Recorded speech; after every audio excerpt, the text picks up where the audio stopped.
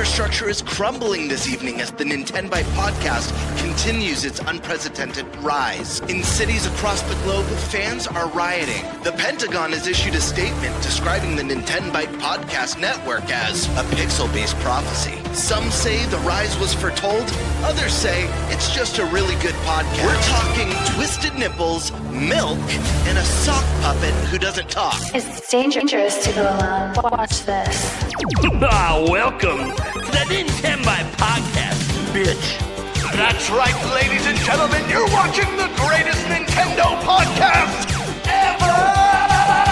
Yeah! Is that a Joy-Con in your pants, or are you just happy to see us?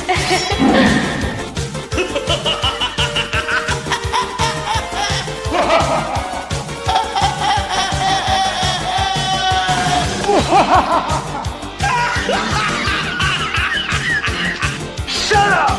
Now feel the power. Everyone, do you feel that? Oh my god, I feel it! I feel it too, Gamer. What is it? It's the power of our podcast. I feel it! This is rad, NintenByte. So rad. Power.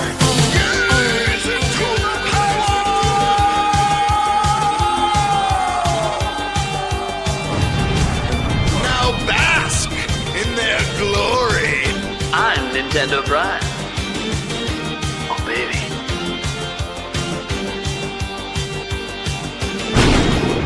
I'm Thunderstash.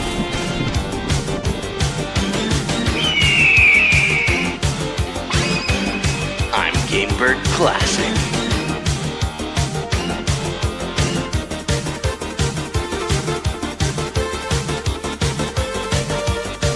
NintenByte rules. Let's rock.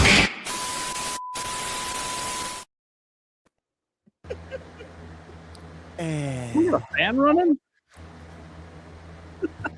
Hi, everyone. Welcome to the NintenByte Podcast. Seriously, it was a fan. Maybe it's on my end. I don't know. Anyways, guys, NintenByte Podcast Season 3 episode Nintendo 64. I got you, Paul Gale. How you doing, guys? Welcome to the NintenByte Podcast. We got a killer show for you today. We are missing a co-host. The man's missed a lot of shows lately, but you know, he's a busy man. He's working hard. He's making the cheddar. He'll be back. Don't worry. Next week. That being said, we have a great crew here today. Let's go ahead and go over our guests. First up, it's been forever. We got Tiger Time. How's it going, man? Hey, guys. Great to be back. It's an honor. I actually remember last time I was on, I think it was you, Nate. You said, I think next time you're on here, you're going to have 1,000 subs. And I appreciate your belief in me because I'm almost at 5K. So, you know, it's cool to be back, guys. I appreciate it. It's an honor.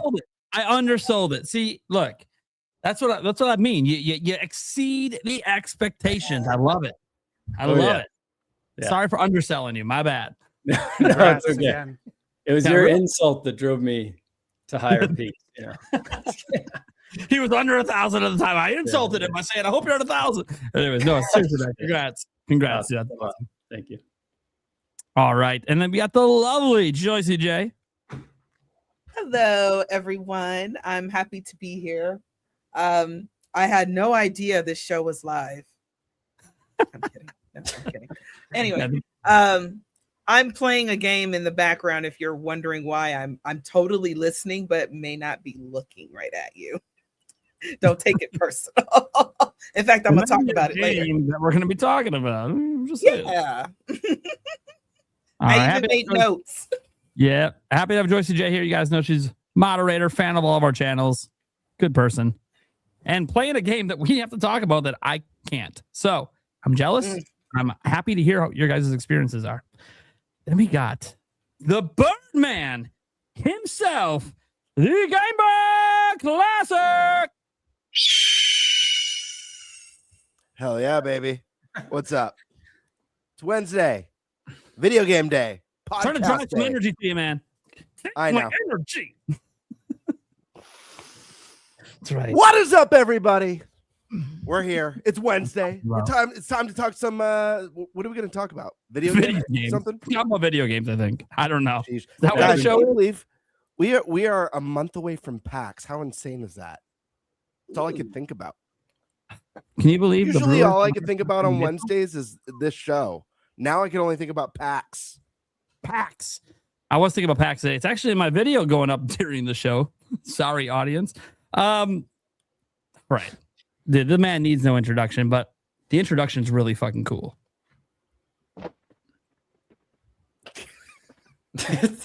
Not again. Now, just imagine he's got the cigar when he got the Switch 2, you know? And the whole anyways, Stash Man, how's it going?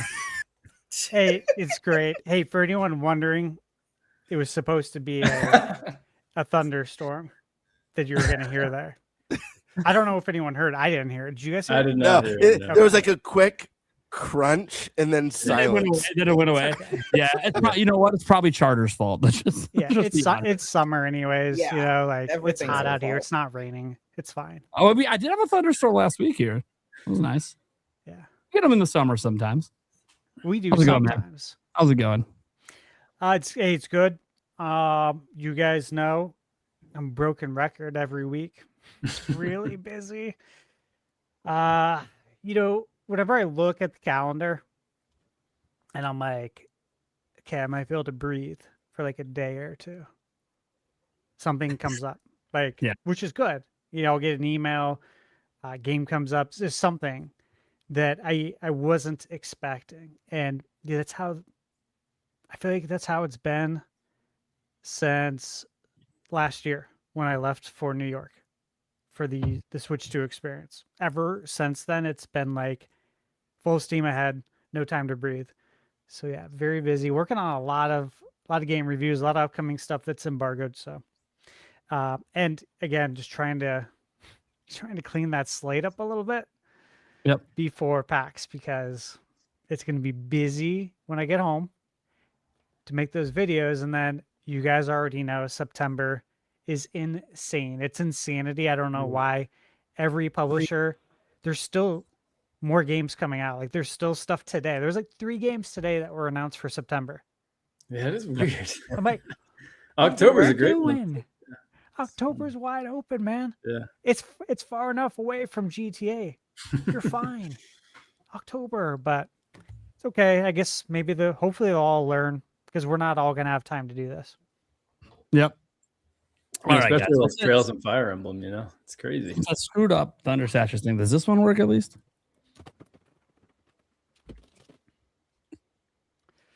Because that's how I feel like I failed Stash. So, you know, I just fell down the stairs. How you guys doing? I'm Nintendo Prime. I'm happy to be here. Unfortunately, I'm going to have to walk away right now. But we have some killer topics to get to. We're going to be talking about Splatoon Raiders first. Ooh, which one of you guys wants to take that topic? I will. JC's going to take the lead. JC! Do know it, what? yeah. Just jump into it because I got to go be a dad quick. So have fun. Oh, thank God I'm an auntie. I don't have those troubles. First and foremost, have anybody, and also in the chat, who has gotten Splatoon Raiders or who's had a chance to play it? Any of the podcasts? Yeah, I just recorded my review right before the podcast. Got done recording it at 5:52 Pacific time. Mm-hmm. So, yeah, played it, did everything I needed to do. Going to be publishing the review tomorrow. So yes, I've played it. Okay. Oh, and FYI, I'm not doing any spoilers, and I'm pretty sure Stash isn't doing any spoilers in his review either. Yeah. What about you other two? Have you guys had a chance to play Splatoon Raiders? Does Well, when anyone? I'm sorry, Tiger Time. Nate sent me the notes, and I saw Splatoon Raiders on there, and it's something I've been wanting to buy, but I've actually been playing through Skyward Sword. So when I saw the notes like an hour ago, I finally bought it. So I've played like, half an hour, so I have a few things to say, Nice. definitely got a taste for it. Yeah. Is anyone an actual Splatoon player? Splatoon 1, 2, or 3 or anything? Okay, Birdie Yep, This is is. my first game. Just to preface this, I'm very excited to play Raiders. I've been anxiously awaiting the day I go pick it up. The only reason why I have not played Raiders is because I had about nearly 2 months off vacation from work. So you gotta prioritize. You gotta focus on those bills, the food, the necessities. If you have kids, but that day is coming. So, and it's coming soon. I'll be picking up Splatoon Raiders on Friday. So the weekend I'll get to dive tentacle first into the fun. So yes. I'm a kid now. I'm a squid now. It's great. So if you are a Splatoon player, there is a big story behind Splatoon, of course. I play strictly for the multiplayer online. We got tower control and Rainmaker, all those kind of fun things. If you like Splatoon that way, you're really going to like Splatoon Raiders. If you do not like Splatoon 3, third-person shooter, not really for you, you're probably still going to like Splatoon Raiders. It's really for everybody. It is, first of all, this game is so much fun. It's not stuck in any of the Splatoon 3 lore or anything like that. It's not stuck to the lore, but it is like it takes place after the events of Splatoon 3. You get very similar weapons that you obtain in Splatoon 2. You know, your rollers, your paint brushes, your mini shooters, your big heavy splatlings that, you know, go off like a machine gun. You still have versions of those, and you can upgrade them to where they're like these beautiful, perfect statuses, and they can take out anything. I have not gotten to the end of the game yet. But there are 3 difficulties. One is like tourist mode and something easy, and then like extra hard, like it's like Raiders. Yeah, something like that. Yeah. And I've been getting my butt kicked on tourist mode, aka normal mode. And I'm like, what is this? You don't kill me in Splatoon. What's happening? Are you on tourist mode? Yeah. Sure? When I first get a game, I play it. Yeah, I play it. Well, when I first get a game, I play it the way they intended for us to play it, normal mode, and just go through the motions. And then I come back and do whatever. I do think Raider is the normal mode. Raider is the normal mode. Yeah. You're probably on so Raider it's tourist Raider. Then what's the hard one? I forgot. Survivalist. That's right. Okay. So I'm not on survivalist mode. I'm just on regular Raider. You're on Raider. So, yeah. Okay. Yep, that makes normal sense. mode. Okay, my bad. Because I know you can ball. Like I know you're good at games. So I'm like, yeah, you're probably playing on Raider mode. Yeah. Okay. Yeah, I'm gonna go back and play it on Raider mode, which is another good thing, because that's something else I like about this game, is that there's a lot of replayability for a lot of different reasons. Guys, it's just fun. You know, there's ink everywhere. You know, it's, in my opinion, and this is nothing against other shooters. I personally am not a big FPS girly at all. So, because I like to see my character doing things. So for me, this is where it's kind of a little bit perfect. And this is no shade to other shooters, but other shooters are worried about looking perfect and perfect graphic and perfect, you know, movement. What is it called? We talk about it all the time. I can't remember. FPS or whatever. What is it called? Yeah. And Nintendo's just like, how much ink can we get on the screen, and how much mayhem can we cause? Yes. It's nothing but total mayhem. The raids are mayhems. For my Splatoon players, if you guys played Salmon Run, this is Salmon Run on crack. Like the good crack. Yeah. So there is no such thing as good crack. I'm just saying.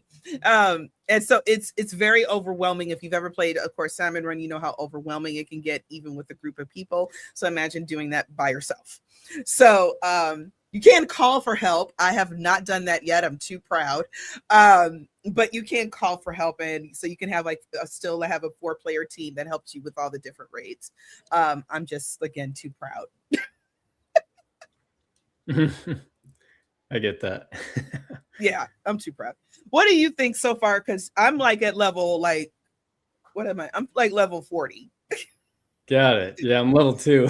So It's okay. yeah. I feel like I haven't played any of the other Splatoon games, so I'm kind of a fresh start here. There were those reviews that dinged it for not being a multiplayer game. I think you guys talked about that, or someone that I watched did, which is funny because that's kind of the distinguishing factor of Splatoon Raiders. And that's why I was going to get it. And that's why I decided this is going to be the Splatoon game that I try out. And yeah, it's been really fun. Again, the half hour that I've played has been really smooth.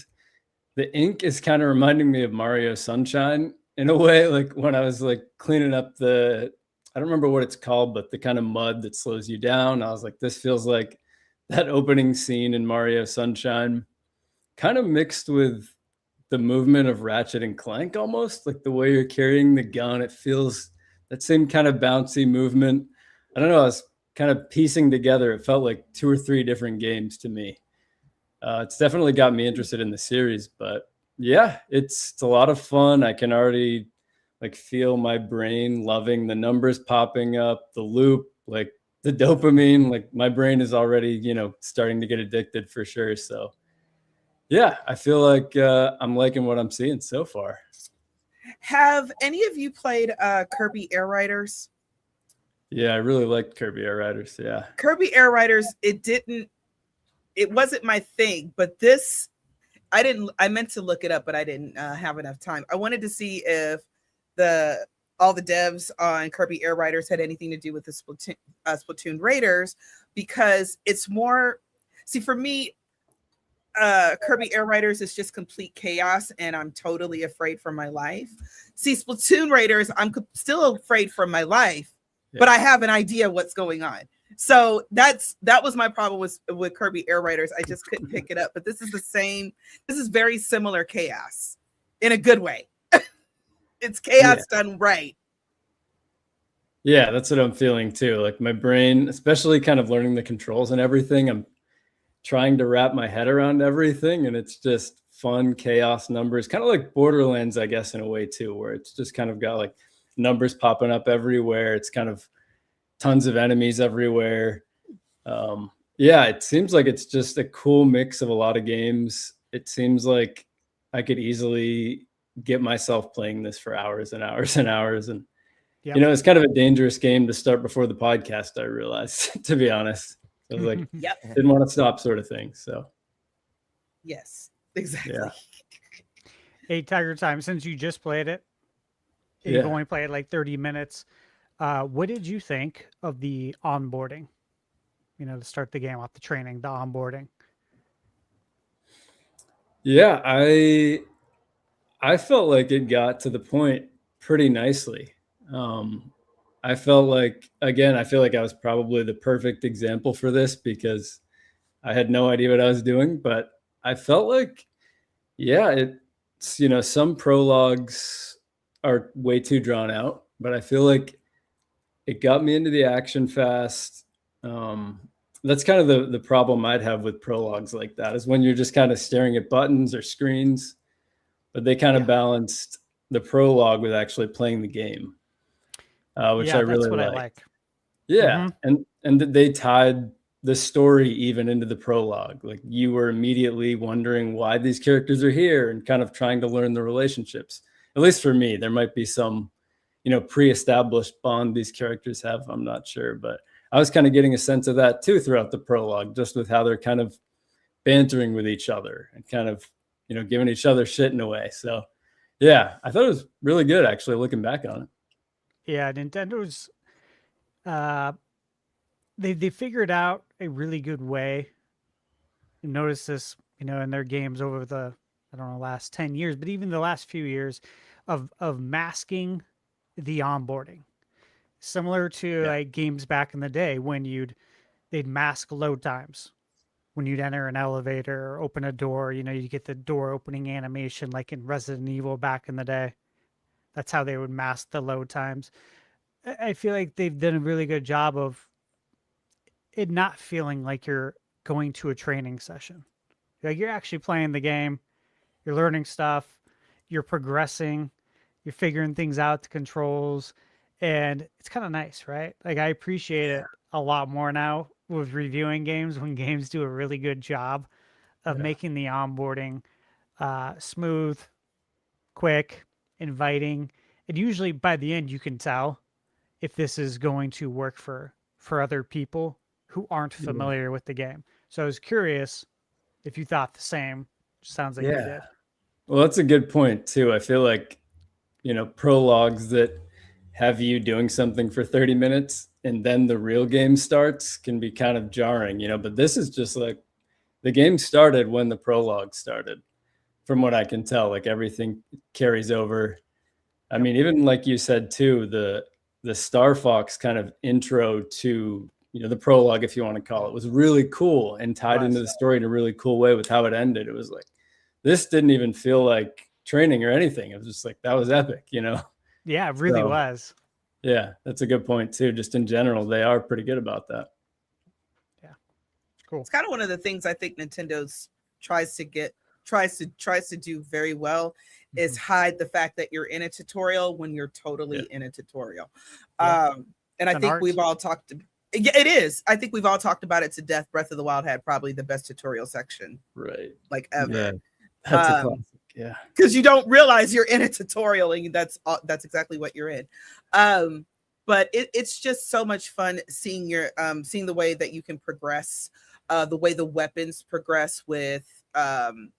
Sometimes it's not all about just power. I'm very big on defense, and so I want to be the one in the back with the big gun or whatever, the big splatling, and just mowing people down. That's what I want to do. But one of the other things I love, and I can do that in regular Splatoon, get up on a high mark, get yourself a good charger and take everybody out, or a good splatling and take everybody out. It's a little bit different here because yes, you might be taking out one section, but you have, because one of the things they like to do in Tiger Time, you'll find this out, is they like to slip certain harder salmonoids in your regular treasure hunting. And I don't want to spoil exactly what it is, but you'll notice it. You can't miss it. And you're taking out one side, and the other side, they're all like crammed up behind you, and they're all trying to get you at the same time. It could be a bit overwhelming, but also fun. The other thing that I kind of like is that since you have different variations of weapons that are in Splatoon, now is a really good time to really try out all the weapons. If you don't like to change out your weapon when you're playing multiplayer because you want to stick with Old Faithful, what works, what's going to help your team win, you don't have to worry about that now. And if you die, so what? You'll come back. It's fine. It's no big deal. No, nothing's riding on you. There's like no pressure. It's just you. So I really like that part too as much. Does this play just like the 1, 2, and 3? Like, is it pretty adaptable what you learned in those games to this one? Yes. Actually, there's a couple extra buttons in this one, but the ZL to shoot and to move forward, of course, the L stick, those certain things are the same. So it didn't feel weird switching to this. Now, there's some things that I do in Splatoon that are habit. When I die, I'm used to saying ouch, because you can, with the up button, you can say ouch, and you do that so your team knows that you're out, and they might have to cover you. Where's our fourth person? Oh, they're out. And that's a habit. There's no ouch button in this game. So, but every time I die, I hit the ouch button. So other than that, no, it's very adaptable. Very, very adaptable. Cool. Yeah. All right. Fabulous. Ash, you got your thoughts on this? You guys have to review yet, right? You're still working on it? I recorded it right before the podcast. Okay. So I know it's it's coming live tomorrow. But yeah, I have a little blurb for you guys. So yes, I like blurbs. Spent what I've been playing it since it came out. I'll say that. One thing you guys will notice, I don't ever rush my reviews for Nintendo games. I play them like as long as I can before I review the game, because a lot of times these are games that we're waiting a long time for. Like, for instance, when Metroid came out, right? I spent my time with it. I didn't try and rush through it. I really try to enjoy things like I would as if I wasn't reviewing games, like there's not a clock running in the background kind of thing. I'm like really just trying to fully absorb everything and enjoy myself. So yeah, I've been playing it since it came out. One thing that really stood out to me is how successful it expands Splatoon's formula into like a true single player adventure, right? It still has the fluid movement, has the satisfying ink mechanics the series is of course known for, but the emphasis on exploration, constant progression, collecting loot, crafting, and building your character over time is extremely fun. The gameplay loop, Tiger Time, you mentioned this as well. And for the most part, like you learn the loop pretty early of how this is all going to go down. And for the most part, that's how it plays out.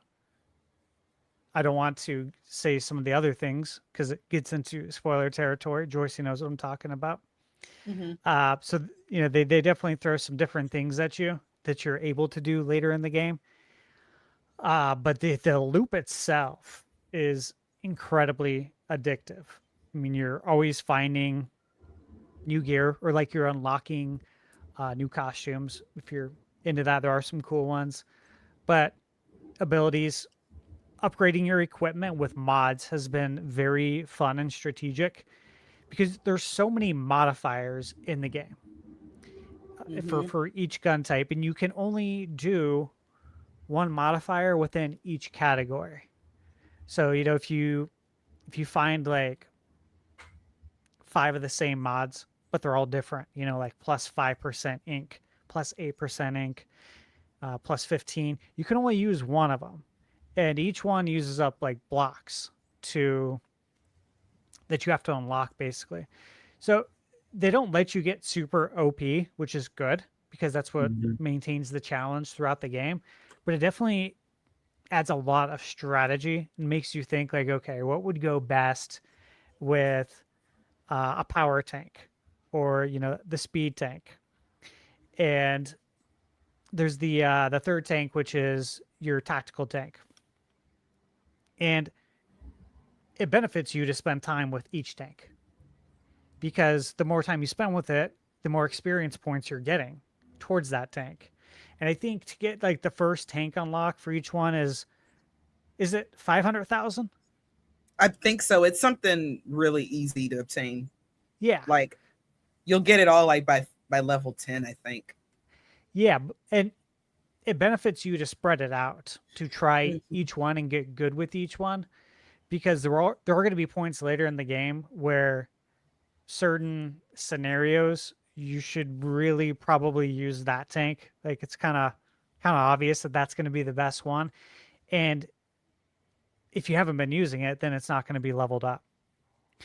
But again, there's also scenarios where to completely clear an island or a mission, you need to do the mission 3 times, one with each tank. So the game kind of pushes you in that direction, like, hey, you should probably do this, because if you do this, you're going to get this. And that's how the whole game is, though. Like they're constantly dangling the carrot in front of you. And this is part of what makes it so hard to put down and why it is very easy to lose sleep playing this game. Because like, I'll be playing, I'll be recording, I'm in my spot, playing on the projector. Michaela's watching her TV show, whatever it is. If it's an annoying show, I put headphones in. If it's anything reality TV, which is not real, I have to always tell us, this isn't real, right? Yeah, I'm in the same way. It's make believe land. Yeah, this isn't really how everyone's lives are. So I hope you're not wishing for this, because this is not reality. But if it's annoying, yeah, I got my headphones and otherwise I'm playing. And at some point she'll be like, all right, I'm going to go to bed. And a lot of times I'll still stay up, but sometimes like, oh, yeah, I'll go to bed too. And I'll just take the Switch in bed. Play for like 20 minutes, go to sleep. Then, it's late. sometimes I'll see it's like 1, 2 in the morning. I'm like, this is not good. I cannot keep doing this. 'Cause I got to get up. I got to get up, go to the gym. I got a routine, and it's good to maintain those routines because they can be hard. They can be hard to create, especially when you're someone who wakes up early. But this game, there's certain games where it's just like, this is really hard to put down for one reason or another. But at the same time, this game's easy to walk away from it because you can just pick up and play and do a run. And even if it's a run you've already done, you're still gaining experience points for your tanks. You're still finding crafting items. You can still level up. There's just a lot going on, but it's crystal clear. They do such a good job of explaining what everything is that you don't feel like you're balancing a bunch of things. You're like literally just going in there and you're having fun. So yeah, this is like totally a one more run kind of game. It really rewards experimentation. I would suggest for anyone who hasn't played yet or anyone who's still playing and just kind of starting like with you, Tiger Time, try out all the weapons. Absolutely try them all out. And the higher the weapon level doesn't always mean it's the best weapon. In fact, like I'm still using a weapon that is at least probably 5 or 6 levels lower than the highest weapon level I have. But it's such a good gun and I'm just really good with it. Like I understand how to use it really well.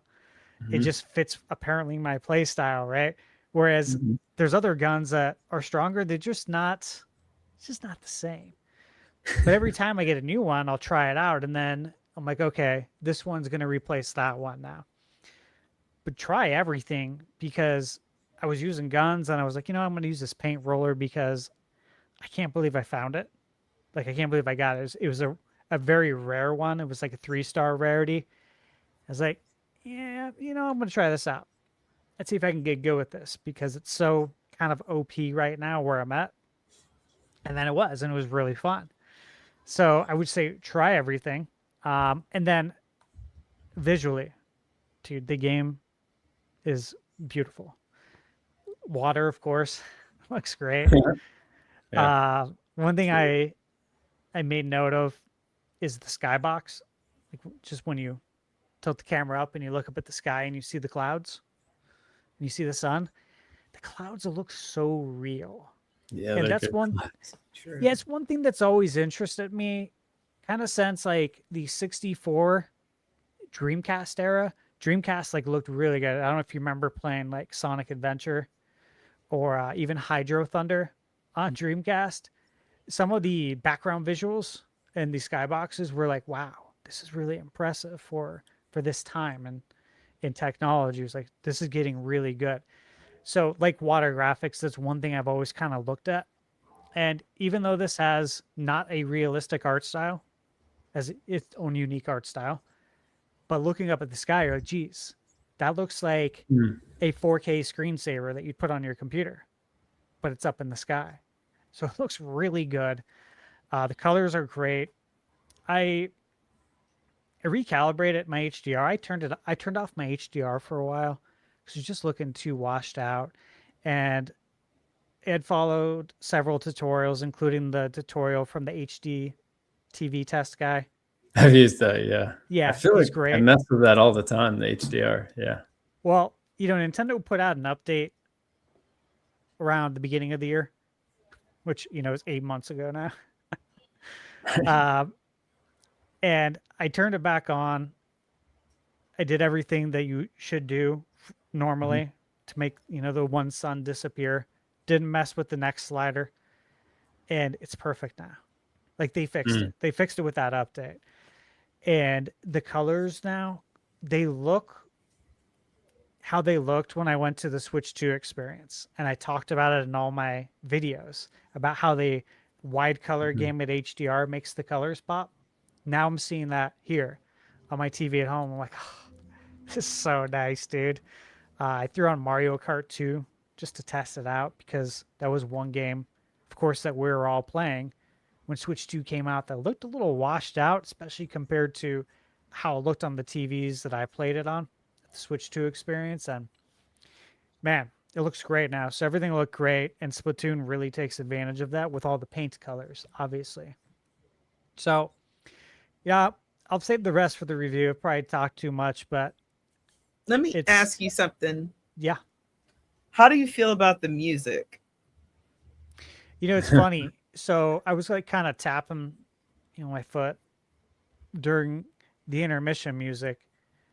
And I think the reason why I was working on something else on my computer, there's just times when you're playing games, obviously, and especially when you do, content creation where you're replying to comments on YouTube or something, and you got a game playing in the background and you're just hearing the music.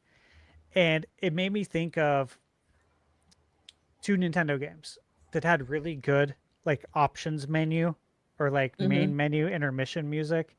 And it was Pilot Wing 64 and Wave Race, the machine select screen. I don't know if you know that music, but that's what the Splatoon music reminded me of in the intermission screen.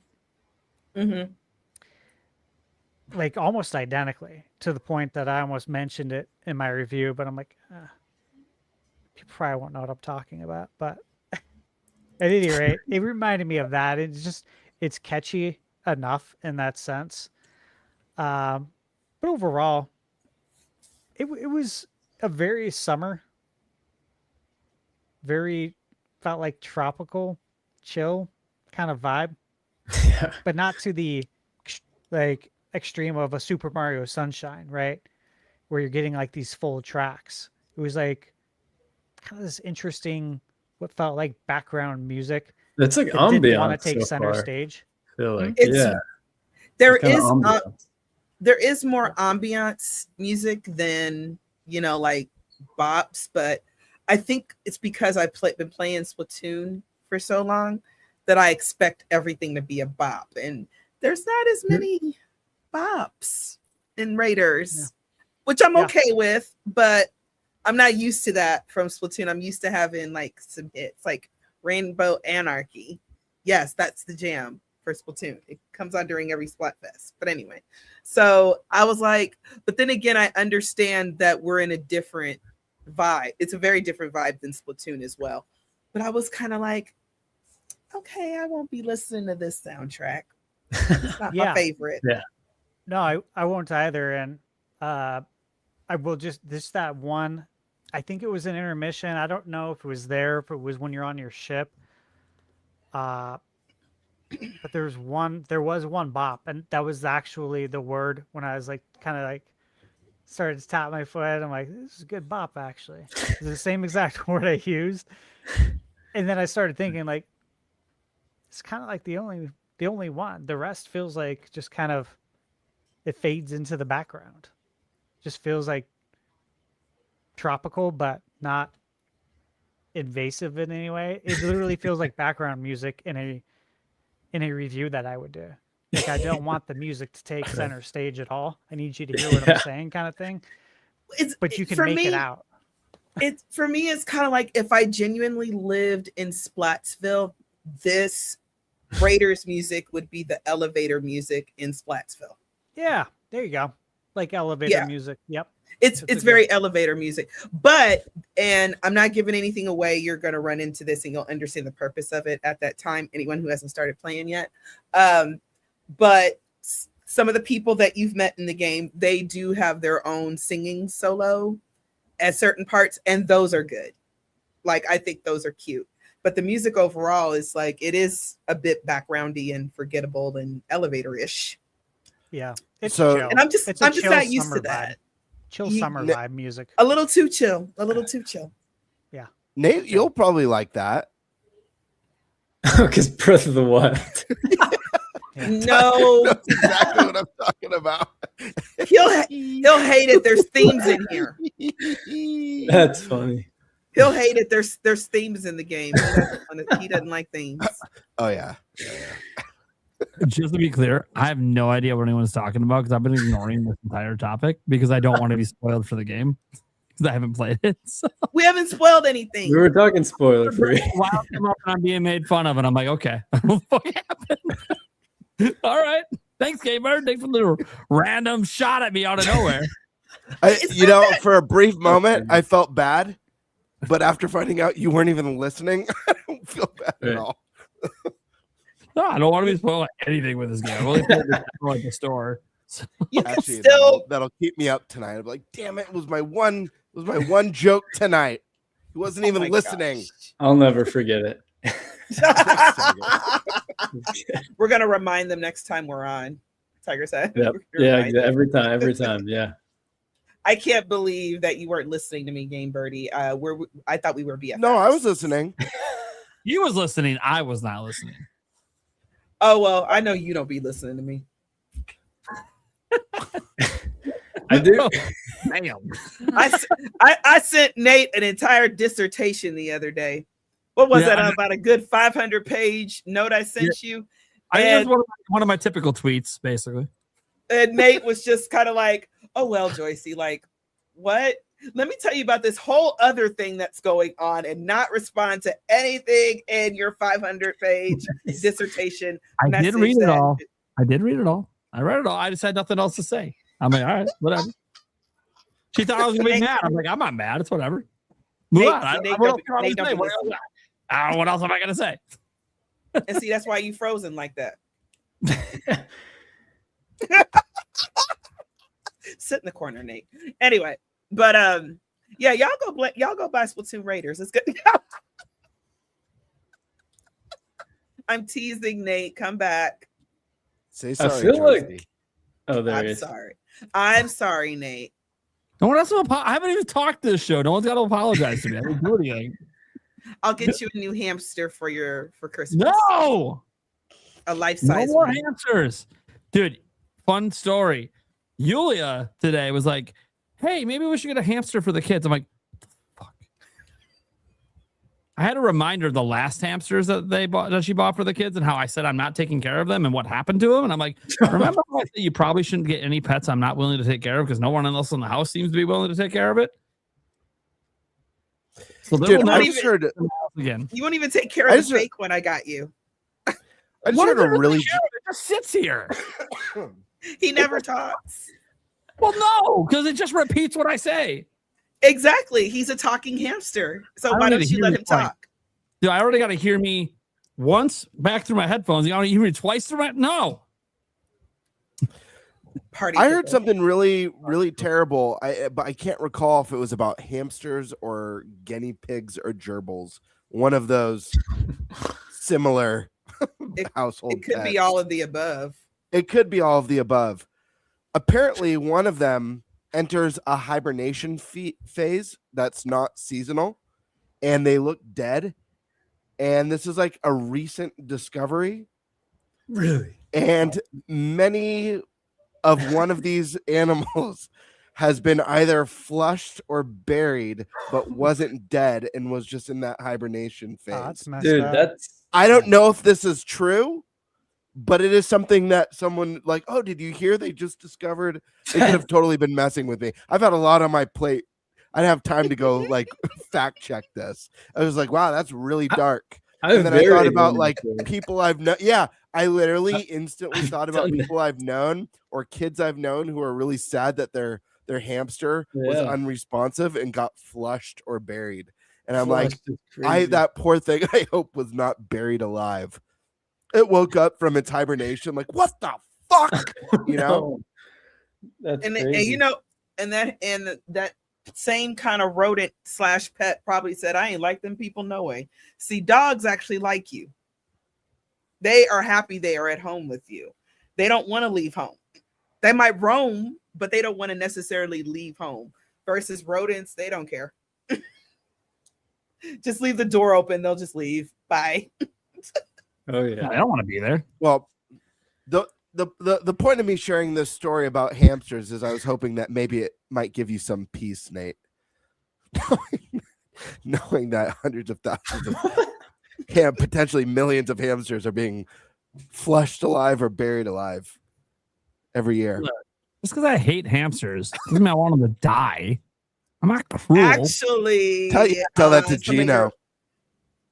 Oh, exactly. Oh, Did I want Gino to die? Just because I don't like something. Guys, me not liking something doesn't mean I think it has to not exist. Like, it's okay for me to not like something that you guys like.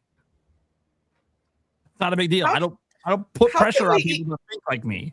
How can we even trust you? You don't even remember the ending to Ocarina of Time. there it is. That's a good point. All right. Well, as Joyce is leaving the show soon, I guess I am as well. Guys, I've got a question about Splatoon Raiders. Oh yeah, we were talking about video games. I'm curious. I knew before we got to the hour it was going to turn on me at some point. I knew it was going to happen. And of course, it happened when I wasn't paying attention. That was the best. And it was Gamebird who did it. So I thought I was expecting Joycey. I didn't turn on you. That's not turning. That's a bit of a. I just know it was supposed to be an insult. I got to go back and listen to it now because I'm curious. It was very tame. Let's just put it that way. Anywho, I do have a Raiders question. A two-part question. One, how deep or how grand is the loot system in this game? Because that's something I'm definitely curious about. I know it's loot driven, weapon drops. I know there's like the little charms or trinkets as well that you can get. So I'm curious, like how big this drop system, if it's like more than, just like a few different weapons, or if it's a nice robust one, or even if it's the same weapons, the modifiers or the special effects are unique enough to make it feel like you're constantly getting new things. And secondly, the second part of this is one of my favorite things about loot-driven games is that feeling of rags to riches, the feeling of being kind of like weak and then feeling pretty powerful. Not that the game's not challenging anymore,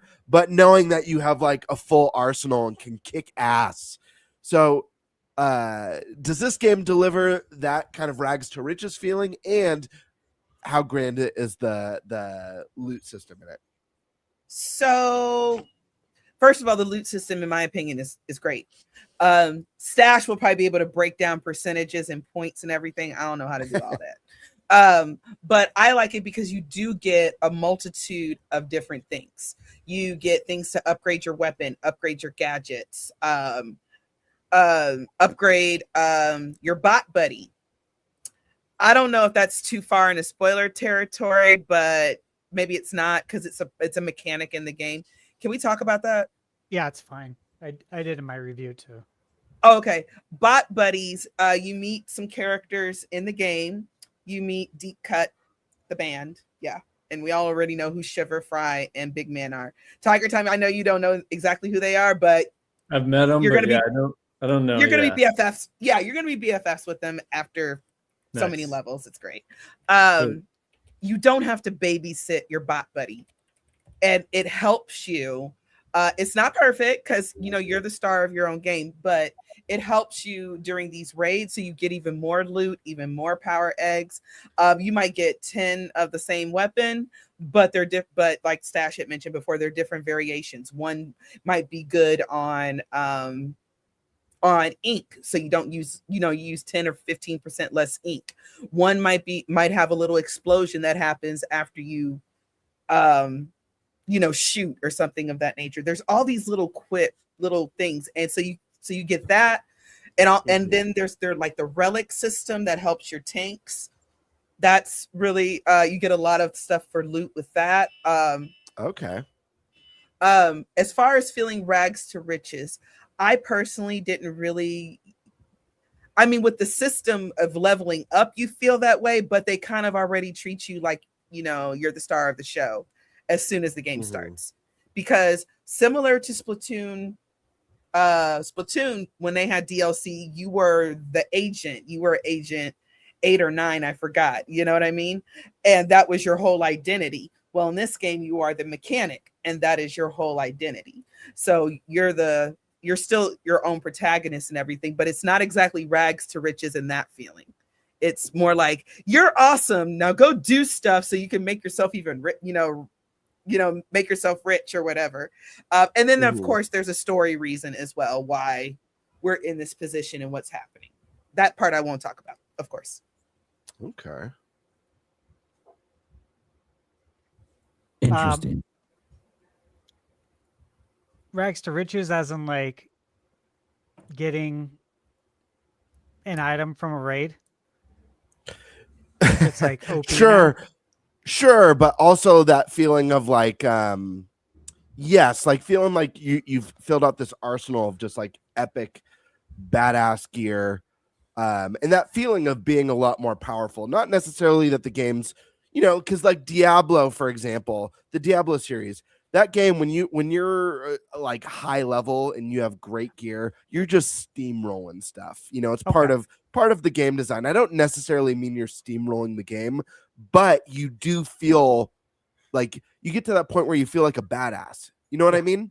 Like the Breath of the Wild and Tears of the Kingdom do this really well, where everything feels so dangerous in the beginning, but once you've advanced and you've got a fat arsenal of stuff, you feel like a badass. You've got your hearts built out. Lionel's will still give you a challenge, but okay. So as you play the game, you will build up a very nice arsenal of weapons. The weapons are all unique. They all shoot differently. As soon as you get a new weapon from a run, so once your run completes, you get like a stats page, right? That shows how many experience points you get. It's got a meter showing like how close you are to the next level. And then it shows all the loot you got. And it shows the levels of loot. Like if something's like a different category of loot. Like you might find crafting items and weapons and other things that are special that I won't mention. The game kind of says it's that. I think it's literally called important stuff, which is funny. Obviously it's just part of the humor of Splatoon and Nintendo, but you get a lot of stuff from a run, especially if you search. Like if you you got to go down the not obvious path, right? It seems like that's a lost art sometimes, especially when I watch reviews from games that I've reviewed. And I see people say that, this world's empty. There's like nothing to find here. And I'm like, my experience was the exact opposite. This is so weird. So I preface that in saying like, obviously you have to go search down places that don't look like there's anything there. And then there actually is something there. So you are rewarded for being an explorer, if that makes sense. But yeah, dude, when you're on the ship, you're then able to try out all the weapons. And just like in Breath of the Wild, you'll have, in Splatoon, you'll have like an exclamation point on the weapon that you just got, meaning, hey, you need to try this. This is new. And on the ship, there's literally an area with like dummies set up. And you can set up other things too. I didn't spend any money on that because, I'm like, I don't need to do this. I'd rather spend it on something else. That's just how I am though. But there's a different like training things you can spend it on. And you can try out your guns there. You can try out your special moves there. And obviously it doesn't count towards like your special move meter when you go out on a run. But when you can try them all out right there, it makes it very convenient because it's instant. You just select it, you go, and you're able to quickly see that they're all very different. They all fire different. They sound different. The ink comes out of the gun differently. Some of them you hold down the right trigger for a period of time to charge it up. You can tap it, but only so much ink's going to come out. But if you hold it and charge it up, it's going to do like crazy amount of damage. And so, that all obviously goes into your play style as well. Because when you have Salmonoids running at you from every direction, do you want a gun that's going to fire faster? It's more rapid fire?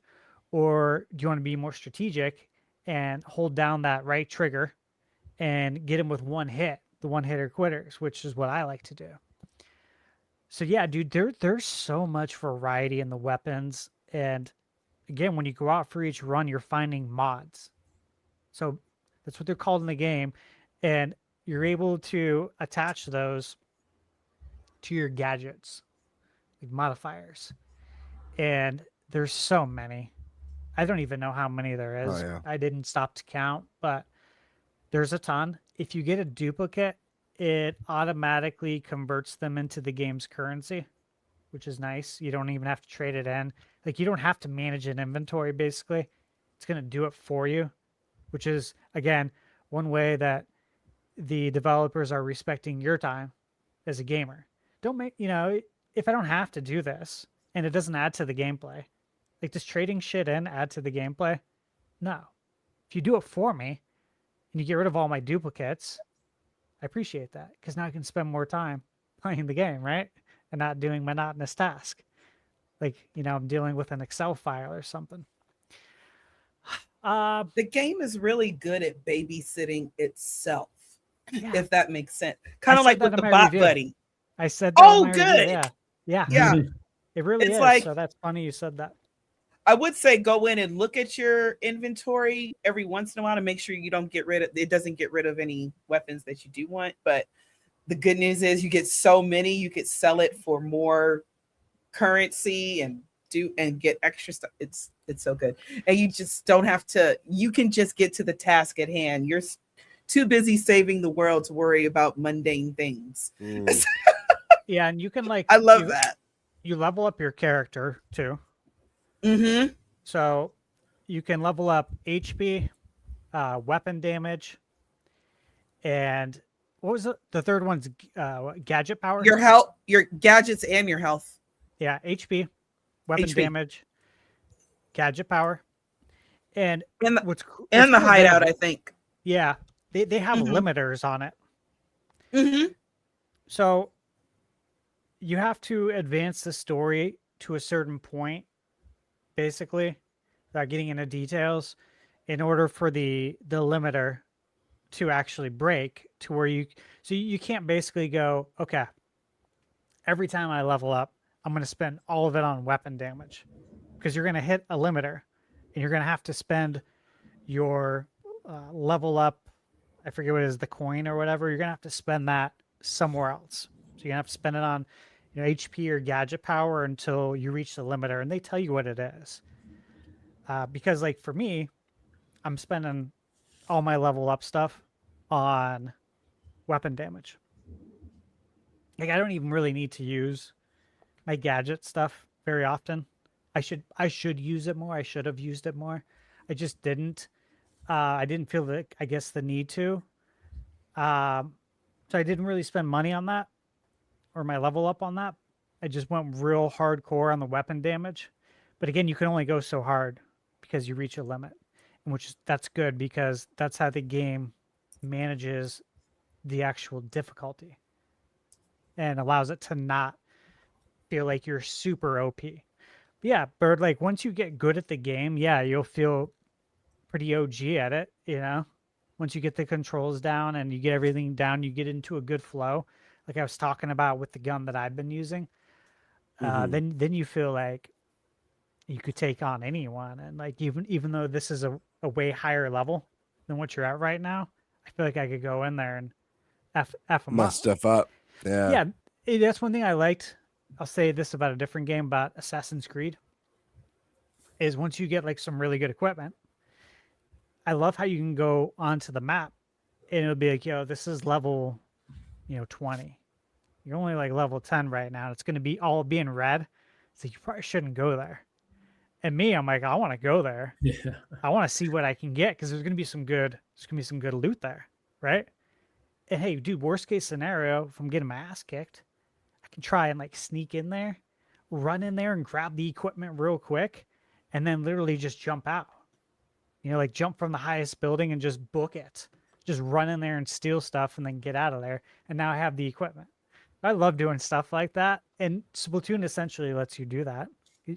You're That's not like cool. gated out of going into a harder, level. So yeah, very, very well balanced. And of course, you can always make it harder on yourself if you want more challenge. Get a weapon that's maybe not as powered up, or take certain things off of the weapon. You know what I mean? You can do all kind of things to make it more challenging for yourself, or survivalist mode with a level 1 weapon. I want to see somebody do that for real. I got another question for you guys. And I know you're going to be going over all this stuff in your review stash. So however much or however little you want to say about it, totally okay. But this is what I'm genuinely curious about. So this is obviously a departure from what we've all come to know with Splatoon. You know, this is a spin-off game, essentially.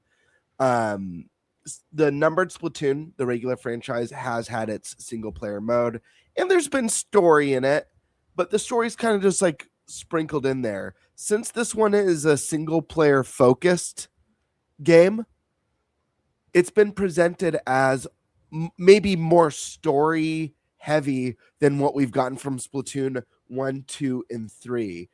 Is that true? Basically, yes. I'm not expecting, you know, Final Fantasy level storytelling in the game or anything like that. But do you guys feel that the story is more front and center here than in the numbered games, or is it just kind of in the game's setup? I just want to say it's more story heavy. That's actually, even though I haven't really played it, that's something I loved about the game before I'd even played it, was that Nintendo's kind of doing the opposite of what you see, which is single playerifying things. You know, at least with Splatoon Raiders, they're trying it out. Again, I can't speak on the story, but I just wanted to say that that's one of the reasons I was interested in it, because everybody's trying to go, you know, multiplayer live service, but here they are doing the opposite, and I thought that was a really cool thing. So, are those gummies? You know what? You can't be trusted with them, Birdie. Albanese. I know. You've had these, right? This brand. Oh yeah. Got some good gummy bears. Ice cream cone. And I don't know, some other stuff. They're USA ones for 4th of July. Michaela was at Costco. They have them on sale because, you know, they're clearing out the inventory for 4th of July. $3.98 for 40 ounces. Damn. That's dangerous. 2.5 pounds, you know anything about guys. me, that's dangerous. Yeah, so we have one. Don't tempt me with a good time. I got one I'm keeping factory sealed for PAX. Oh, yeah. With us. Oh wow! Birdie can't have any because of reasons. Yeah, great. I know that story. I watched your stream when you told that story. I'm so happy you were there for that. No, I wasn't there live, but I went back and I watched because I couldn't watch that night, and I heard that story, and I was like, "Such a brave man." Just yeah. brave. Listen, I stashed, just for clarity, I used to have a major gummy addiction growing up. It was a problem. Like I just couldn't stop eating gummies. I love them. I still love them. Cheez-Its once too. Yeah, I love Cheez-Its too. Cheez-Its are good. I love the extra toasty Cheez-Its. Yeah. Those are, and I can't believe they took it, like those used to be discarded because they were the overcooked ones. Which and I is love crazy. them so much. Those are the best They're ones. so good. But yeah, if you hand me a box, I have to ask my wife to get the box out of here because I will eat it in one sitting.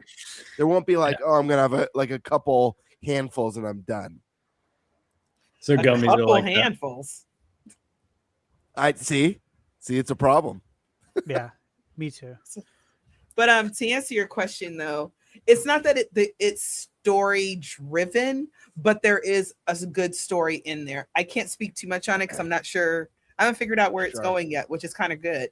But it's, if it makes sense, it's the right amount of story for a game like this.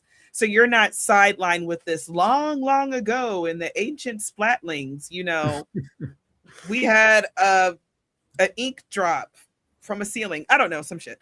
You know, we don't have anything like that, but there is a story and it is interesting. And I am interested in seeing how this all plays out. So if that makes it, does that make sense? It doesn't overtake all the raiding and the shooting and all the fun stuff you want to do. Yeah, I completely concur. That's exactly what I would say. It's the right amount. And especially for this type of game, the right amount. But yeah, the real story is the gameplay. It's just, you know, king, man. That's the story of Splatoon, in my opinion, because Splatoon, not that the lore isn't great, not that the details that the devs put in aren't great, but you play for the multiplayer.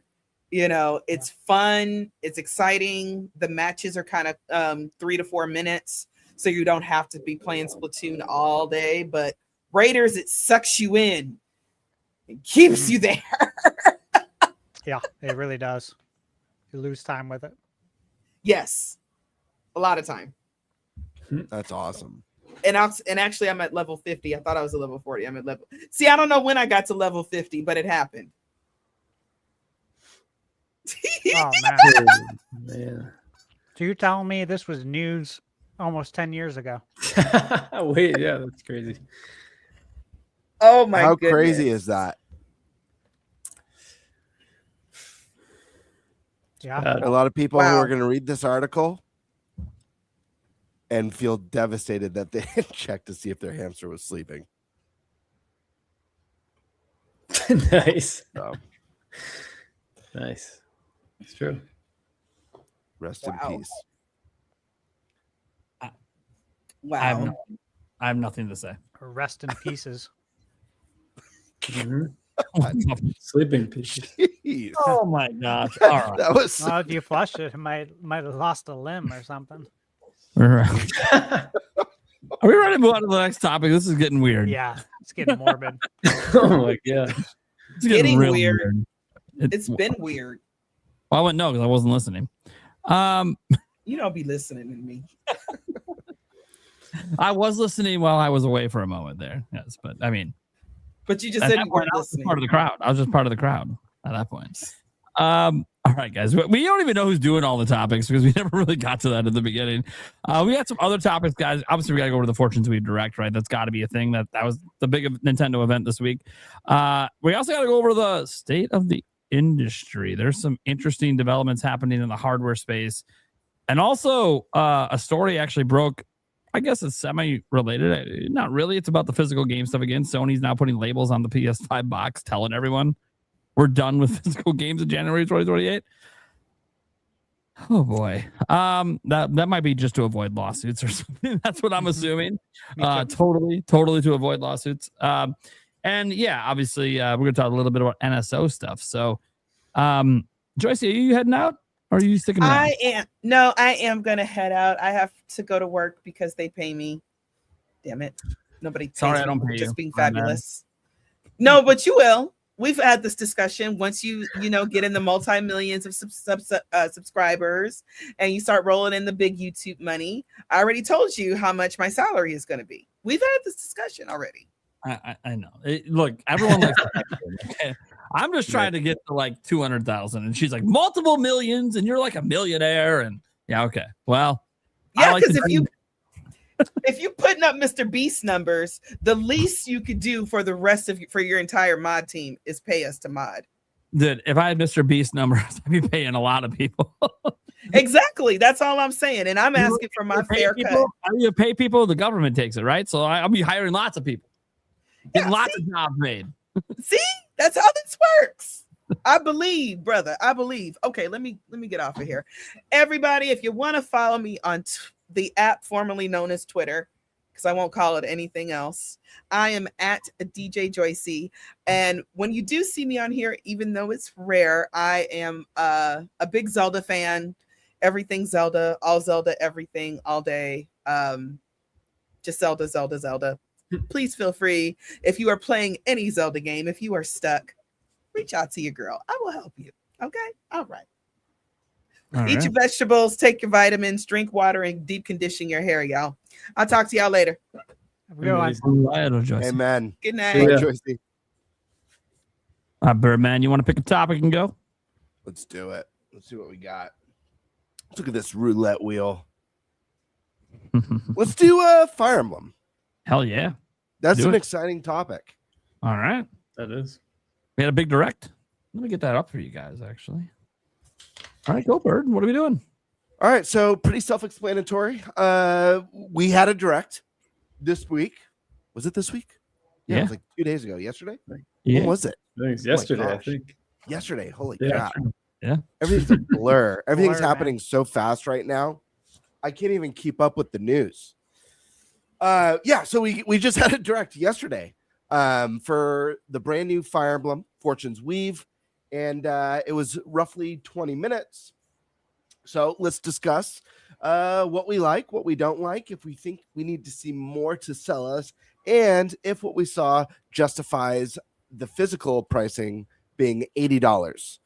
Even at $70 digital, it is the most expensive Fire Emblem ever released. So we think, or whoever wrote the notes thinks, it's good to talk about that. Me, baby. Me. That's what Prime's saying right there. So let's start with our beloved guest, Tigertron, Tiger Time. Oh, yeah. What time is it? How you feeling about Fire Emblem? Are you a Fire Emblem fan? I am a Fire Emblem fan. Yeah. I don't remember if it Beautiful. was the first time I was on or not, but it was first or second time when this game was revealed. Might have been the first time, I think. It was right before that direct. But yeah, big Fire Emblem fan. I grew up playing Sacred Stones mostly on the Game Boy. That's kind of my go-to like school bus game for a long time. Love that game. And then also really loved Path of Radiance on the GameCube, which I replayed this year, actually. And that game still holds up. Such a good story, great characters. That's an awesome GameCube NSO game. And then I played Three Houses. Those are kind of the three that I've really, really played a lot and loved Three Houses. Only played it through once, but really loved what I played there. And once I saw that this game, especially after this direct, is looking like that plus so much more. Yeah, I'm very excited.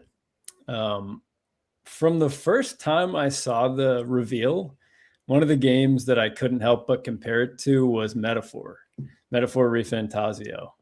Sure. Specifically, kind of the heroic games aspect of it really reminded me of kind of the tournament that's the driving force behind Metaphor's story. That was just like such a cool concept too. I'm a sucker for kind of tournament style gauntlets. Same in any here. story. Yeah. Same here, man. I love that story. Anytime there's a season of a show or an anime that's just like a tournament season, not to drop it. I go back to there was an anime I used to love growing up called Yu Yu Hakusho, if anyone's ever seen it, but I forget what season it is. The Dark Tournament. Oh my gosh, it's just the whole season's a tournament, and it's the most badass thing ever. Anyways, Tiger, continue. Yeah. No, I'm just kind of even just, Naruto, a classic that was always on TV. The Chunin exams in Naruto, I thought was such a cool arc in that story. It's just like an interesting way to create conflict between characters, and especially what they did in Metaphor, where it's just somehow they managed. It sounds like it should be a silly tournament, but they managed to keep it so important. And it becomes like an entire democracy in a sense. And it's just, I'm excited to see what they do with that in this, especially with the 4 different stories. And as we also learned, even beyond just those 4 now, where it's even kind of looking like the heroic games are just not even the whole story. Like there's so much more to be told. So that was really exciting to see too. But as far as there's a lot to talk about. The world map stuff was specifically, I was actually watching, you guys know Nishquick Pops' live stream reaction to this. And one thing that I immediately noticed that I messaged in that chat was like the world map is, again, so Metaphor. There's just the way you're traveling across, how kind of time's changing, just kind of how it looks and how it plays.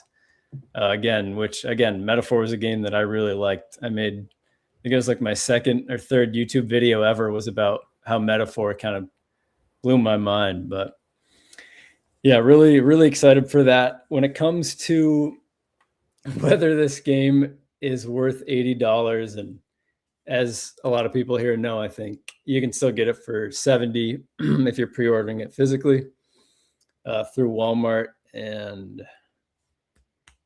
Amazon. Amazon, thank you. Yeah, but whether it's worth 80, just even we'll talk 80. I just kind of even looked back at Three Houses and was just, even that is a game that I would have paid 80 for, to be honest, in terms of how we're measuring what a $70 game is today. When you looked at what Three Houses offered with the 3 different stories and the awesome writing and how replayable it really was, there's so much there that even that game, I would argue, relative to the $70 standard, I would have paid more for. So when you're looking at this game, which is Three Houses plus all these cool the world map elements, you have turn-based, which is also such a cool addition to this game. I'm sure they're going to expand the social aspect. You have the 4 different stories that you can now play in a parallel sense, which is so cool. And that was why I didn't actually replay Three Houses, was because you had to reset essentially. And there were going to be differences throughout the story, of course, but to be able to kind of experience those at the same time is going to be really cool. And it really looks like every indication is showing that each story is going to be very, very different. And it's going to be cool to see how the real protagonist, as they called it, is going to interact with whichever character you choose and how they're going to interact with each other. There's a lot there. And in terms of how they're kind of framing it, it seems like it's max replayability, which if I'm ever going to quantify a game for whether it's worth a price, that's one thing I'd look at. Is this a game that I feel like is going to be fun to replay if that's the purpose of the game, which in this case with the 4 stories, it definitely is. So even just the 4 stories alone, if it's anything like Three Houses, even just the 1 story is going to be awesome. Just playing it through once is probably even going to be worth that $80 experience. So yeah, I'd say definitely, one question kind of going into this was, is this going to be the game that kind of breaks through to, non-Fire Emblem fans? Is this going to kind of turn them on to it? Kind of like Splatoon Raiders did for me, really. And I was kind of watching through the direct under that lens, like trying to imagine if I wasn't a Fire Emblem fan, is this going to do it for me? Speaking as a Fire Emblem fan, absolutely. And as a Persona Metaphor fan, as a JRPG fan with the turn-based now, like that's all me. So this is everything I wanted.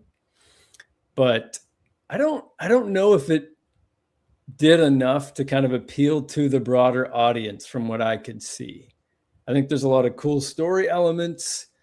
I think the turn-based is cool, but again, JRPG is also kind of, not a super popular genre growing now, but I don't know that they necessarily did enough to show people why this is the Fire Emblem they should try.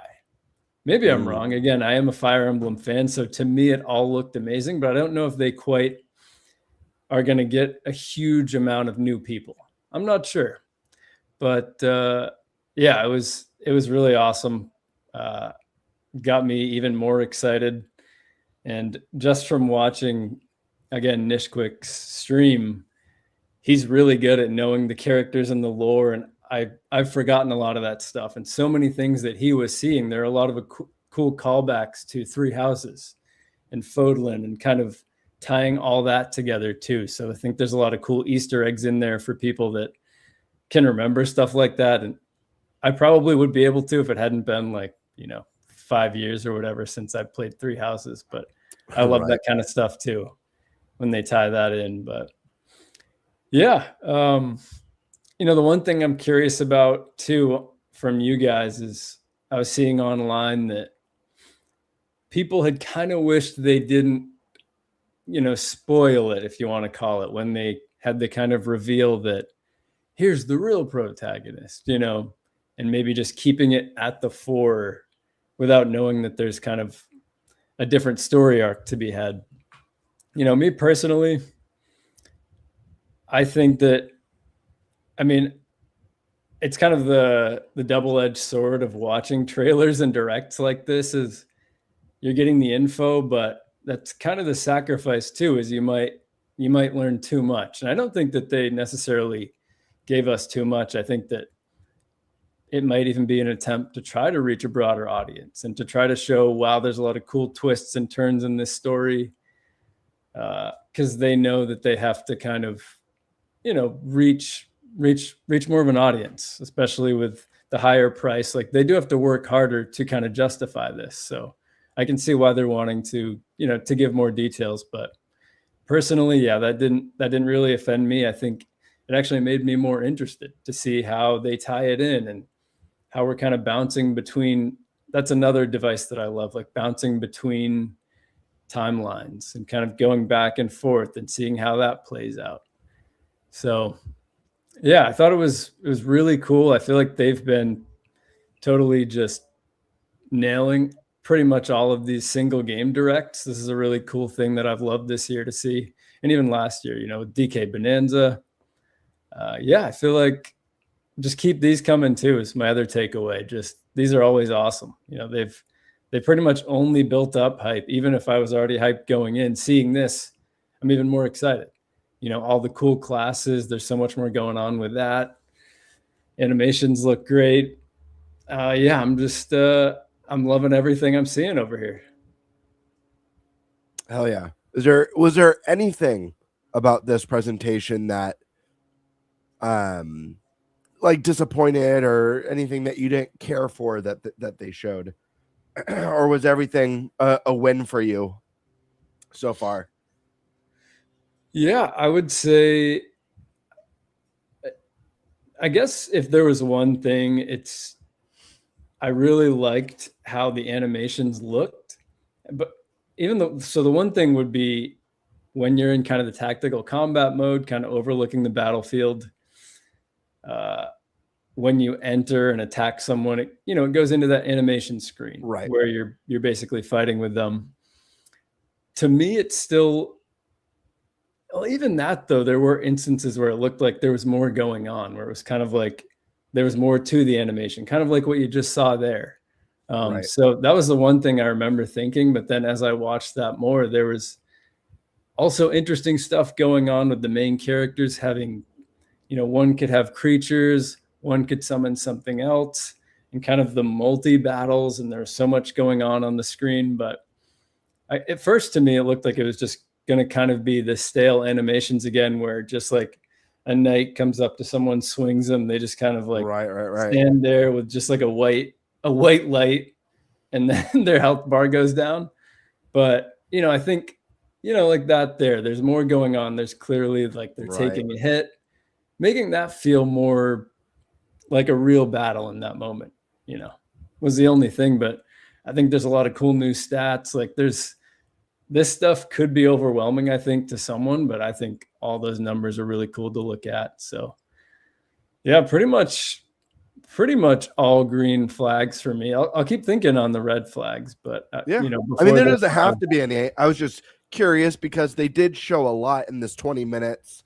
And as someone who's played a handful of Fire Emblems, I imagine there's going to be things you like and don't like about each of the games. I think that's completely normal. So just curious if there was anything here. Obviously, it's taken a lot of cues from Three Houses, which I personally think is the right direction to go in. But yeah, I agree. I just honestly, pretty much everything. Just the way the characters look. I even like the little detail, like how their portrait there kind of moves. That's one thing I always really like to look at in games, is how the character portraits are. They even kind of make cool animations and talk as they're talking. So yeah, if I think of anything, I'll bring it up, but all good here for sure. Stash Man. I know Stash isn't going to say it, but there's a chance Stash has already played this. I have no idea. And we joke on the show about Stash knowing things, but Stash is a very professional dude. And if Stash has to be hush-hush on something, he's going to be hush-hush on it. So you better believe there's stuff, even though we're friends in a podcast crew, that we don't know about. So I know Stash won't be able to say whether or not he's been playing Fire Emblem, but can you tell us a little bit at least of your thoughts on this presentation? Things you liked, if there was anything you don't like, the $80, like mentioned in the topic, if you think that's a fair price now with everything that we've seen. Overall thoughts, man. I mean, what we're seeing on screen right now, play all 4 stories. I think that goes right into pricing and the amount of content. For anyone who's watched my reviews, I have the same structure for all my reviews. Every review, I talk about the content, the amount of content that's in the game, and the replay value. That's just one of the things that I hit on in every review. And when I was watching this direct, I was actually talking with Blake, who watches the podcast too. I was talking with him on X, and we were just chatting back and forth about it. And one of the things I said, I was like, dude, like, this looks like there's so much to do in this game, like an insane amount of content. Like, if you're like me and you want to see and do everything, now I can't do that in every game because I review games, and I'll never, I'd get a fraction of the reviews out that I do, right? However, there are certain games where I have to throw that out the window, because if it's that good, I gotta see everything. And if it's something that means a lot to me, I gotta see everything, right? Like a Super Mario Odyssey, a Breath of the Wild, a DK Bonanza. There's certain games I just need to see everything. And this is probably going to be one of them. Like, I'll probably have my review out for it, and I'll still have several hours to go to 100% everything, which is fine. But that's what got me most excited, is that, dude, there's so many things going on here now. It's insane. Yeah. Yeah. And as I mentioned earlier about like the onboarding with Splatoon, mentioned in my Star Fox review as well. You guys, like, I don't think I've really talked about it much, but when I worked in management, for like 20 years, I came from a training and development background first. So like, I did that in the restaurant business. I did training and development at Lone Depot before that was part of how I moved up into corporate management. I always wanted to be a teacher. Here in Arizona, you don't make any money. And so that was logically not a good choice. So I did not do that. Did not want to pay college loans for 30 years.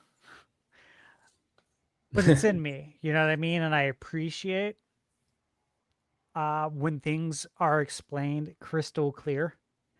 One thing I noticed, I don't know if you guys noticed this or if it's just how my brain works, is that they did such a good job explaining all the systems, all the things you can look forward to. Like, they gave such a great overview of what's going to be happening in this game, to where I felt like, shoot, man, I feel pretty well equipped going into this game, knowing what's going on. Now, nothing was spoiled for me, but like, I know that these are all these different things I'm going to be managing. These are all the different things I can look forward to. This is the amount of content. There's what the world map looks like. When you go into dungeons, it's going to transition into more turn-based, like, than the grid-based, as opposed to the world.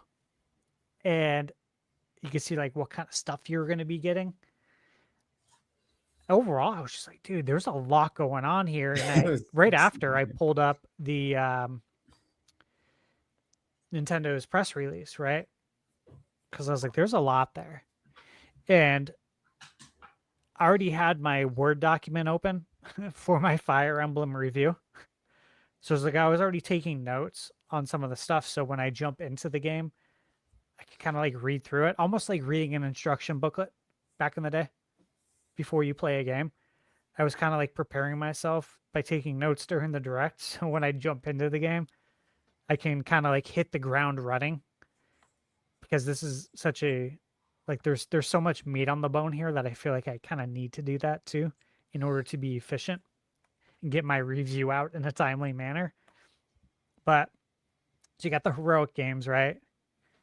You got the arena, which is where you can like obviously train. The shopping arcade, where you can purchase weapons, tools, enhance your weapons using materials that you've collected. You got the temple row, which I thought was interesting, where you volunteer at temples. And by volunteering, you can acquire a blessing to use in battle. And depending on which temple you go to, they have different blessings. And again, they explained it really well. They even showed it in the video, like, hey, if I remember the numbers right, it was like if you have the blessing, you do 23 damage. If you don't have the blessing, you do 19. And it showed it like in motion. And if you have the blessing, you'll take X amount of damage. And if you don't have it, you'll take X. So it was just showing you crystal clear, hey, this is how blessings work. And this is what it's going to look like when you play the game next month. You have the certification exams. Yeah, that's cool. I like that right? stuff. Yeah, I'm like, Yeah. And they just kept going. It's like, Yes, we have Quest. And then you can add, I forget the character's name, but it was the gal. And she's like especially good at recruiting warriors, right? If she's in your party. Yeah, I think that's Theodora. I know who I'm you're like, well, I'm talking gonna have her in about. my party for sure because Yeah, that's what I said too. Yeah. Yeah, because we know, like, from games we've played throughout the years, that you always put that party member, like, you make sure they're in your party. Suikoden. Suikoden's a great example, right? I mean, that's what you're doing in the game is you're recruiting warriors from all over, right? And you want to make sure you have the right people in your party to speak to those warriors, because if you don't, they're going to tell you to F off and they're not going to join you, right? Yeah. They will, yeah. They will. So immediately I'm like, oh, she's going to be in my party because I guarantee you there's going to be one super badass warrior that only she can get. That's why they said that in the overview. That's why they made a point to say she's really good at recruiting. Yeah. You know, like they just spell it out for you if you're paying attention. So yeah, all that stuff. You know, you have the normal things we know about. Seeing the world map. It's like, yeah, it looks big. Looks like, again, looks like there's a lot of meat on the bone. The dungeon stuff looks like a ton of fun. You know, you got the classes to manage. There's a lot going on. But again, I think they did a good job explaining it all. And I feel like for anyone who buys this game, it might even be clever, useful of your time. Instead of like scrolling social media, just watch the overview video again. It's like reading an instruction manual, but better, obviously. And you'll probably be able to hit the ground running a lot quicker, and you'll have less questions and less uncertainty if it's fresh in your mind before you play. I'm probably going to do that myself. Yeah, there's a lot going on, guys, with this. And as far as Fire Emblem, I am a huge fan. I have it up on the shelf, you know, for GBA. Again, Tiger Time, you mentioned you started on GBA. As did I. You know, I have it on DS, 3DS, GameCube. Still have my Path of Radiance.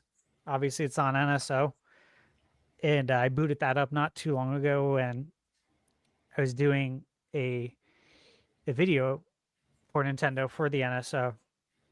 And I had a hard time turning it off. I'm like, I have to make this video, though. I have to get this done and move on to the next thing, right? But part of me really wanted to keep playing. And so, yeah, for anyone who hasn't played it, that's a great way to get in is with NSO. And these games, dude, in the aftermarket, they're not cheap. I know. At all. They never have been. And there's a reason why. Obviously, they're very high quality. Very high quality games. And they're also like niche enough that there's not physical copies everywhere. You know what I mean? This isn't Mario Brothers Duck Hunt on the NES, where like everyone's gonna have a copy of that somewhere in their house. The people who bought these games love these games and they keep them. And when they do get put up on, eBay or they get sent into GameStop, they're not cheap at all. So this is a really good way, my point is, to play a game that is actually really expensive. Like Earthbound's a great example. You want to try and buy that? It's going to be a few hundo versus playing it on the NSO. So yeah, dude, am I more excited for this after seeing this? I was already excited for it, but the answer is absolutely yes. I am more excited for it. I'll tell you guys this too. So, I go to the gym every other day, like 4 days a week. And when I go to the Steam room, I always talk about how I do listen to the Nintendo Music app. It's got no ads. I like to go in there and listen to some aquatic ambiance and just chill. And, when I opened up the app, it's got the Fire Emblem music. I think it just came out yesterday. It's got like 10 tracks from the game. I was like, oh yeah, that's right. I was like, I'll listen to this on the way home. So I was listening to it in my Jeep. I got a sound system in there. So I was blasting it.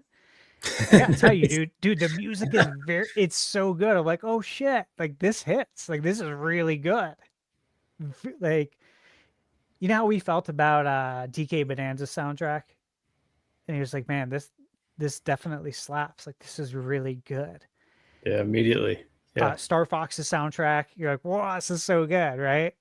That's how I felt with Fire Emblem hearing the music, and I actually got more excited. This is today, on the way home from the gym, which is only 3-4 hours ago.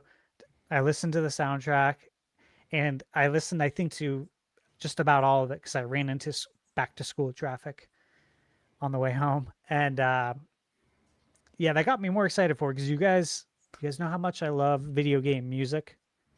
That is the main music I listen to in life. So yeah, dude, that's one thing that I think that doesn't come through in watching a Nintendo Direct overview is the soundtrack. Yeah, that's a good point. Yeah. It really doesn't, right? And so I was like, yeah, you know what? I'll preview it. Let's hear it real quick. Let me see if like the first song or two, if I'm feeling it or not. Otherwise, I'm gonna throw on my Mario Kart World soundtrack for my trip home. The soundtrack is just so good. Yes, it is. But it was hidden, and I'm like, okay, let's keep it going. And it hit the whole time.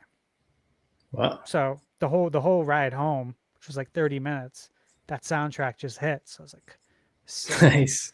Yeah, and I was actually looking forward to telling everyone tonight on the podcast that I listened to it. I don't know if anyone else has, but That's sweet. Yeah, it's gonna be good. People are gonna enjoy it.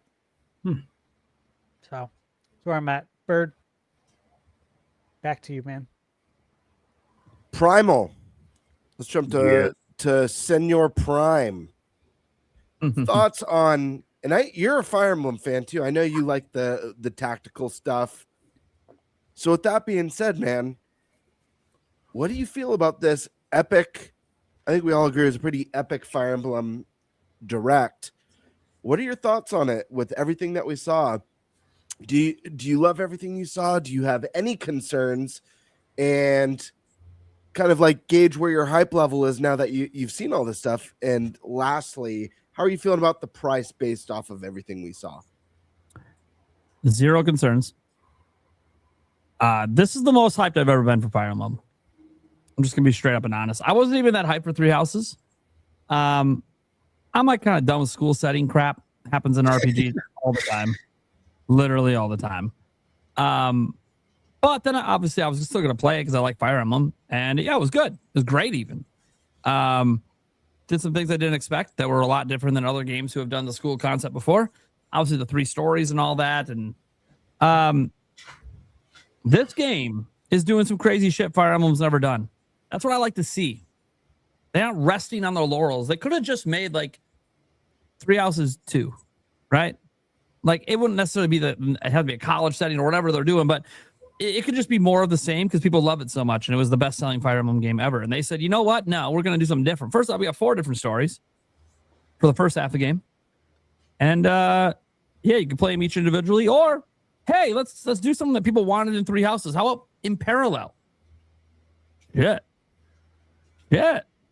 that's actually pretty badass. So I don't have to like replay the game 4 times. That's actually pretty cool. Oh, and then the second half, they have some crazy demon shit going on. Skip, and next thing you know, hey, we meet the real protagonist of the game. And that's still not just one direction. There's still 2 directions you can go from there. So like, this is wild to me. The dungeons, you know, you got your live action part of the dungeons, which is cool, where you're opening chests and you're getting crystals, collecting materials. But then you have like a turn-based, you know, JRPG style combat going on, which, look, if we're completely honest, it's not really completely different than, say, what Fire Emblem is anyway, the rock, paper, scissors and all that, except that you're not moving and trying to gain advantages in that way. You are literally doing a classic JRPG style fight in there. And apparently there's going to be some potential mini bosses and stuff in there. So I'm like, dude, this is awesome. That is a really, really, really fresh injection into a tactical strategy game, because it kind of, what it does is it breaks up the gameplay loop and gives you something different to keep things fresh and exciting the whole way. Because yeah, maybe a lot of the tactical stuff, you know, yeah, there's obviously stuff out in the overworld and stuff like that, quests and all the things you're doing. The map looks huge, which is good, because I was worried for a bit it might just be in the one city. Although if they actually made it a mega city, I'm not like, I'm cool with that. There's ways you can make that work. But I was really excited when they showed the map and how much there is to do there. And yeah, a lot of it sounds like it's optional, and that is totally fine with me. That's awesome. And then like the main concept of like the first half of the game, where like you have these 4 people who are trying to build their own teams out and they want to win this tournament. Like, dude, I'm a sucker for tournaments, dude. I'm a sucker for tournaments. I love tournaments. I'm a competitive person. I know I try to put it down a bit because I'm in dad mode 24/7, but dude, by like, when we go out for drinks on the drinking night at PAX and it's karaoke or whatever we're doing, oh, goddamn right, I'm going to try to outshow Gamebird. That's just how it is. That's just how it is. I know I'm going to lose. I don't really care. It's fun to try. It's not, we're not betting anything on it. It's just a competitive thing in my head. Like, oh, I gotta get a better reaction than he got. I gotta sound better than him. I'm not going to sound better than him, but that's okay. No, you don't know that. Yeah, I got a suspicion after watching one of your live streams. I'm like, okay. If he gets the right song, I'm fucked.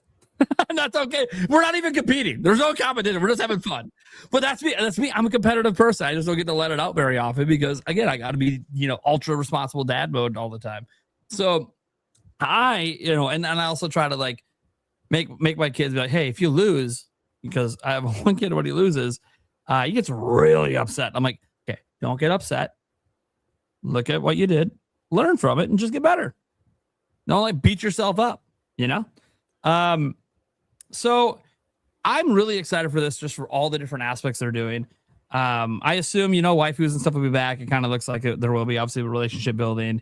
I think it's the best looking Fire Emblem game they've ever made. I think it looks like it's the game that has the most content. I don't know. We'll have to see compared to Three Houses, but it does look like it has the most content they've ever put in a game. And that, it gets to the price, $80 for physical, $70 for digital. It is the most expensive Fire Emblem has ever been. But as a Fire Emblem fan, it looks well worth it to me. Well worth it to me. Will it be worth it to people who've never played? Maybe they're trying to appeal to a bit of a broader audience by throwing those dungeons in. Or maybe they're trying to do different things. Maybe people didn't like the school setting. They're like, cool, well, let's do this like ancient Rome, Greece kind of setting and go back in time and see what's up. I know there's some people that have concerns. Of course, there's people that are like, oh, you're doing the time travel thing like a fan fiction. Video games were doing that before the fan fictions exist. I don't really know why that's a big deal. And a lot of games that have time jumps, people love those games. The highest rated game of all time is a time jump game in Ocarina of Time. So people don't hate games just because there's time travel elements. Like it's actually additive for some people. So I just look, if you don't like tactical RPGs, SRPGs, stuff like that, fine, right? I get it. It's not for everyone. It's always been sort of a niche genre. There's not really like a big mega game that's like 200 million users and stuff like that. Like it doesn't have that kind of appeal because tactical strategy appeals to people who I would say maybe like people like to play chess and stuff like that. Like people who like to, play Stratego and stuff like that, like strategy, thinking critically. Fire Emblem, for the longest time now, having the ability to have permadeath or permadeath off. I like to play with permadeath, but it's scary every fight you get into. But it makes you think differently because you want to win, but you don't want anyone to die. Whereas if you're just trying to win and bum rush through and no one dies, you can just heal them after. Well, yeah, you're going to play differently, right? Like you're not going to care if you sacrifice 2 people to get a win because they're still in your party. But Fire Emblem lets you do that. So it's a choice. You could play with the permadeath or not. I love that. And yes, that's going to be in this game. So I just think this game looks gorgeous. I think there's going to be people that, as this game is getting really high reviews, because I double checked, Fire Emblem games seem to always review really well, except for Engage. Like everything else is reviewed like super high. So like there's a chance this is a 90+ rated game by the critics. And the console warriors are going to come out and point at some of the battle graphics on the tactical map and be like, oh, look at our last gen PS3 bullshit. I'm going to be like, cool. Well, I'm having fun. So I don't know what the fuck you're talking about. Like, haven't we learned the graphics isn't everything? Didn't we just learn that with Switch dominating the market for the last 8 years? Switch 2, now almost dominating by default, but not their fault. And also doesn't have the greatest graphics compared to other platforms out there. Like, haven't we learned this lesson that most consumers don't give a shit about that stuff? They just want a game that's really fun and addictive. Why is the largest IP in the world Pokemon? Is that a visual feast? Fuck no. The most popular game in the world is what, like Minecraft, Roblox? Are those like the greatest, biggest visual feast games? No. GTA 5 is huge forever, and that shit was a 360 game. People don't realize how low graphics are on the totem pole, and this is a reason why you'll have a game like Balatro that has like 4 or 5 nominations and is a Game of the Year contender. Yeah, because it's just a great game. Seriously, like, yeah, I'm not saying graphics don't matter. I'm saying that they're not everything. Okay, you just need a nice visual style that matches what you're trying to do gameplay wise. That's it. And Fire Emblem does that. It's anime. It's always been anime. Cool. Like you can look at bad textures on the ostrich or whatever. Okay, I don't give a shit. That was badass. That looked fun. That looked fun to me. I want to do that. I want to trigger that animation. I want to do this. Look at this. It's fucking like, I don't know, action RPG shit going on. This is awesome. Dude, they're like bringing multiple different RPG genres together here. I'm loving what they're doing. Here it is. Look at this. Is the real time JRPG battle. This is it. This is a Fire Emblem game. We're not watching Final Fantasy here. We're not watching Octopath Traveler. This is Fire Emblem. And we just saw a JRPG battle. That is sick. This game to me so far, and maybe it lets me down once I play it. Maybe the story sucks. What the fuck? I don't know what that was. Okay. Maybe the story sucks. Maybe the gameplay ends up getting boring to me. Maybe the JRPG battles are kind of tacked on and they're not really fleshed out hardly at all. And it's just a checkbox, right? It's not really something that matters. Yeah, the music. I listened to the soundtrack, at least what they put out. I'm sure there's more songs than that. I loved it. But what if the rest of the songs suck and those are all the good ones? I don't know. Maybe. Look, I don't know. I haven't played the game, right? Haven't gone hands-on. Haven't played it. Don't know. Do suspect we'll get to play it at PAX before it comes out. I do suspect that's going to happen. But we'll see. We'll see. It might be at the private. Might not be public. I don't know. They announced the Gamescom lineup. I don't know if people saw that. Call of Duty, the first time playable, will be at Gamescom for Switch 2. That's like probably the biggest thing you see on that list. That's like, whoa, people didn't expect that at Gamescom. It's kind of neat. But just to be clear, what they demo at Gamescom isn't always exactly what they demo at PAX. It's different decisions for different, people. So, and who else? I'll probably get to play Call of Duty at PAX. I'm sure they're going to bring that there. Does everyone know that the Call of Duty open beta is on August 28th? Yeah. Through September 1st and it's on Switch too. on Switch too. Yeah. So Everyone you don't even should have play to go to that. these events. Yeah. You don't even have to go to these events. You can just play it. I mean, Yeah, we might I'm- play some different parts of the game, but you know, That's what I'm hoping for because I'm gonna play it. some campaign maybe might be fun. That's what I was hoping for. I'm like, you know what? I'm sure it's gonna be there at PAX. I'm still gonna play in the open beta, but I'm hoping that it's like just a different part. Which Yeah, I'm hoping the open beta is like multiplayer, and then it's a single player demo at these places. That would be great. That would be that'd great. be cool. Because again, why do they do these open betas? It's like test fires, right? So it's probably multiplayer because they're looking for all the online bugs. Mm-hmm. So single player could possibly they might even have two different demos. Sometimes you see this at these events where there's a single player and a multiplayer demo for different games. That said, that's obviously look. I keep bringing up PAX just like Gamer did earlier because I'm really excited. This is like I've been looking for. I've had such a shitty year, guys. This is like I need this. I need to play some games. Hey, with the friends. But no, the only thing that makes me mad about Fire Emblem Fortunes Weave is that I won't be able to play it this year. That's it. It's not because of you guys. I'm on a game buying freeze. I haven't bought a single game all year. Sucks. Doesn't mean I haven't played some. Some companies have reached out and be like, "Hey, we're sorry, man. Would you like a code?" I'm like, "Cool, yeah." But that's okay. This isn't like a what was me buy. No, this is being a smart financial decision. I will purchase it later. And who knows? Maybe at that point I can get a used physical copy for even cheaper. So I'm going to open it. I don't care about it being sealed because I'm going to fucking play it. So, I mean, I do want the box to not be completely beat up. So there is that. But even if it is, whatever. The game's what matters to me.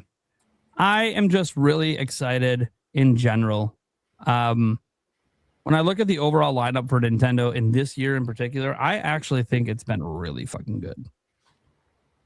And this is just another probably banger dropping next month. And everyone tells me Switch 2 doesn't have games. I'm like, just tell me you don't own Switch 2 then. What the fuck you're talking about? Like, it's got already like more exclusives on it in 1 year than PlayStation 5 has in 5. Dude, speaking of that, I saw on X a graphic that PS5 they were showing the amount of exclusives for each generation. Mm-hmm. And since 2020 of November, PS5's only had 13 exclusives. PS4 was like 48 or 58. PS3 was 100 and something, and PS2 was like 200 and I think 60. Yeah, no. To give them some credit, they did say that we're gonna start making more of our games back to being exclusive. But it's like, okay, yeah, but also it's just the sheer volume of output. Forget, you're still gonna be waiting. You're still gonna be waiting 6, 7, 8 years between. I mean, dude, we're almost at the end of the PS5 generation, and we don't have a Naughty Dog game. I was just shocked by the number. I'm like, 13. There's gonna be like 8 on the PS6. It didn't feel like that. Yeah. It's crazy. So, and I know AAA development side, we're going to get into this on a different topic. There's some stuff going on in the industry that's just not great right now. But yeah, no, look, Fire Emblem to me, this is like a home run. I get that people don't like the $80 thing. Even though you can get it 70 digital, I get it. People also don't like that because I think it's pushing digital. So I get it. And I understand. We have 2 retailers, at least in the US, you can pre-order and get it for 70, get the same price as digital. Shout out to Walmart and Amazon. They just keep going head to head to keep those prices the same as digital for pre-orders, not post-launch. But I just want this game to perform sales-wise like Three Houses because I want Nintendo to just keep bringing out bangers like that. I want Intelligent Systems to see what Three Houses did, see what this game might do, and go, yeah, we got something special here with a growing franchise. Because I would love to see a Fire Emblem hit 10 million sales one day. Because I think it's that good. And people just don't give it a chance. Because it's tactical RPG, and they look at it and they're like, whatever. Like, dude, you bought Mario plus Rabbids, sold 8 million copies of that. Why can't we sell 8 million Fire Emblem? What are we doing? Well, a lot of people can't read anymore either. And it's true. Hey, there's a lot of voice acting in here, though. You laugh. A lot of voice acting. There's actually like a lot of the lions are voice acted. I'm just saying 40% of young people can't read. Terrible. Well, to be fair, not even joking. They'll just get past it and go to the action anyways, right? Yeah, that's true. So, I know my son does that. I'm like, hey. Then he's like, Dad, how do I get past this? Well, maybe if you didn't skip all the text. Yeah.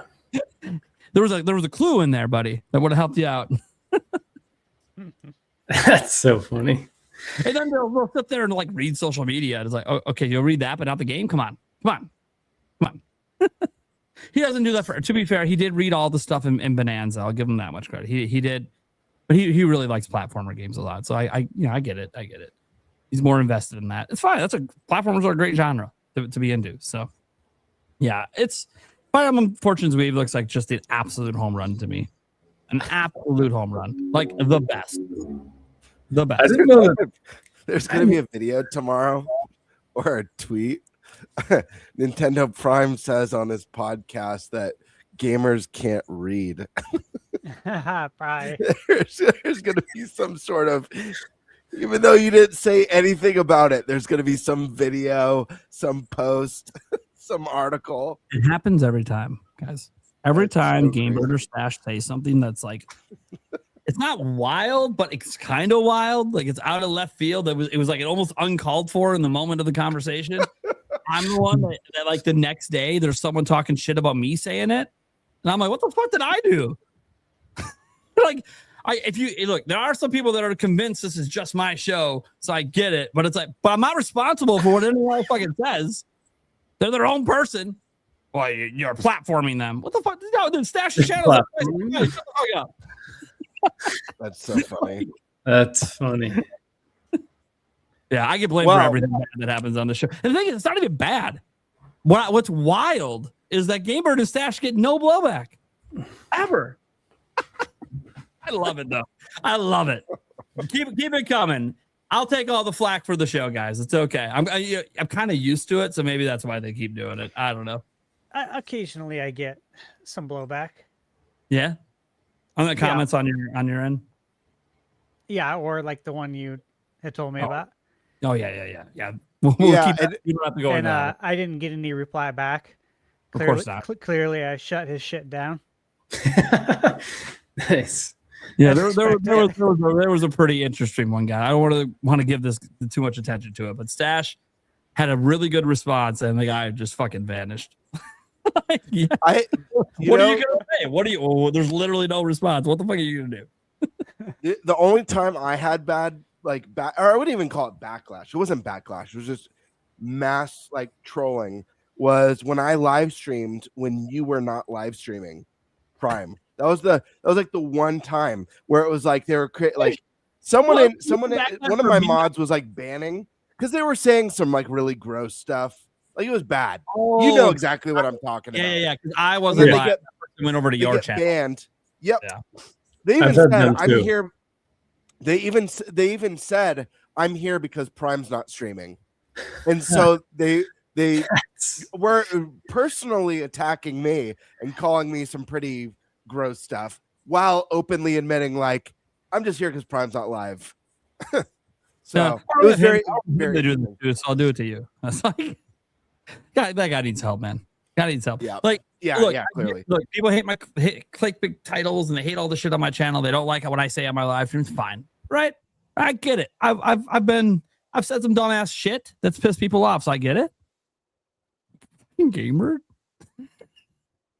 Like, just because I'm out live, let's just go shit on the guy that hasn't done that shit. All right. At that point, it's not really about anything I've said or done. The guy's just a dick. That's what it is. Yeah. Trolls on the internet, guys. And I've given YouTube direct feedback because if they start spamming jewels, you can't ban them. You have to go on the back end of YouTube to do it, and it fucking sucks. And I told them, dude, this is stupid. Also, YouTube, by the way, maybe stop letting people have one email and make unlimited YouTube accounts off of it without verification of jack shit. This is how quickly they spend 2 seconds to spin up these accounts. Like, there has to be something to be done about that. And you know what the answer is, YouTube? It's called IP banning. But you won't give us that. So I get a lot.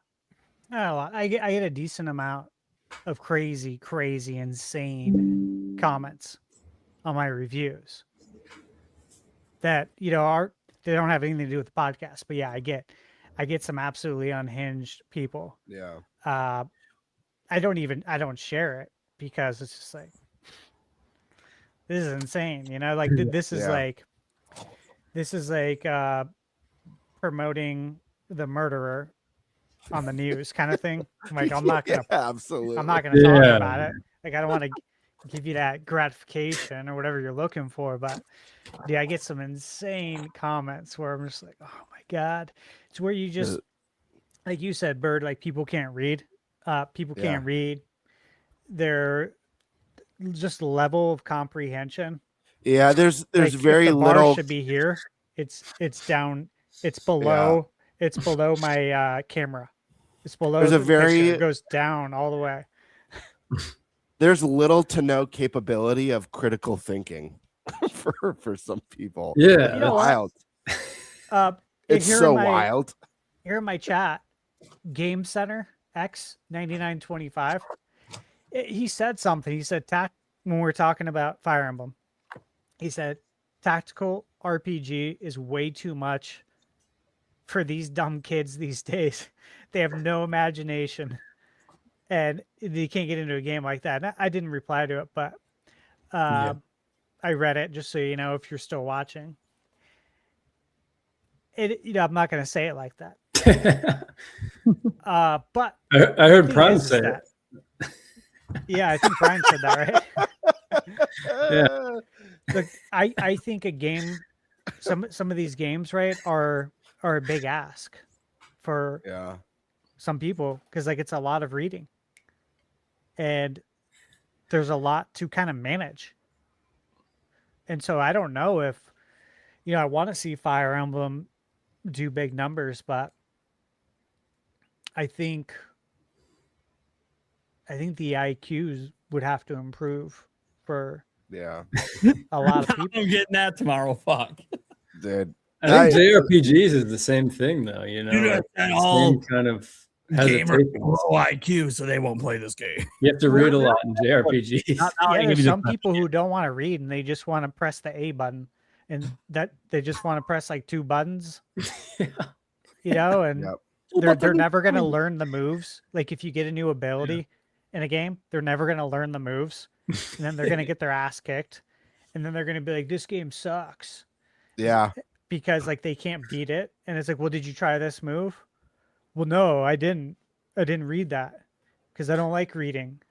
Well, I don't know how to help you, man. I feel like you need to have your hand held to make your bed every morning, probably too. You know, like what are we doing here, man? Yeah. Why are you talking It's to me terrible. about this? It's so terrible, and there's such a lack of imagination and creativity with people. I wonder if people like that file their own taxes and actually know what the fuck they're doing. No, I'm There's sure no AI way. is going to be doing it for a lot of people soon. yeah.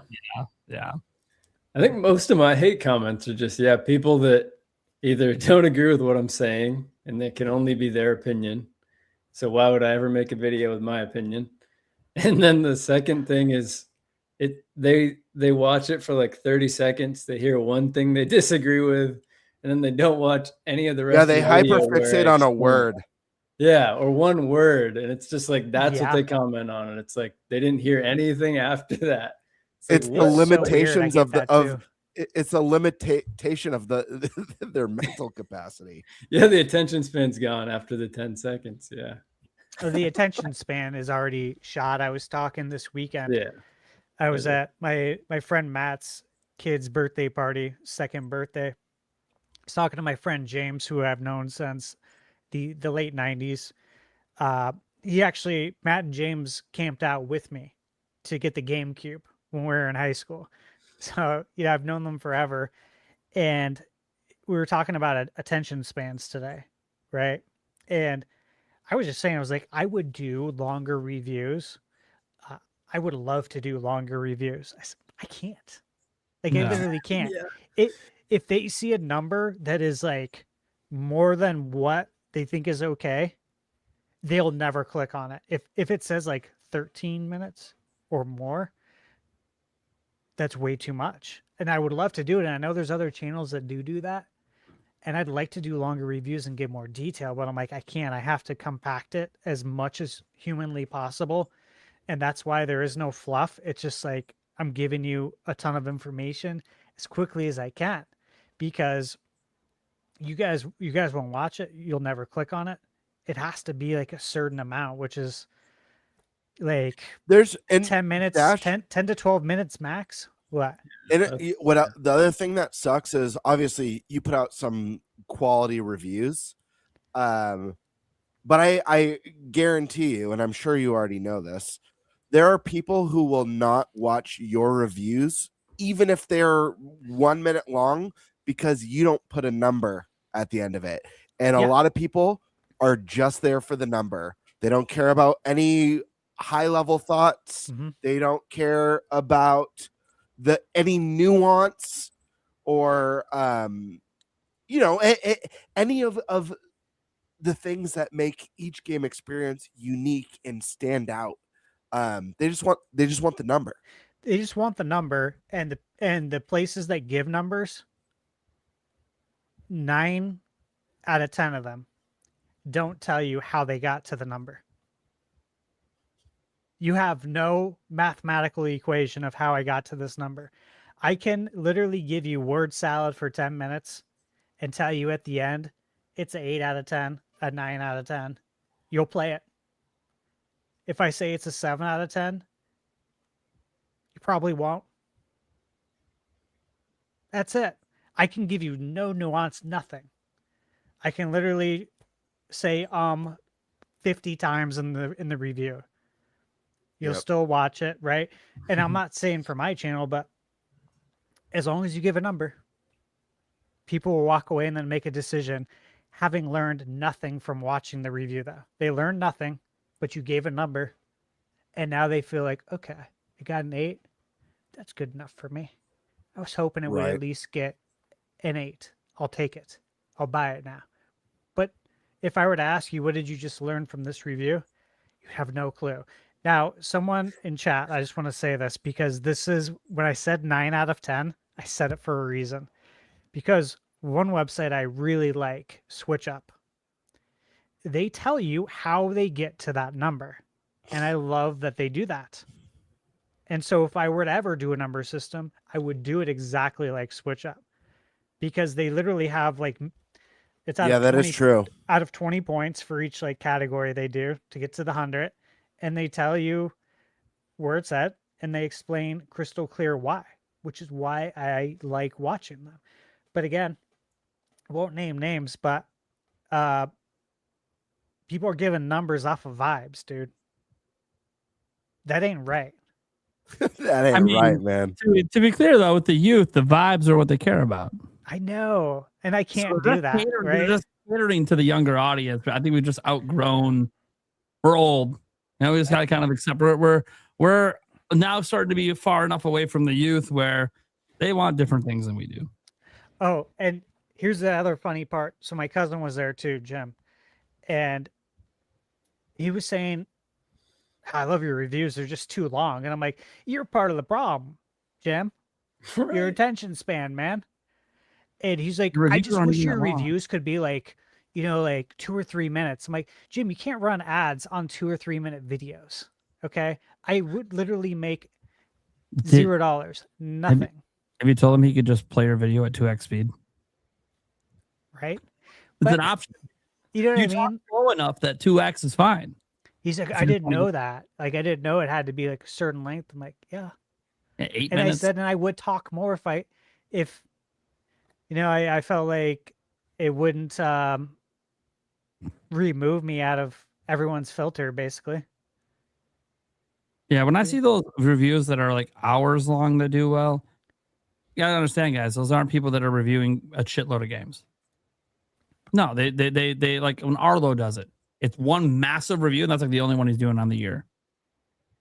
And he does it like years after the game came out. So it'll almost be like a Zelda review. Like a Zelda one. It was years after the game came out, and it's like, well, why do we need to watch it? Because now when you watch it years later, now it almost feels retrospective while he's reviewing it. So it's like a really different kind of review, and people love it. Just like this show. This show is counterintuitive to short attention spans. We are probably the longest Nintendo podcast in terms of show run length on average. I'm proud of that. And we are the longest in the top 10 for sure. But if you just look at all of them, there are a couple other long shows that go like 2.5 hours, 3 hours. Dude, we're consistently 4 to 5. And we love it. Our audience loves it. Well, the youth. I'm not so sure we're hitting with the youth. And yeah, there's ways we could do that. One way is obviously uploading shorts of clips from the show, right? That'll hit on the youth. But that requires more work than a lot of us have time for right now. Stash has already gotten his shorts and his videos going. I'm doing my stuff. Gamer's doing his stuff, right? Eric, I guess you could argue has the most time, but then he just worked 17 hours yesterday. So does he? Does he really have time?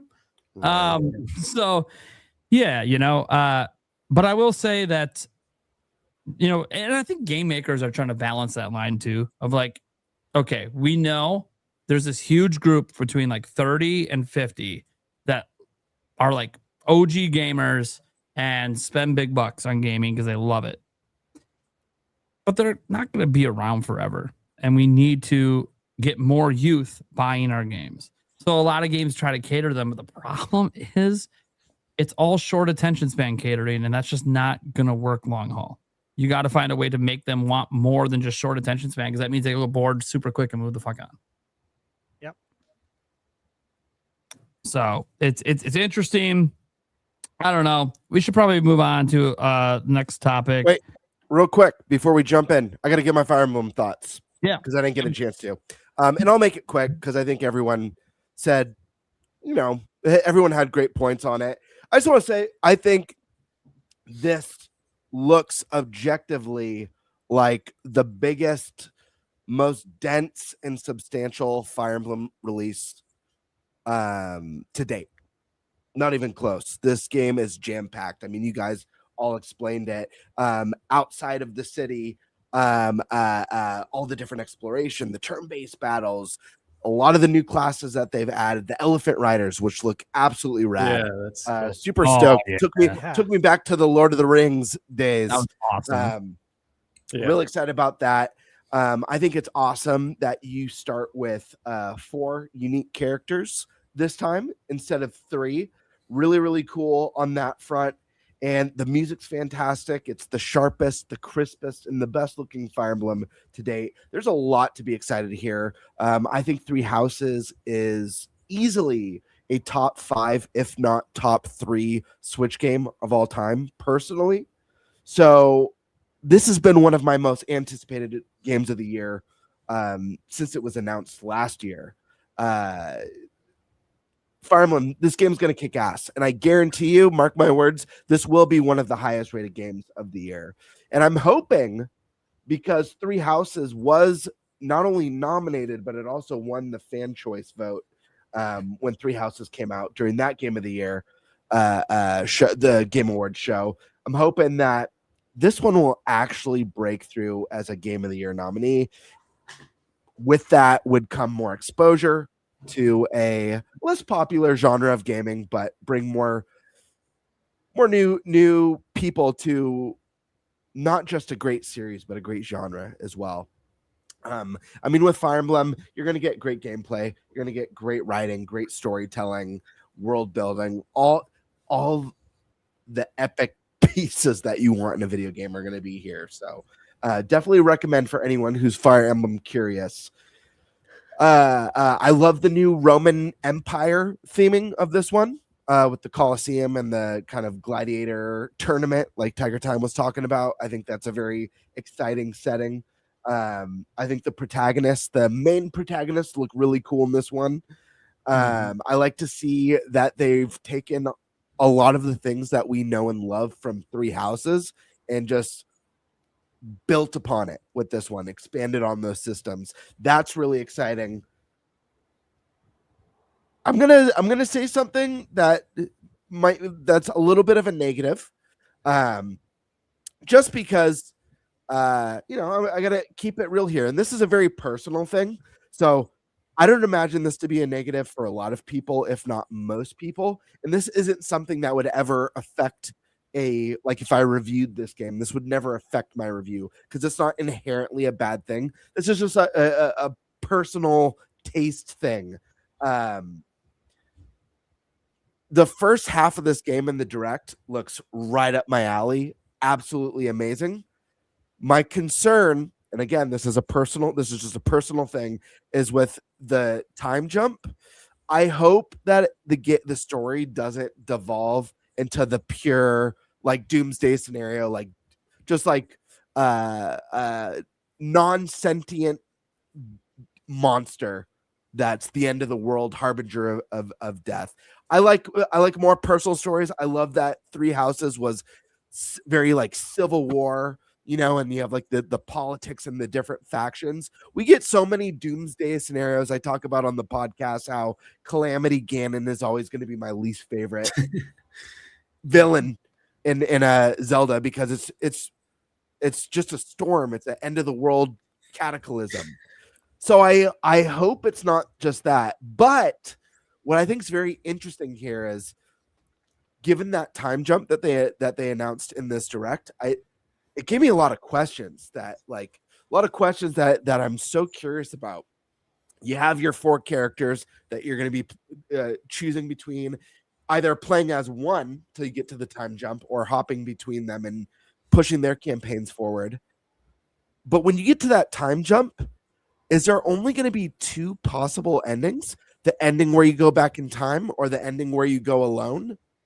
Or depending on whose campaign you pursued or finished, is there potential for, I don't know, 7 endings, 8 endings, depending on what happens with those different characters? So I'm very curious to see how this wraps up. I hope it's not all paths lead to the same ending, because I think that's something that made Fire Emblem Three Houses so special. Was you had your 3 obvious campaigns, but there was actually a 4th campaign as well. So it was a big game with lots of endings. I hope we get that from Fortune's Weave. I hope it's not everything converges to one, just what would be the word? One static ending that no matter what you do, everything leads to the same place.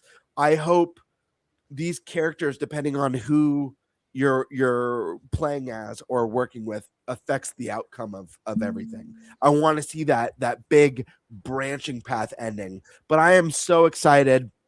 Again, my 2 most anticipated, or 3 most anticipated games of the year, 2 of them are on Switch too. That's Ocarina of Time Remake and Fire Emblem Fortune's Weave. And I gotta throw out Onimusha because I'm just so happy to see that series back, and it's coming to Switch too, which is really cool to see. But guys, if you're sleeping on Fire Emblem, I hope you checked out this direct. I hope you're willing to give this one a chance. I know it is a pricier entry, but I'll say this: there is no doubt in my mind that the amount of content that you're gonna get is gonna feel worth the price of admission.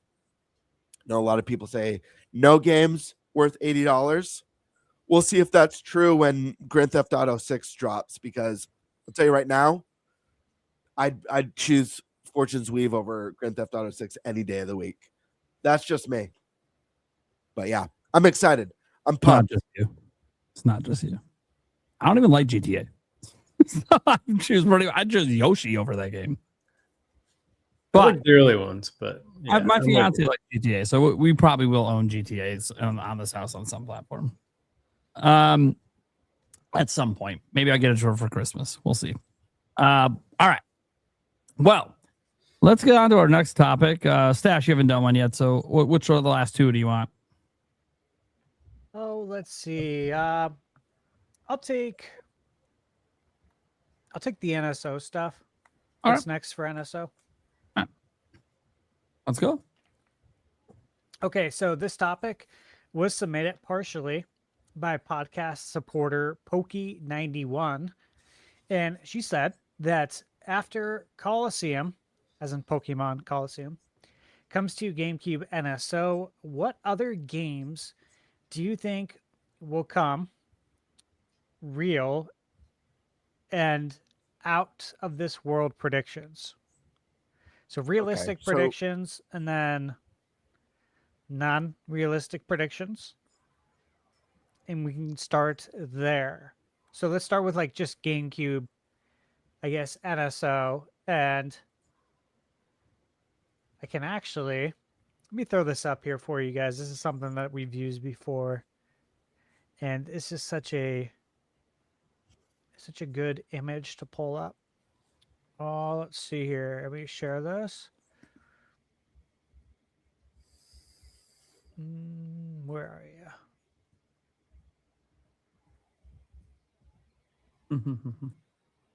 There it is. Okay. So here's GameCube games.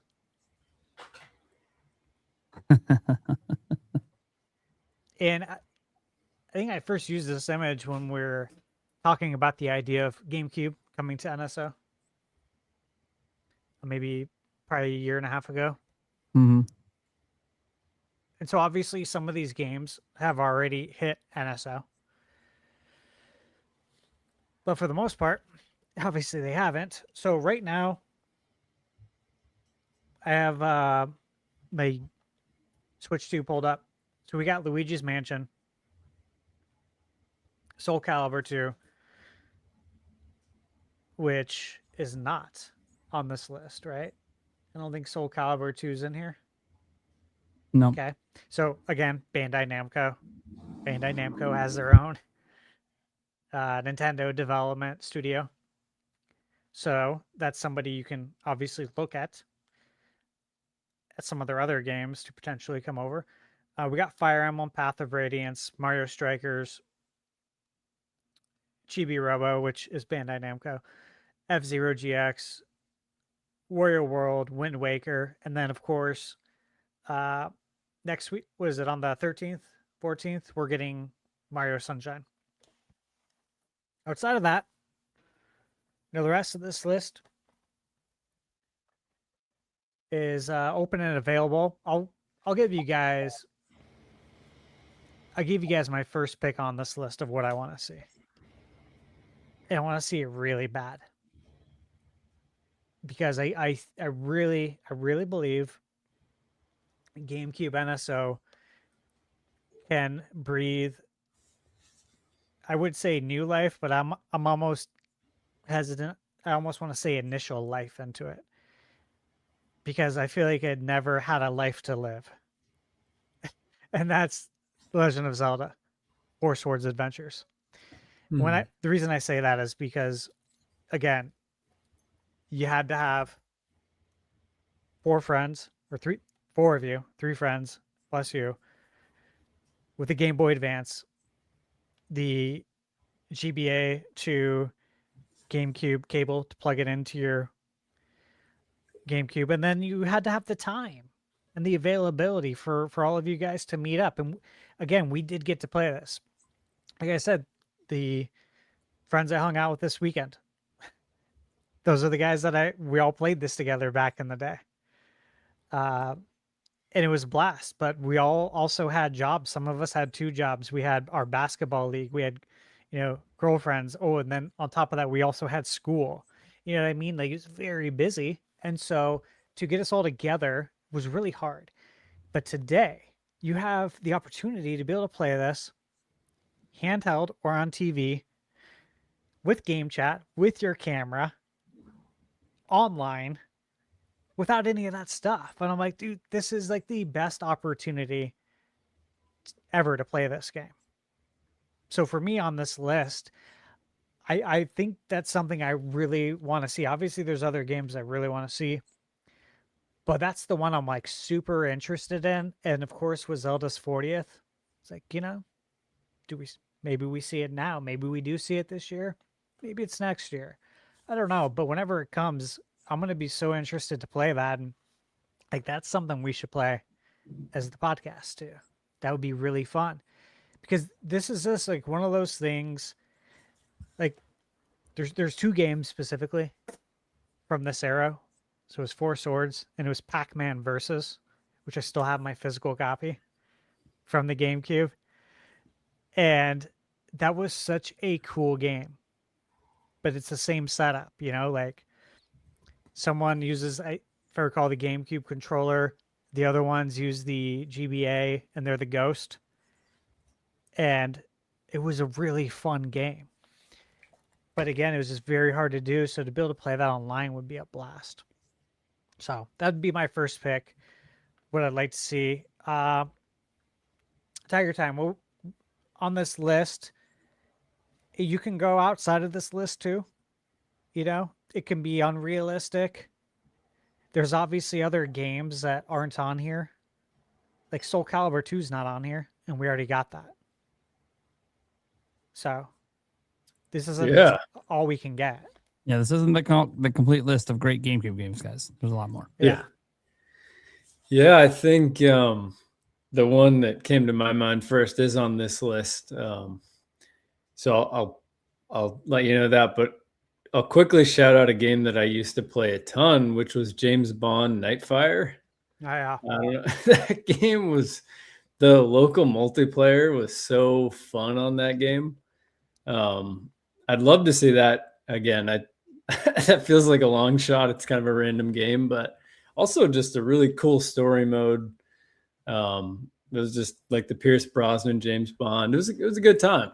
I'll never forget the first level, Snowy Castle. Mm-hmm. Really like that one. But in terms of what I'd choose and what I really would like to see would be Prime Echoes, Metroid Prime Echoes. Because that's one that I think I also said when I was on here before. That's one that I missed. And I think even I was a guest with someone else on that episode, and they said the same thing, that they also hadn't played that game. You know, I would obviously take a remaster like what they did with Prime over that. But if they're not going to do that, what's that? That's what I want to. I'm with you. Yeah, that's what I'd prefer. Yeah. But if they aren't going to do that, you know, I would love to play Echoes and try that out. Because again, that one just kind of flew under my radar. And, you know, when people talk about it, they don't always talk about it as, you know, their favorite in the series. So that makes me more intrigued to see, okay, let me see what my opinion of this is. And so, and like I said, I know that there's a few people out there who kind of missed that, and now it's, you know, sort of trapped there in a way. So yeah, I'd love to see Echoes on there. Would prefer the remaster, but if they're not going to do that, I'm ready. I think there's a reason we don't have it yet. Yeah, I hope so too. That's what I'm hoping for. Yeah, same here, man. And, you know, they have no way to give us part 3 because it's on the Wii. Right. Unless you give us the Wii NSO, which is a whole nother can of worms. Yeah, right. So, you know, I think we win either way, don't you? Because if they want to give us all, you either got to remaster it or you got to give us add the Wii NSO. Yep. We got them right where we want them. I think so, actually. Yeah. No, I agree. All right. Prime, what do you want on here? Well, look, the game I want to say I'm not 100% confident. I'll save that one for you know, the more crazy out there ones. We'll stick realistic here. It's Zelda's 40th Twilight Princess. Pretty easy. Makes so much fucking sense to draw. Look, if you're never gonna bring the especially if you're not gonna bring Wind Waker and Twilight Princess HD because you actually are scrap that and plan to maybe do like mega remakes down the line like you're doing with Ocarina of Time. Okay, that might just be like the long-term plan. And that might be like a Switch 3 thing at that point. Cool. Well, hey, then let's get this on NSO. Why not? It is a GameCube game. I know it also launched on Wii. Technically on Wii before GameCube for like a month. But why not? Why not put it on there? Let people play it. It's only ever been on GameCube, Wii, and then Wii U. We haven't, you know, obviously had it since. And look, it's Zelda's 40th this year. It's a way to throw people a bone who might not be able to afford Ocarina of Time this holiday. Give them something else to play. Let's do it. I mean, it makes a lot of sense. Get the Zelda games on there. Why wouldn't you? Pretty simple. Yeah. You know, I'm hoping for it to not come to NSO. I know why. Yeah, I I want. know what it means if it doesn't. It's like Same as Echoes, yeah. Yeah, I want them to feed Nintendo Switch owners. Yeah. Since they can't access GameCube NSO. They say, okay, we're going to give you Twilight Princess HD. And then we'll get to play it too, and it'll be better for us, just like they did with Mario Galaxy 1 and 2, where we just get a resolution bump or something. I would like that. I think that'd be really awesome. That way everyone can attend the party, the 40th birthday party, so to speak. But if we don't get it, be happy to have it on NSO too. Actually, Bird, you want to read that one since you I can put it back up. since you said their name so good last time. Oh, the Polytoad Dojo. What did I say last time? The Polychode. That's right. The Polychode. 007 Nightfire is the best 007 game. Also, Metroid Prime 2, my favorite Metroid game. Hell yes. Nice. Yeah. Thanks, Awesome. Chodester. Look, Appreciate you, brother. guys, I don't mean to shut it down, but I'd say the odds of getting Nightfire is like negative 50%. Yeah, that was my out there. Right Brutal. off the bat. Okay, 007 license, already a huge hurdle. Yeah. EA. EA they don't have the license. It's a EA game. You got to get Saudi Arabia now in on this too. Because that deal's went through. Yeah, that game's gone. It's toast, dude. It's vaporware. I still have my physical copy, luckily, but I have it too physically. It is a really good game. Yeah. It'll be really fun to play on GameCube NSO. Don't get me wrong. yeah. That'd be sick. So Yeah. it's I unfortunate. think it's a goner though too. Yeah. All right. Okay. So Prime, Twilight Princess. All right. Bird. Oh, man. It's really hard to pick one from this list. So I'm going to pick one that's not on the list. Yeah. I'm going to pick, I think part of me, because I want it so bad, it feels like an out of this world prediction, but in all reality, I do think this one is possible, and I do think it makes sense. Skies of Arcadia Legends. Skies of Arcadia is my favorite RPG of all time. Legends, the GameCube version. The game obviously was originally on the Dreamcast. Yep. The GameCube version is the pinnacle version of the RPG. Comes with tons of added content, and it's just such an underrated, amazing game, and such an incredible adventure with memorable characters in a very unique battle system. And yeah, it's one that, we talked last time about comfort games. Yeah. This could definitely be a comfort RPG. It's been a while since I've played, but this is definitely one that I'd pick up on NSO, and it would just take me back. So I've never played that. That'd be sweet. Really? Very good. oh, Yeah, man, I haven't. it's so Really good. good. And Tiger, you love RPGs. Let me just tell you this. It was a Dreamcast game. You play as Sky Pirates, and so you've got your your main character in your team. You've got an interesting turn-based battle mechanic, and I don't want to spoil it too much. There's an interesting turn-based mechanic, but you also have an airship because you're Sky Pirates, and there's boss battles, like airship boss battles, and you upgrade and build up your ship. It's awesome. Incredible cast of characters, just a great story. And again, just super underrated. And not only am I sad that we've never gotten a Skies of Arcadia remake or sequel, there's really no, I don't know, there's nothing quite like it to me. I mean, I know we've had stuff with Sky Pirates, but there's really no game that feels like, oh man, this feels like Skies of Arcadia again. I love that. Kind of like how we don't have like a modern version of Wild Arms, you know? You're never gonna play something today like, oh yeah, this is like, you know, this cool turn-based Western RPG that's kind of fantasy and sci-fi. Yeah. So yeah, Sky Pirates is such a silly, cool idea. It's a It's really awesome. cool game, man. I remember when I got it on Dreamcast, and I was really looking forward to. I don't know if you guys remember the Dreamcast magazine back in the day. yeah. Yeah, I remember looking at screenshots of Skies of Arcadia. I was like, yeah, just staring at them like, man, this game looks so good. I can't believe this is like actual in-game gameplay. It's not a cutscene. These are action screenshots. And the game 100%, I mean, for me, it surpassed my excitement. And then when it came to GameCube, I'm like, oh yeah, I definitely want to own this physically. So amazing game. I don't think Skies of Arcadia is dead, by the way. So Dude. I can't say anything else. Playing with my heart. I hate that. I can't say anything else. Trust me. Just a cryptic comment. Oh man.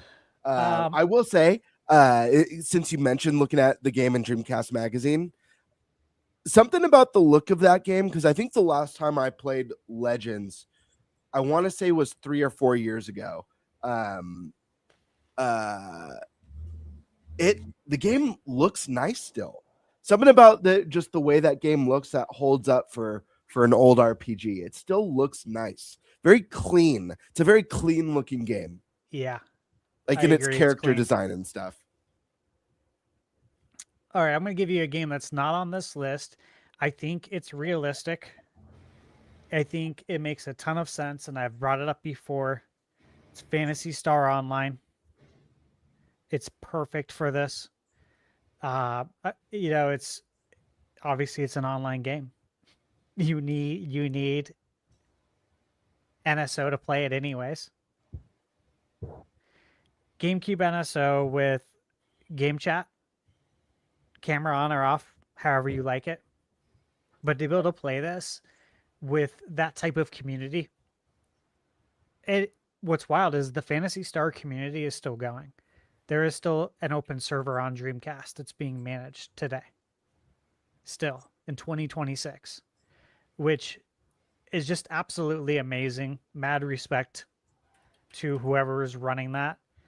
I think that is so cool. But dude, this was the first game like my cousin and I played online that wasn't like we played 2K and NBA 2K, NFL 2K when that came out on Dreamcast. But it's like the first game that's like not a sports game that we played online.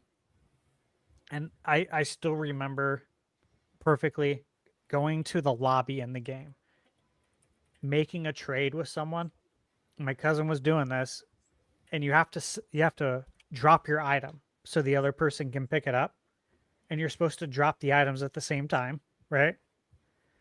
And they dropped the item first without like my cousin Jim dropping it, and he grabbed the item, and it was a weapon, it was a sword that was like crazy level that would have taken so much time to grind for, especially when we didn't have a dedicated line for internet back then. So, we had to play at night when no one's calling, when we're supposed to be sleeping. He grabbed that sword and booked it out of the lobby. And I'll never forget, that was my first experience with playing online. I'm like, this is hilarious. You can do that online. You could like totally screw someone over like that. And I thought that was so cool. To this day, I think it's hilarious. And I'm sure that person was livid. Was like, what are you going to do? You can't do anything, right? So in my mind, I'm like, how much fun would that be to do that today with cameras on? Oh, so just laugh at them and just book it out of there. Like, oh my God, the amount of mischief you can get into. But seriously, though, this game is very fun. It's got a really addictive gameplay loop. It does have tons of cool weapons and, armor and items you find. It was on Dreamcast, port it to GameCube, and then I think it was port it to PS2. Blast of a game. I just feel like it's a perfect fit for GameCube NSO, and Sega's not doing anything with it. They're not going to release a Dreamcast Mini. Pretty sure they were like pretty clear on it that they're not interested in doing that stuff. So this is the next best thing, right? I mean, arguably, I think this is better because we can play online and on the go. All right. Tiger Time, what do you got? Yeah, so I feel like the cool part about NSO for me is being able to play games that I missed, just like I was talking about with Echoes and stuff. And usually if there's a game like, Wind Waker, Path of Radiance, it was cool to replay that. But I find that what's really cool is to go back and play like games on the SNES that I just didn't have for whatever reason. And another one of those games on GameCube for me is Eternal Darkness. And that's another one that feels like it's just like everyone talks about it like it's, hallowed ground, and it's this awesome, it is crazy. Yeah, like exactly. Like it's this crazy trippy experience that again, that's one that I missed. And so again, I don't know if it's, there's been rumors from what's their name? The team that's working on a game that people are theorizing might be in a similar vein. What is it? Bloober team. Yeah, thank you. Yeah. Mm-hmm. So, again, obviously, whatever that's going to be, if that's an Eternal Darkness remake or whatever that is, I'd prefer that. But I'd love it if that's not the case, for this game to be something I can check out and see what all the trippy's about, So. Yeah, I'd like people to be able to experience this one, for sure. Yeah. It's a special game. And the N64, they got the mature app. So GameCube can get a mature app as well and put it on there. Okay. Nate, what do you got? All right. I don't know if I saw this on the list here, but it's Bandai Namco, and we know they're tight. Yep. Tales of Symphonia. Oh yeah, that's a good one. Come on. Yeah, that's a. I haven't thought about that in a while. Wow. People didn't love the remaster that came out a few years ago. No, the remaster wasn't great. I was disappointed in it, just like with Final Fantasy Crystal Chronicles. Or like The Secret of Mana. Oh fuck that. Yeah. What happened there? The moment they showed one trailer, I'm like, what the fuck is this shit? Was it the style? I'm not a graphics guy. I don't give a fuck. What the fuck are you doing? You fucked up the whole game. Yeah. And it was a GameStop physical exclusive. You remember that? Yeah. Yeah. I mean, I own it. I bought it physically. I pre-ordered it. Yeah, it's the SNES one is where it's at. That's the one you'd want to play for sure, 100%. Yeah, I don't understand that. I was so excited when makes me mad. Oh, they're fucking remaking. Yes, let's go! One of my favorite games of all. Yeah. The fuck? You bastardized my game. I ain't giving you any. I ain't giving any money even to collect this shit. Fuck you. I ain't touching that shit. Yeah, it was weird. I'll just go plug in my SNES Mini. Mm-hmm. Play it on there. Yeah. All right, Bird, what do you got?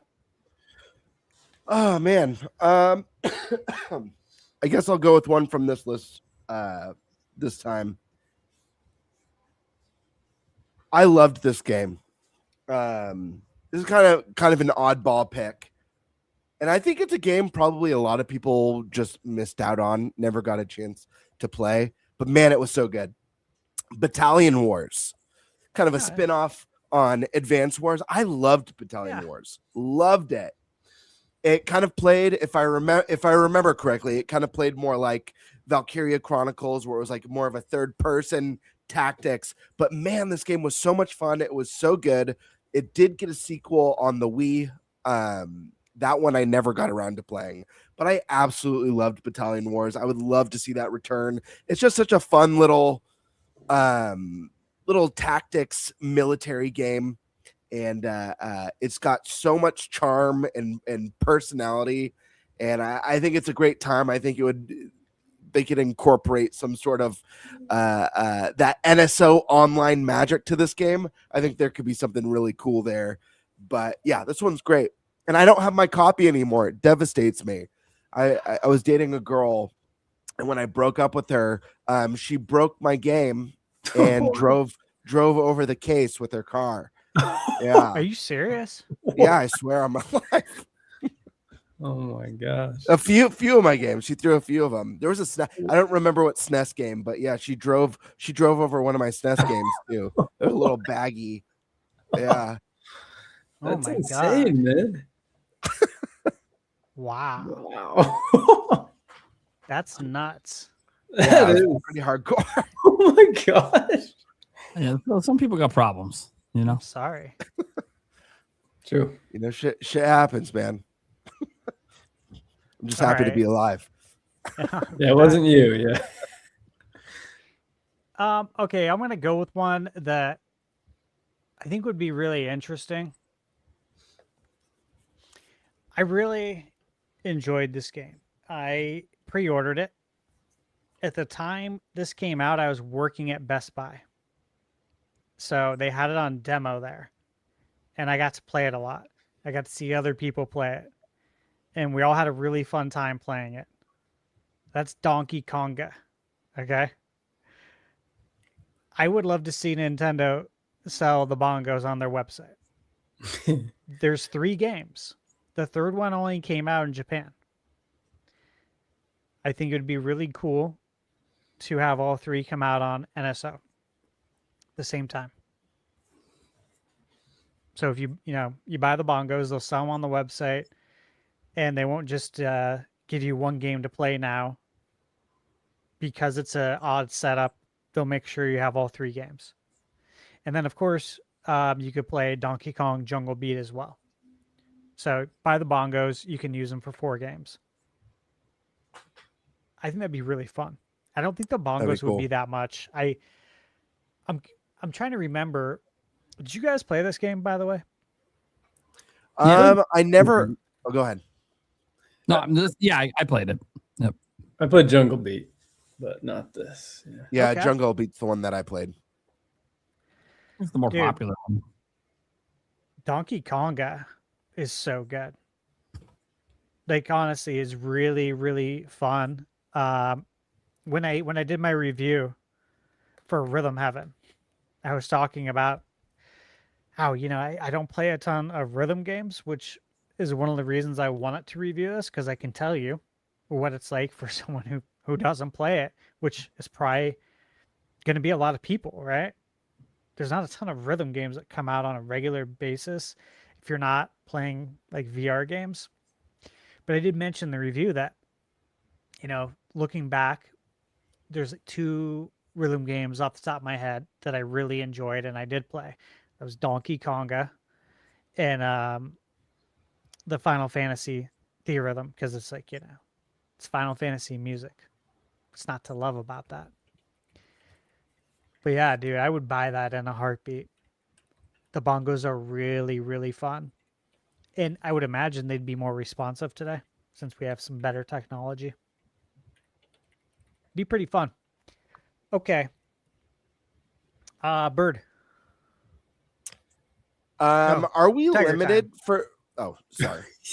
Sorry, I forgot the order. Well, let me ask this question before Yeah. Tiger goes, just in case. Yeah, You please. never know, it might change people's answers. Are we limited to just GameCube predictions, or are we allowed to guess outside of GameCube? We're allowed to guess outside of GameCube. Okay. GameCube's Just on wanted the to make sure. forefront, obviously, of most people's Sure. minds, but there's still games that need to come out. Yep. Cool.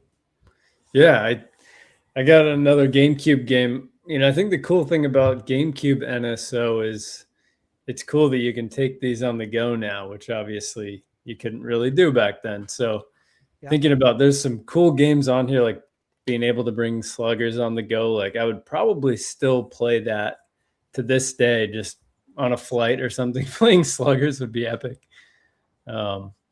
Yeah, that's Double Dash, but there's a game on here that's not on this list that I'm thinking about. And this was a game that it's one of those games that I played with my cousin, and there's just like a specific smell, like a memory attached to it because of how strange his house smelled. And whenever I think about this game, that's the time I think of. And this would be such a great game to take on the go because it's very digestible. It's got kind of an addictive, challenging loop to it. And that is Super Monkey Ball. I think that would be just so sweet to have for this. I used to just like, that game was like the most replayable game to me as a kid. I just restarted just to go through the levels again. And I just think that game holds up really well too. I think it'd be still a blast to this day. I'd love to see that on GameCube. So yeah, I had Monkey Ball pre-ordered. I was following all the coverage back in the day on IGN and Planet GameCube. I was very excited for it.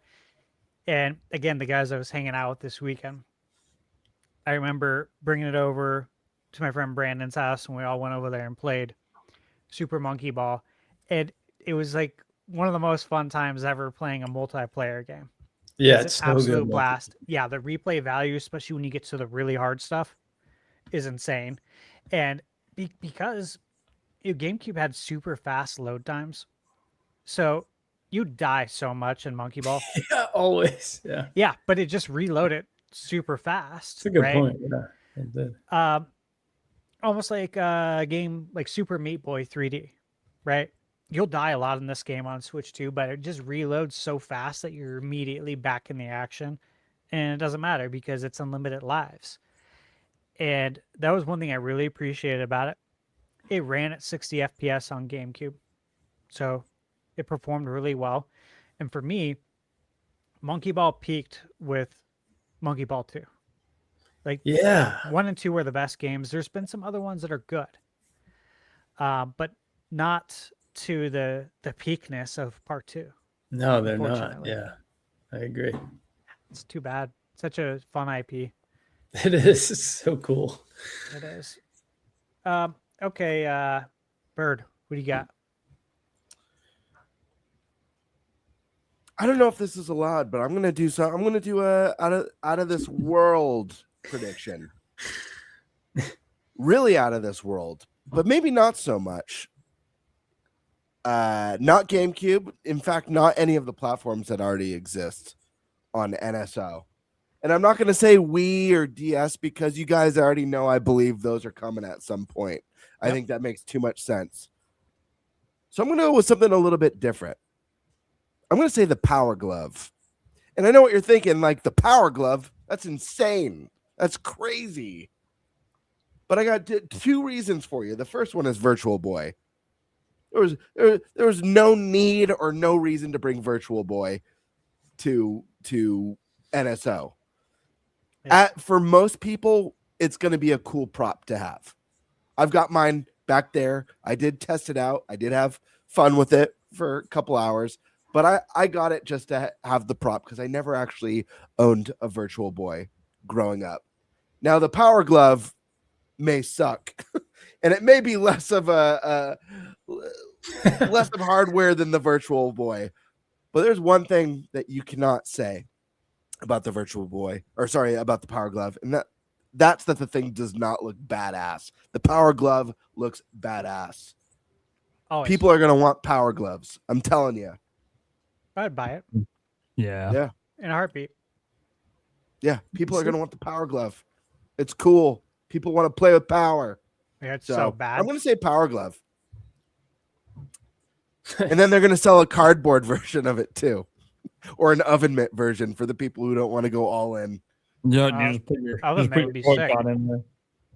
I wonder if someone makes that on Etsy. I could see that. Probably. Oh yeah. Yeah, I'd buy one. That's cool. Okay. Prime? Look, this might be unrealistic. I don't know. Especially with the state of this IP and that the people who bought it tried to bring it back and then ended up closing the studio. Time Splitters 1 and 2. Oh God. They fun, amazing games. Amazing franchise. Sucks. I had some hupe when Koch Media, Embrace Group, THQ Nordic had it, and then the studio that eventually was working on a sequel got closed down in 2023. So that just sucks. And we all know Embracer Group kind of had a blow up at one point because they didn't get the funding they needed. But they still own the rights to it. They haven't got rid of it. And you're not going to do anything with it anymore, right? Like, it pretty much seems like they're done trying to do something with the IP. Why not make a little bit of extra money and license with Nintendo and slap it on NSO? They're going to be the ones porting it. So here's the reason I say yes, it happens. Oh, okay. Give me a reason, because I want to know. It's on PlayStation Plus. Sure. It's already on a subscription service. Yeah. Yeah, do it. No, honestly, this I feel like it should only be a matter of time kind of thing, that this should come at some point. When it came to PlayStation Plus, my initial thought was sick. You got to bring this to Switch too. And this is, of course, and this was a little bit before Switch 2 was even officially shown. I think I brought it up on the podcast back then, that if and when I believe we're going to get GameCube, I hope these games come over, because they're apparently alive. Like, everyone was surprised too in the PlayStation community. They're like, "What? I thought this game was toast. I thought it was in, IP copyright hell." And then it just shows up one day. So I think there's hope, guys. Time Splitters is so good. So good. Oh. Dude, if we get Future Perfect rest of the series, let's go.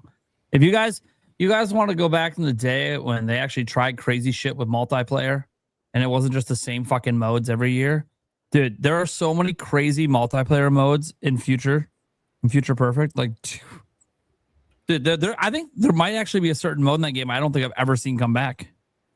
Now that I'm thinking about it. And it's really fucking fun. So good. Yeah. Three Time Splitters games. And the third one was peak. All three of them are great, but they're all great. Yeah. You don't see that too often, right? But the third one was absolutely peak. Usually by the time you get to the third one, you've ran out of ideas. Look at Donkey Kong Country 1 through 3. Part 3 is good. It's not peak, though. We've seen it with movies all the time, too. Godfather. Most people hate the third one. 2 was peak. There's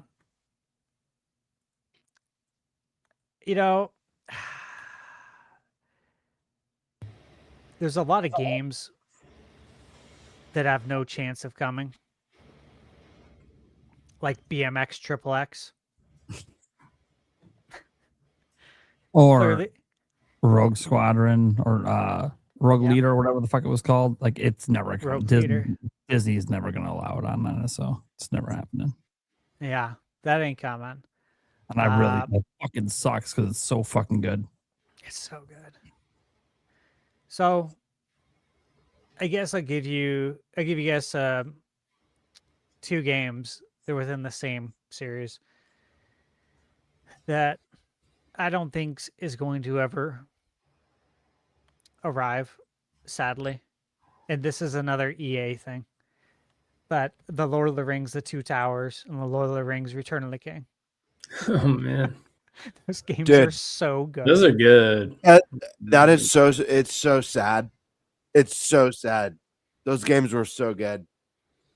Amazing. Absolutely amazing games. Yeah. They'll, the only way you can play them, I have it on my shelf. That's the only way you can play it, on original hardware. It's very sad. That would be so much fun to play online too. Imagine being able to play that online with your friends, the Lord of the Rings games. That'd be sweet. Yeah, there's very, very good games. But yeah, it won't happen because of EA. The thing about EA is that they were so big that they were able to acquire so many cherished IPs over the years. and they were entrusted with these IPs. And now that everything's changed over the years with EA, they've changed their ways. Now they've changed hands and ownership. It just feels like a lot of these cherished IP games are vaporware. Yeah, there it is. Right there. Absolute gems. They're Wonderful. so good. They're And so good, dude. this is a time, guys, in gaming where all of us were still extremely hesitant to trust a licensed IP, a movie tie-in game. Like, we were all very hesitant because we'd all been burned, some more than others, multiple times, right? With these absolute trash games that were just cash-ins. And then this comes along, Two Towers, and you're like, oh my God, this game's so good. To the point that when Return of the King came out, you know, you can just say, take my money. I'll pre-order it because you guys are different. You did it different. Lord of the Rings, cherished IP. You didn't allow them to put out slop. And I really appreciated that when I was a kid. I don't know about you guys, but it was a risk to spend that money. Absolutely. Can't say the same about the Hobbit game, personally. Absolutely not. No, the Hobbit game, and then That game was offensive. dude, there's the other Lord of the Rings game that was made also by EA. So the two you have are obviously The Third Age. You're thinking of the Third Age. Yeah. I actually liked that one. I know a lot of people didn't care for that. I actually turn-based? thought it's the turn-based RPG. Yeah. You play all original characters, which I know a lot of people were down on, but the game takes place while, you know, the heroes from the books and the movies are on their quest. I actually had fun with it, but I know it's not a fan favorite. Yeah, I think people probably wanted another. I'm looking at the release date. Sorry. Okay. Interesting. Two Towers and Return of the King came out really close to each other. Yeah, I think people wanted another one that was like that. I think that's all it came down to. Because the review scores for Third Age were actually pretty solid. Looking back at that now. But yeah, the Hobbit game. The Hobbit game definitely stood out as absolutely trash. Did they develop that one too though? I don't know. I remember I wanted different licensing. I remember I wanted it when it came out, and then I got it, and I was. Oh yeah. I felt. The best word would be despair. I felt despair. Okay. Developer was Inevitable Entertainment, and publisher was Vivendi Universal. Interesting. And unreleased in Japan. So came out in the US first. They saw it was complete trash. They said, don't even bring it here. Don't even bring it here. We won't even let this game through customs. It's like what was the game? I bought some extra copies. I actually gave one to my cousin as a gift, as a gag gift. Told him it was really good. The what do you call it? The game with Schmeagol. Gollum. Yeah. Yeah, I got it for I think $5 on Woot. I'd seen Wario, 64 post about it for $5. I'm like, that's a great gag gift for $5. And I told my cousin it's really good. I'm like, yeah, dude, let me know what you think about it.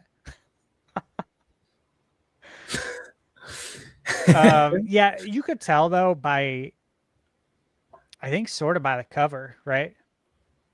Yeah. That's probably not going to be great. Yeah. The art style. Yeah. Yeah. So Sierra Entertainment presents. Interesting. I think this is some speedrunner's paradise game, though. I think there's like a huge speedrunning community around this game specifically. I'm not sure why, but I guess it has one plus. Huh. Not necessarily for the quality of the game, but how fast you can get through it, I guess. Well, there's that. Um, I pulled up a list actually earlier. This is on GameFAQs.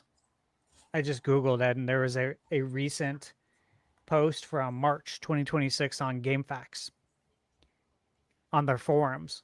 And someone has a list of NES games that were on the Wii or Wii U Virtual Console that are still missing from NSO. I'm like, that's a good comparison, actually. Yeah. I'll rattle these off. I don't know if we'll ever get any, but A Boy and His Blob, classic. Adventure Island, Adventures of Lolo 2, which we have part 1, so I think 2 will eventually come, and that is HAL Laboratories. And Iwata did work on that, so I think they'd want to have that game on NSO. Bases Loaded, Blades of Steel, Konami. We all love being able to fight in a hockey game. Love that game. Bubble Bobble, which Bubble Bobble Arc System Works owns Bubble Bobble. I work with Arc System Works, so maybe we can broker a deal because I'd love to get that and part 2 on there. We got a comment here. Bird, you're muted. Sorry, I got to know if this comment's true. Leon S. Kennedy says, I think The Hobbit was Sierra around when it was bought by Vivendi. I think Metal Jesus worked on it a bit before he left, but not 100% sure. Interesting. I don't know Metal Jesus, but I'd love to ask if he worked on the Hobbit game. He's a really big content creator. Metal Jesus? Dude, he's classic. I know him. No, I know of him. I meant I don't know him personally, but I'd love to know if he worked on this. You know what? He probably did, because if I remember, he collects like all of the big box PC Sierra games. He's got like an insane amount, but that makes sense that he may have worked on that one. Now that I think about it, he loves Sierra. Okay. Burger Time. Castlevania 1 through 3. Don't think those are coming to Virtual Console because Konami wants you to buy the Castlevania Anniversary Collection. Okay. So I don't see that happening. Dig Dug, Elevator Action. It's a great game. I love it. Final Fantasy, Galaga, Life Force, Lunar Pool, Mega Man 1 through 5, Millen's Secret Castle, NES Play Action Football. Not sure that's going to add much value. The game was trash. Ninja Gaiden 3, The Ancient Ship of Doom. It's a good one. I have it up on the shelf. Princess Tomato in the Salad Kingdom. It's actually a cool game. Renegade, Sky Kid, Spelunker, Super C, Teenage Mutant Ninja Turtles 1, Euphoria the Saga, Yoshi's Cookie, and then Zoda's Revenge, of course, Star Tropics 2. Gargoyles Quest 2, that's a good one. Mighty Final Fight, Pac-Land, Bandai Namco. The Adventures of Bayou Billy. You guys play that one? No. Oh, it's good. It's Konami. Okay. Street Fighter 2010, The Final Fight. That's a good one. It's by Capcom. But it's not like their normal Street Fighter. It was very confusing as a kid. Little Ninja Brothers. That's a good one. Double Dragon 3. Again, I don't really see them adding more Double Dragons because I think the whole marketing point here, okay, is to add one game from the series. So Arc System Works, for instance, they own Double Dragon 2. They own Double Dragon rights. They say, all right, Nintendo, we're going to put on Double Dragon. 1 and 2 maybe. The rest we're going to have on the Double Dragon collection that people can buy on the eShop. So we can get some money out of them that goes directly to us. Okay. We'll split that portion with you, however much of a split they get on the contract. But the whole point is to get them to play the game. They say, I like this game. Are there more of these games? Yes, there are. You can buy them here. Sonic the Hedgehog. There's only Sonic 2 on the Sega Genesis NSO. Where's 1 and 3? Right? Yeah. Guess what? You can buy the Sonic Origins collection for $20. And this is actually the better way to play it because we did some things to make it look visually better. Okay? But if you look at all these games, like there's a ton that just give you one. Contra. Mm-hmm. Hey, you like this one? We got more over here on the Contra Anniversary Collection. It's smart. It makes sense. They give you a little taste of it in the subscription package. They're probably not making much on it, but they're going to make more money, right, off of that Anniversary Collection. So there's a lot of games that we might say, are we ever going to get the third one? Like, are we ever going to get Sonic 3? Probably not. Mm-hmm. That's why. Mm-hmm. So it shuts down a lot of sequels, sadly. Mm-hmm. My final out of this world pick though is going to be Mother 3. Mm-hmm. GBA. It's already on there for Japan. Yeah. Just bring it home. Bring it home to the States. It's where the game takes place. Bring it home. It takes place in the USA. Just bring it home. There's a fan translation out there. Give them some money. Give them a pat on the back. Send them a Saturn badge in the mail. Mr. Saturn badge, and call it a day. There's a way to do this, right? There's a way that everyone wins. That's what we always aim for in life, right? Win-win situations, man. The fans win. The people who put in that hard work years ago, knowing they weren't going to get anything for it, they win now years later. To their surprise, Nintendo wins. Everybody wins. And it will help people to understand who these characters are in Smash Brothers. Because anybody young has no idea who these people are. Young kids don't know who Ness is. They don't know who Lucas is. They don't know any of this stuff. They don't know these stages. They don't know the music.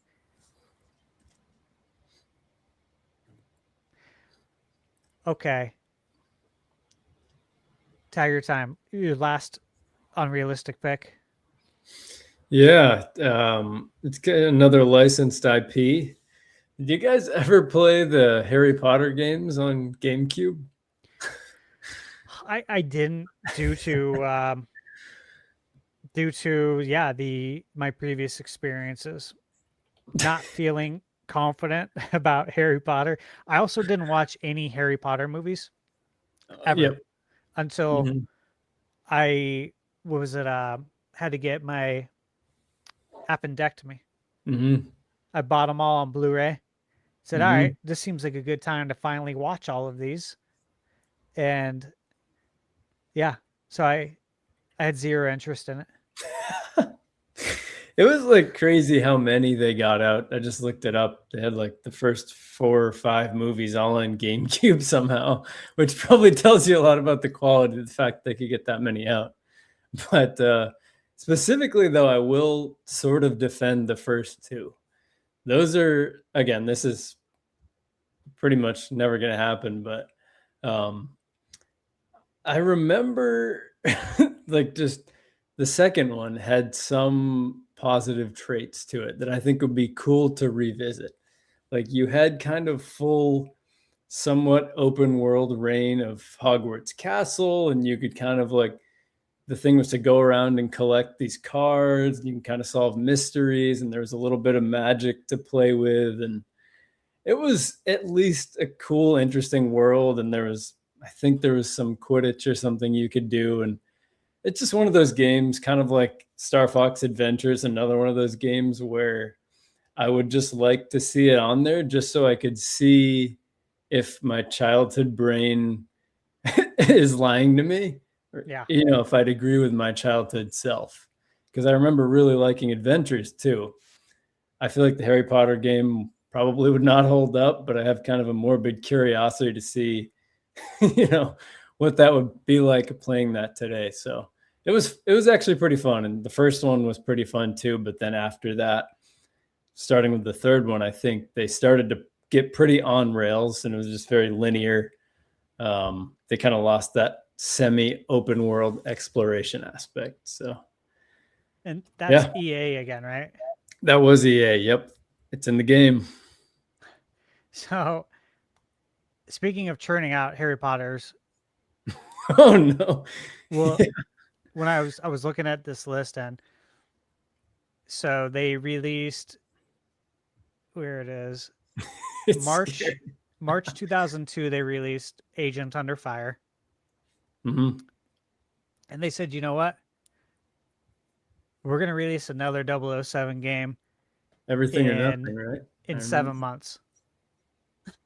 The same year they released Nightfire. Then they released Everything or Nothing. I remember that one. It's actually a fun co-op story to that one. I remember. And then they released From Russia with Love. So they released 4 007 games in the GameCube's not super long lifespan. That's the thing. Like, how'd they get 5 Harry Potter games? It's like well, they were kind of like the first company, I think, to really start going hardcore on churning out IPs. And then of course we saw Ubisoft do it with Assassin's Creed, the annual Assassin's Creed. Mm-hmm. Assassin's Creed, 2K7, Yeah. 2K8, 2K9. Are you guys making them this quick? Are they really that good still? Yeah. Starting to make me nervous, man. Yep. All right. Bird, Yeah. you're unrealistic. I already did my unrealistic one with the power glove, so I'm gonna do something. That's true. That was very unrealistic. Actually, this one's still a little bit. To stay in spirit, I'm gonna pick another licensed game or licensed series for that matter. I loved these games. X-Men Legends, the Legends series. Those were really good. They were so fun. Add that NSO style online co-op. Come on. Yeah. It's a match made in NSO heaven. Nintendo, they were home to was it Marvel Ultimate Alliance 3? The exclusive home to it? That'd be nice. All right. Nate? I'm good. I'm not a big NSO person. The fact that I even had a few games actually surprised me. So okay. Yeah. I thought it'd be cool if they start including, my buddy and I were talking about older games and how they're harder and stuff. And, one thing I thought about is, yeah, they definitely are harder, but it's interesting too, because they did used to come with instruction booklets that told you a lot of, valuable information in there. So when you're playing it on NSO, without that, it's even harder in a way than the original experience because you don't have that kind of booklet. I think it'd be cool if they put that in there with the games and that's something you could access. I don't know how. That's, again, probably very unrealistic, but. Yeah, it also, like, there, the issue with, like, people unable to read, too. You know what? I forgot about that. I wonder if they would have to pay anyone, like the illustrator. I know. Yeah, I know. you just wonder what the terms were. Yeah. And what the terms are for reissuance of something like that, even if Yeah. it's digitally.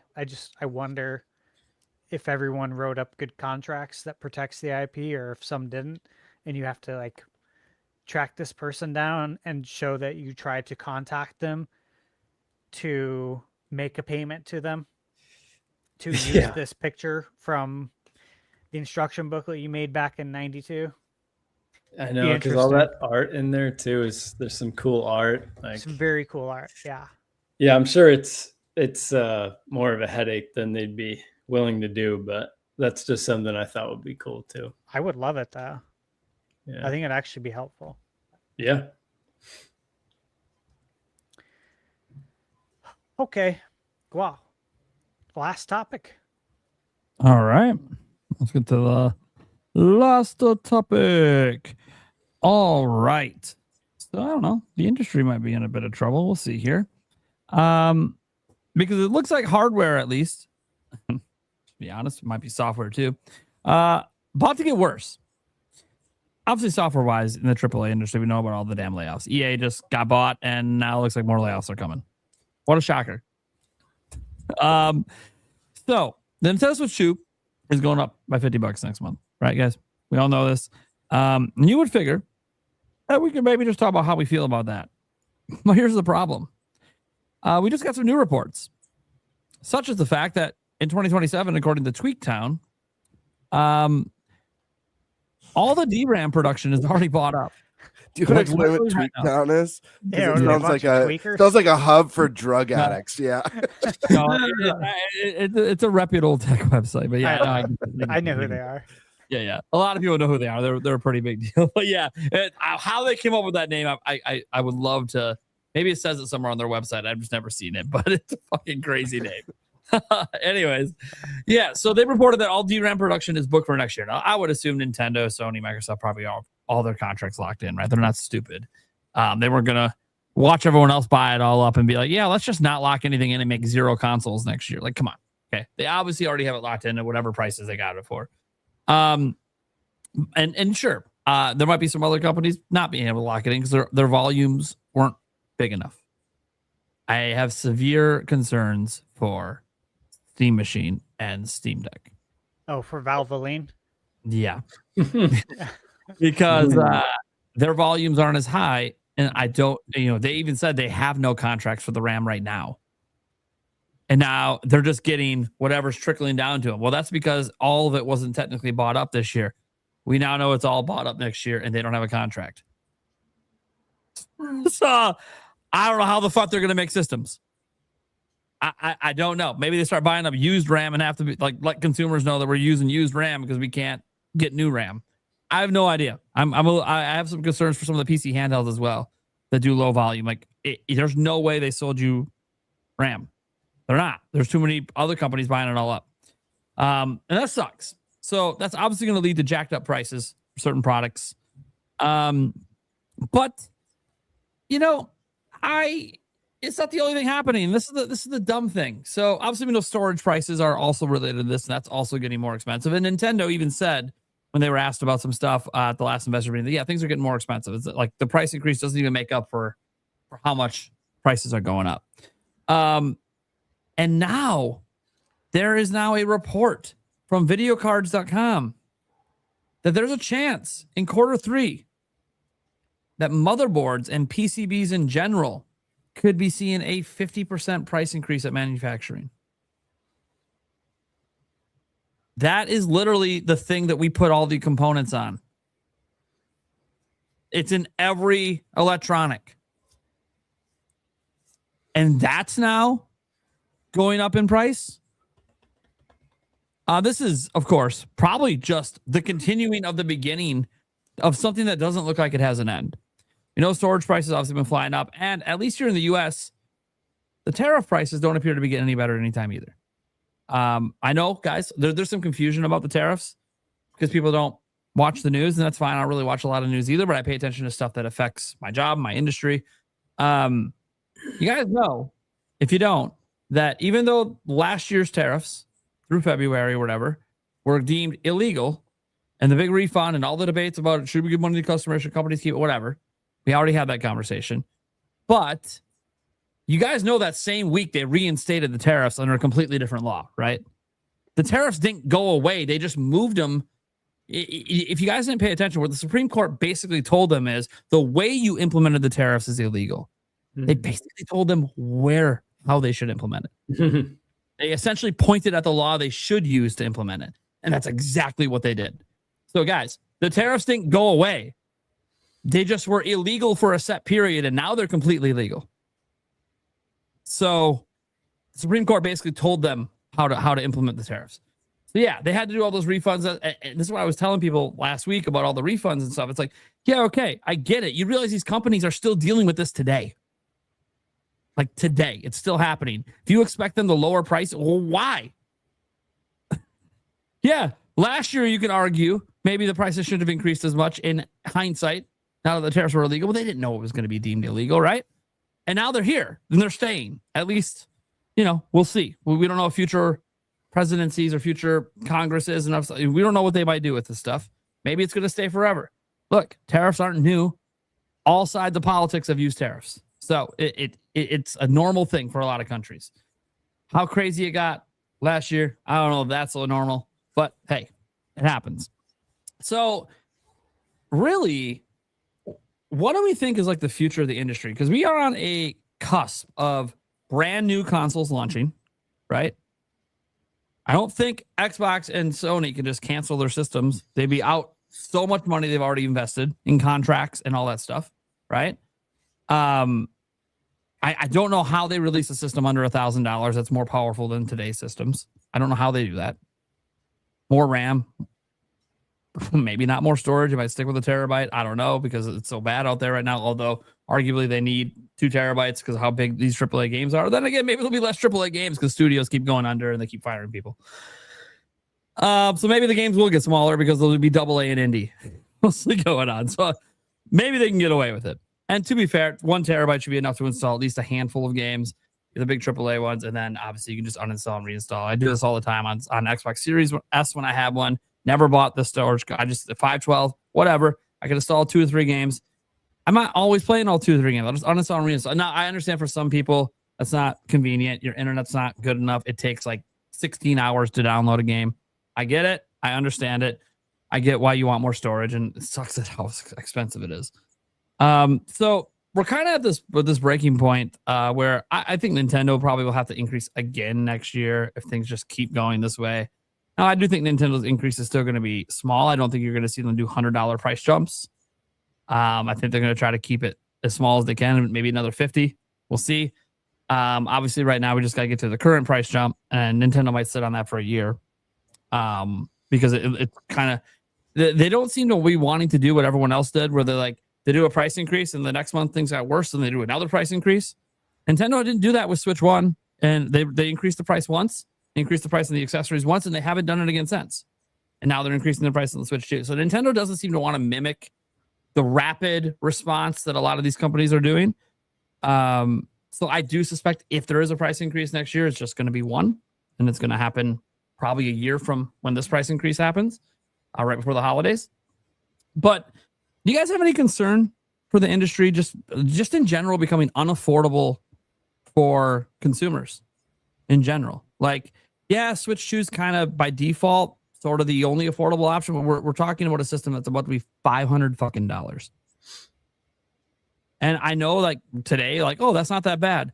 Okay, well, one point we were selling Switch Lites for $200 just last year. So this is the entry point into the current generation, is $500 now, starting next month. That's just here. Other countries have switched to even more expensive for different reasons and currency exchange rates and everything else. So do we have any concern for the future of the console industry in particular? And do we think like there's going to be a problem with PlayStation and Xbox's launches, and we might end up in a situation where Nintendo's like the only viable one around, but then they don't have any viable competition, and that's not good either because companies take advantage when that happens. So what are you guys' thoughts on this? Because this is kind of this is like an ongoing thing. It's been going on for a while. We just kind of skirt around and never really talk too much about it because it's like this really fucking sucks and we can't stop it. So let's go to, you know what, I want to hear what Stash thinks of this first. He's worked in corporate. He knows the business minds of lots of shit, how a lot of this stuff functions. What are you thinking on this? Because like this is the future of the industry over the next few years. Yeah. You know, I've talked about it a little bit here and there on the podcast, and I think that I specifically mentioned I think gaming is going to become a spectator sport for a lot of people. I think that sucks. But I do believe that's going to be the fact of it. I think people that normally owned every console will probably scale back a little bit. So you know what? Which console can I squeeze the most out of? Which one's going to serve me best? Right? I think people some might research a little bit more. Big. How many must-have games came out on PlayStation during the PS5 generation that really speak to me? Because maybe I don't care about this live service stuff, and I'm in it for those single-player narrative games. And I see that, wow, they just released The Last of Us again, and then they released Part 2 again, and then they remastered Horizon Zero Dawn, which I played on PS4. And they stopped making Uncharted, which is something I really liked. And I think there's going to be people out there that look at that and say, did they come out with anything new? And if they did, was it worth it? And they're going to be like, I don't know if I want that. I mean, what's Nintendo doing? Well, I know they're always going to make Zelda. I know I love that. They're always going to make Mario. They're making Donkey Kong again. I heard it's amazing. I know I love Mario Kart. I know I love Smash. The new Smash isn't out yet. And they're getting like all these third-party games now. And it's only 500. And Sony and Xbox want 1,000 plus. I think the decision, and look, guys, I'm trying to walk you through what the mind might look like for a consumer. I think this is very realistic, what we just walked through. And I think the decision is going to be kind of easy, right? Now, Nate, you mentioned that in, one point of that sense is that if you look at that, it's like, well, then Nintendo doesn't have any competition at that level, which could not be good for consumers also, right? Because when you get to Switch 3 is when you're usually going to start to see some of that come forward because they know they're it. Yeah, and that's a genuine concern. And we've seen like historically the console makers have really good runs for a while, and then they F up. Sony, PS1, PS2, then E3, $599. That was the F up point, right? And the boomerang controller as well to go with that everyone seems to forget about because it didn't last long, obviously. Mm-hmm. PS4, we're back on track, man. Even towards the end of PS3 era, they're super cheap on Black Friday. You can get into that ecosystem. PS4 knocked it out of the park. PS5, I've enjoyed it, but look, majority of Sony fans have not.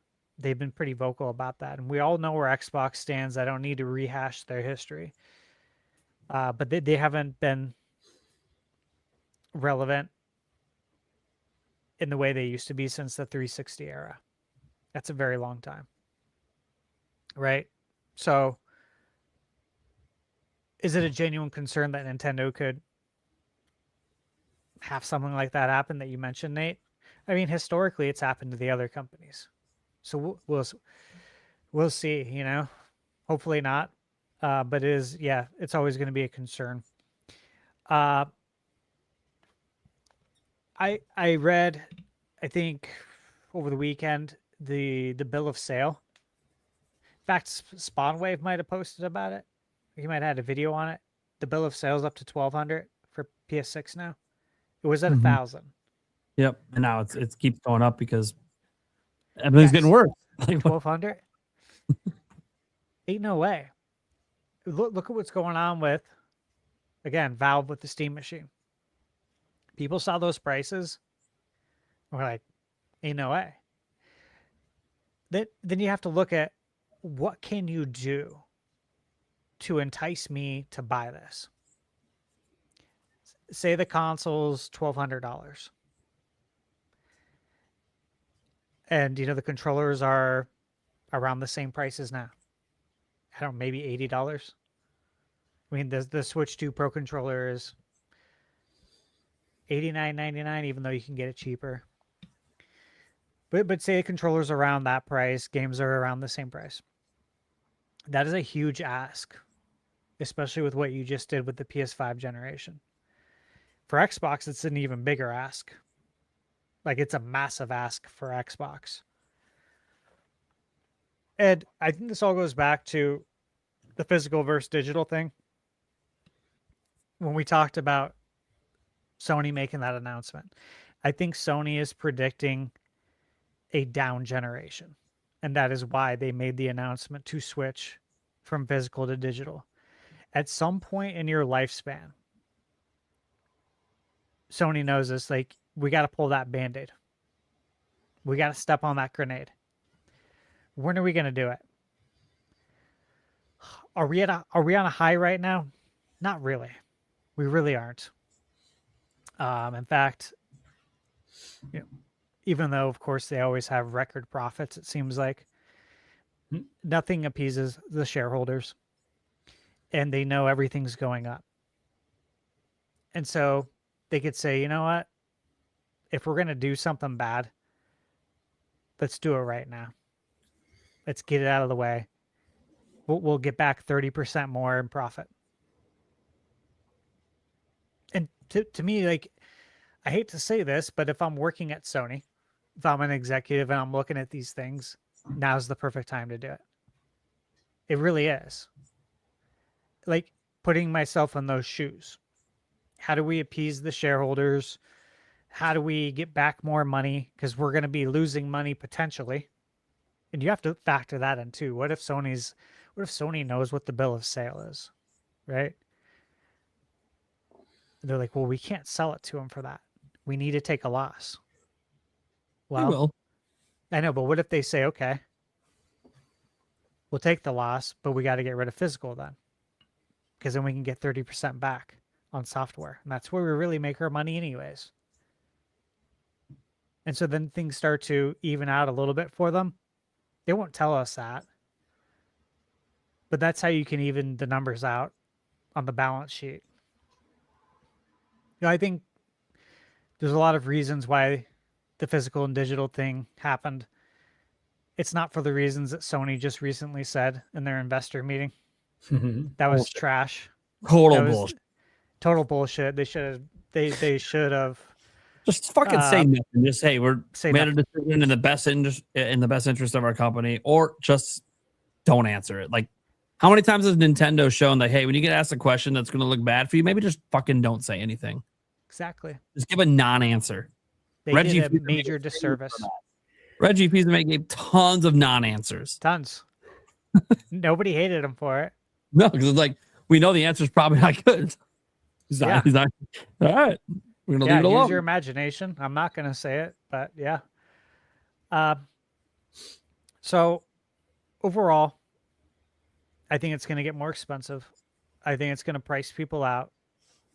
Gaming, to an extent, is going to be a spectator sport. And that sucks, but I think that is going to be the reality. I think homes that have all consoles are not going to have all consoles this next round. They're going to look for something that can be more of a catch-all. And who fits that better than anybody else is Nintendo, dude. And factor all that in with what we've talked about on this podcast. about how I think we all unanimously believe that Nintendo's entering their golden age. Movies, killing it. Got Zelda next year, Mario movies breaking records, got the theme parks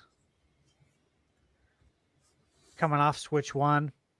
When it's all said and done, it should be the best-selling console of all time, especially if you go to India. If you go to India, no one's ever going to catch Nintendo Switch. Unless it's Nintendo. That's never going to happen again. Because at these prices, that can never happen again. Right? Like, Sony would be fortunate if they're selling a console for over 1,000 to sell 100 million. They're at 95 million PS5s right now. And they've slowed down, obviously, considerably. But, hey, GTA is coming out. That's going to be an interesting experiment. Right? I think we're going to all be interested to see where those numbers are. To see how much hardware they sold at the price it's at right now. And I think Sony's going to be interested too. Because they're like, well, if we can create a game that enough people want to buy, like a GTA, now we know it won't be on that scale, but if we can get somewhere around there, I think we can get people to spend this much money because we just did.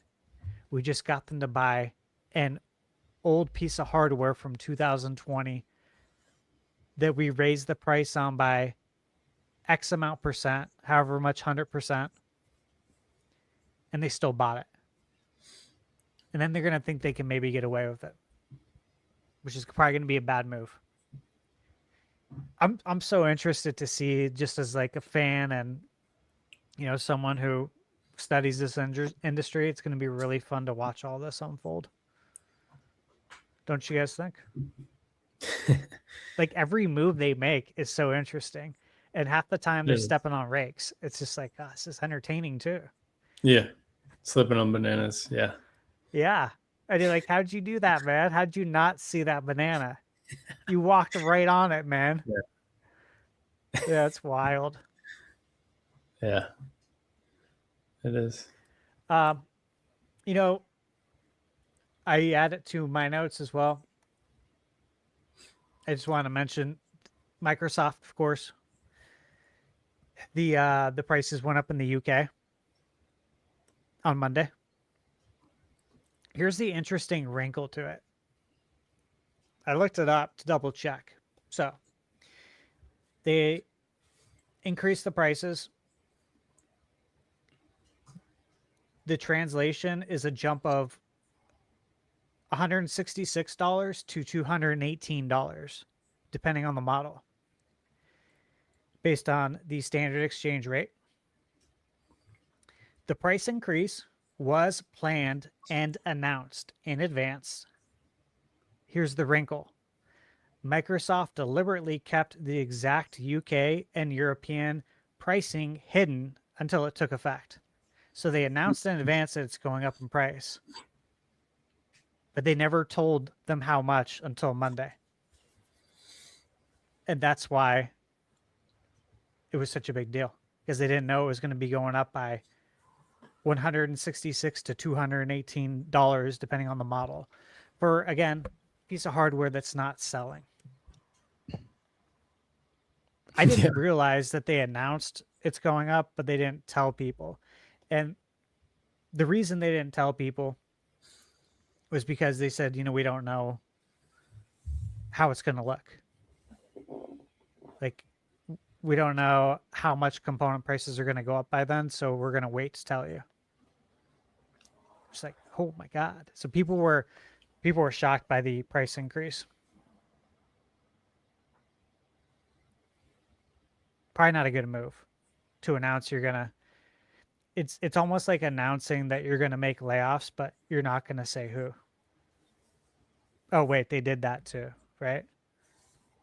Yeah. They just keep doing it, man.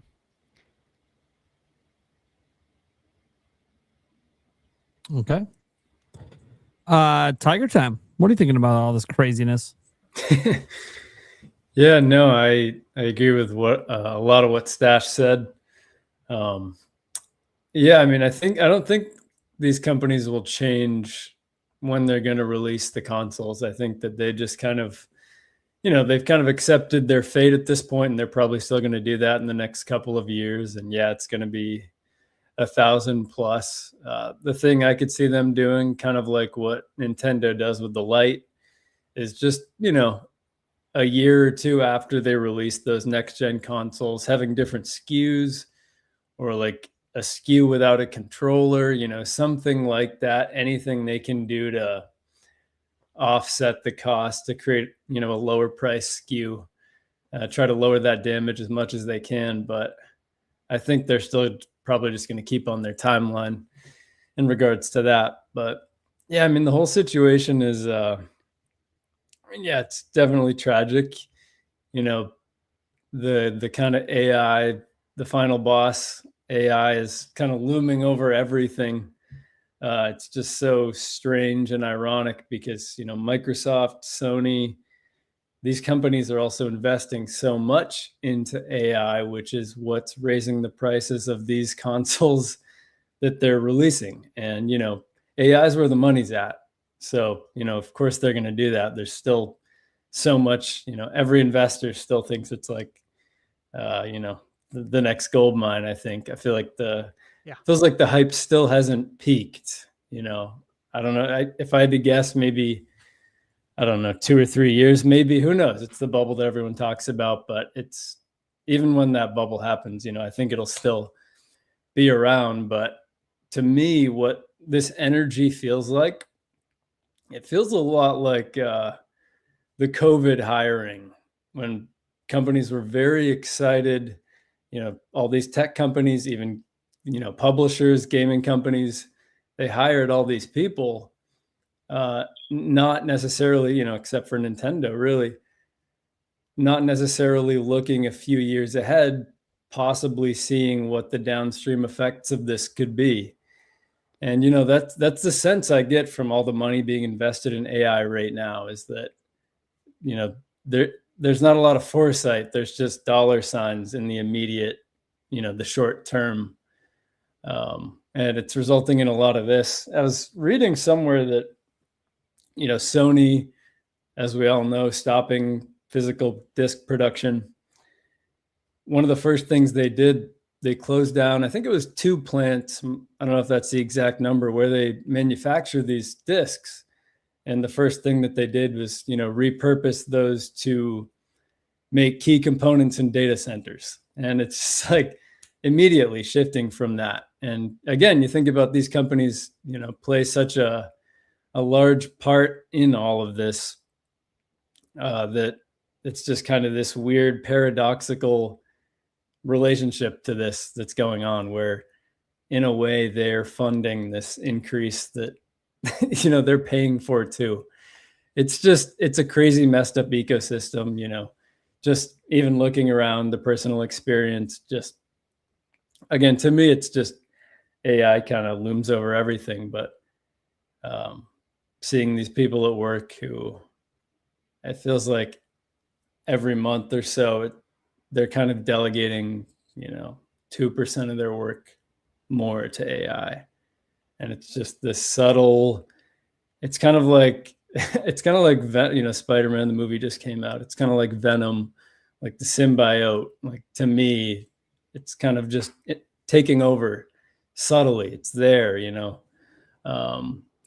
So yeah, I mean, to me, that's the undertone with all of this. And it's a question of, when are we going to exceed the rate at which these data centers we're creating, go past their usefulness? That, we don't have the resources to support this, or the money finally dries out, because it will. It's a question of when, not if. But it's where we are with AI. It's definitely a bummer, but I think, like Stash said, Nintendo is, they're sitting in the best position you could be in relative to everything around them, I think. And I don't think there's necessarily a lot of good things to say about it. I think it's, there's so much unknown, and it's still, again, it still feels like, if you're looking at a chart, it's still up and to the right now in terms of the excitement and the AI interest from investors and companies. So we're still riding it out. It's unfortunately really hurting this hobby that we all love. But yeah, I do think that these companies are still going to, just to summarize, still going to release the consoles, try to limit the damage however they can. And to me, an interesting question is, what's this going to look like afterwards? Because, a lot of the question, again, with COVID and the post-COVID prices, are things going to go back down? And, they really didn't in many cases. And so I'm curious to see when we're past this AI, whatever that looks like. Again, AI, I don't think this bubble popping means it vanishes, but once it's reached that peak, that threshold, what does it look like then? Do these prices, settle back down, or is this kind of the new norm? Because that's what we've adjusted to. And, as we all know, that's kind of what they're banking on is, people getting used to things, people getting used to not having physical media. And I'm just wondering if that's what they're banking on too. We're going to get used to these high prices. And I don't know. We'll see. It's, like Stash said too, it's kind of morbidly interesting. It's funny to watch in some ways. Dark humor. It's just, how do you guys keep doing this? But yeah, so that's where I'm at.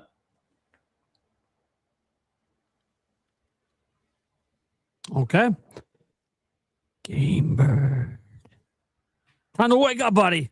Yeah. Yeah. I think I'm coming down with something. Yeah. I feel something happen. I'm glad it's now. I said Down in the with the private sickness? chat, but yeah, something feels off. Excuse me.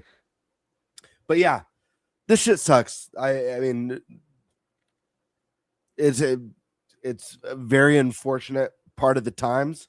It sucks that it's affecting a hobby and an industry that I care deeply about, that I know all of you guys and everyone watching cares deeply about. No one likes to see prices go up on anything, especially when it's old, especially seeing it on hardware that's not brand new. And just speculating on how this is going to affect PlayStation 6 or Xbox Helix or Switch 2 in next year or the year after is yes, it's morbidly entertaining and it's also very frightening. And I think Stash is right when he says there's going to be a lot of people priced out and it's in some ways going to become more spectator. I also worry about what it means for what kind of games we'll be getting and how game development course corrects or adjusts to mitigate risk. It's scary. I mean, I'll tell you right now, and I know I'm on the minority. This is going to be probably sound absolutely crazy to most people. I think it would be awesome if the PlayStation 6 was less powerful than the PlayStation 5. Does that make me crazy? I think that would be kick ass. If PlayStation 6 got announced at the power of, let's just say, PS4 Pro. Let's just say it's as powerful as PS4 Pro. But it was they do the hybrid thing. Like a lot of rumors have speculated that there could be some sort of hybrid angle. You're getting a console with gorgeous graphics, fantastic power that you could play at home and on the go. With less powerful hardware, you've got less expensive game development. That means more exclusives. That means less risk for developers when they're making exclusives or their big games or trying out new IP.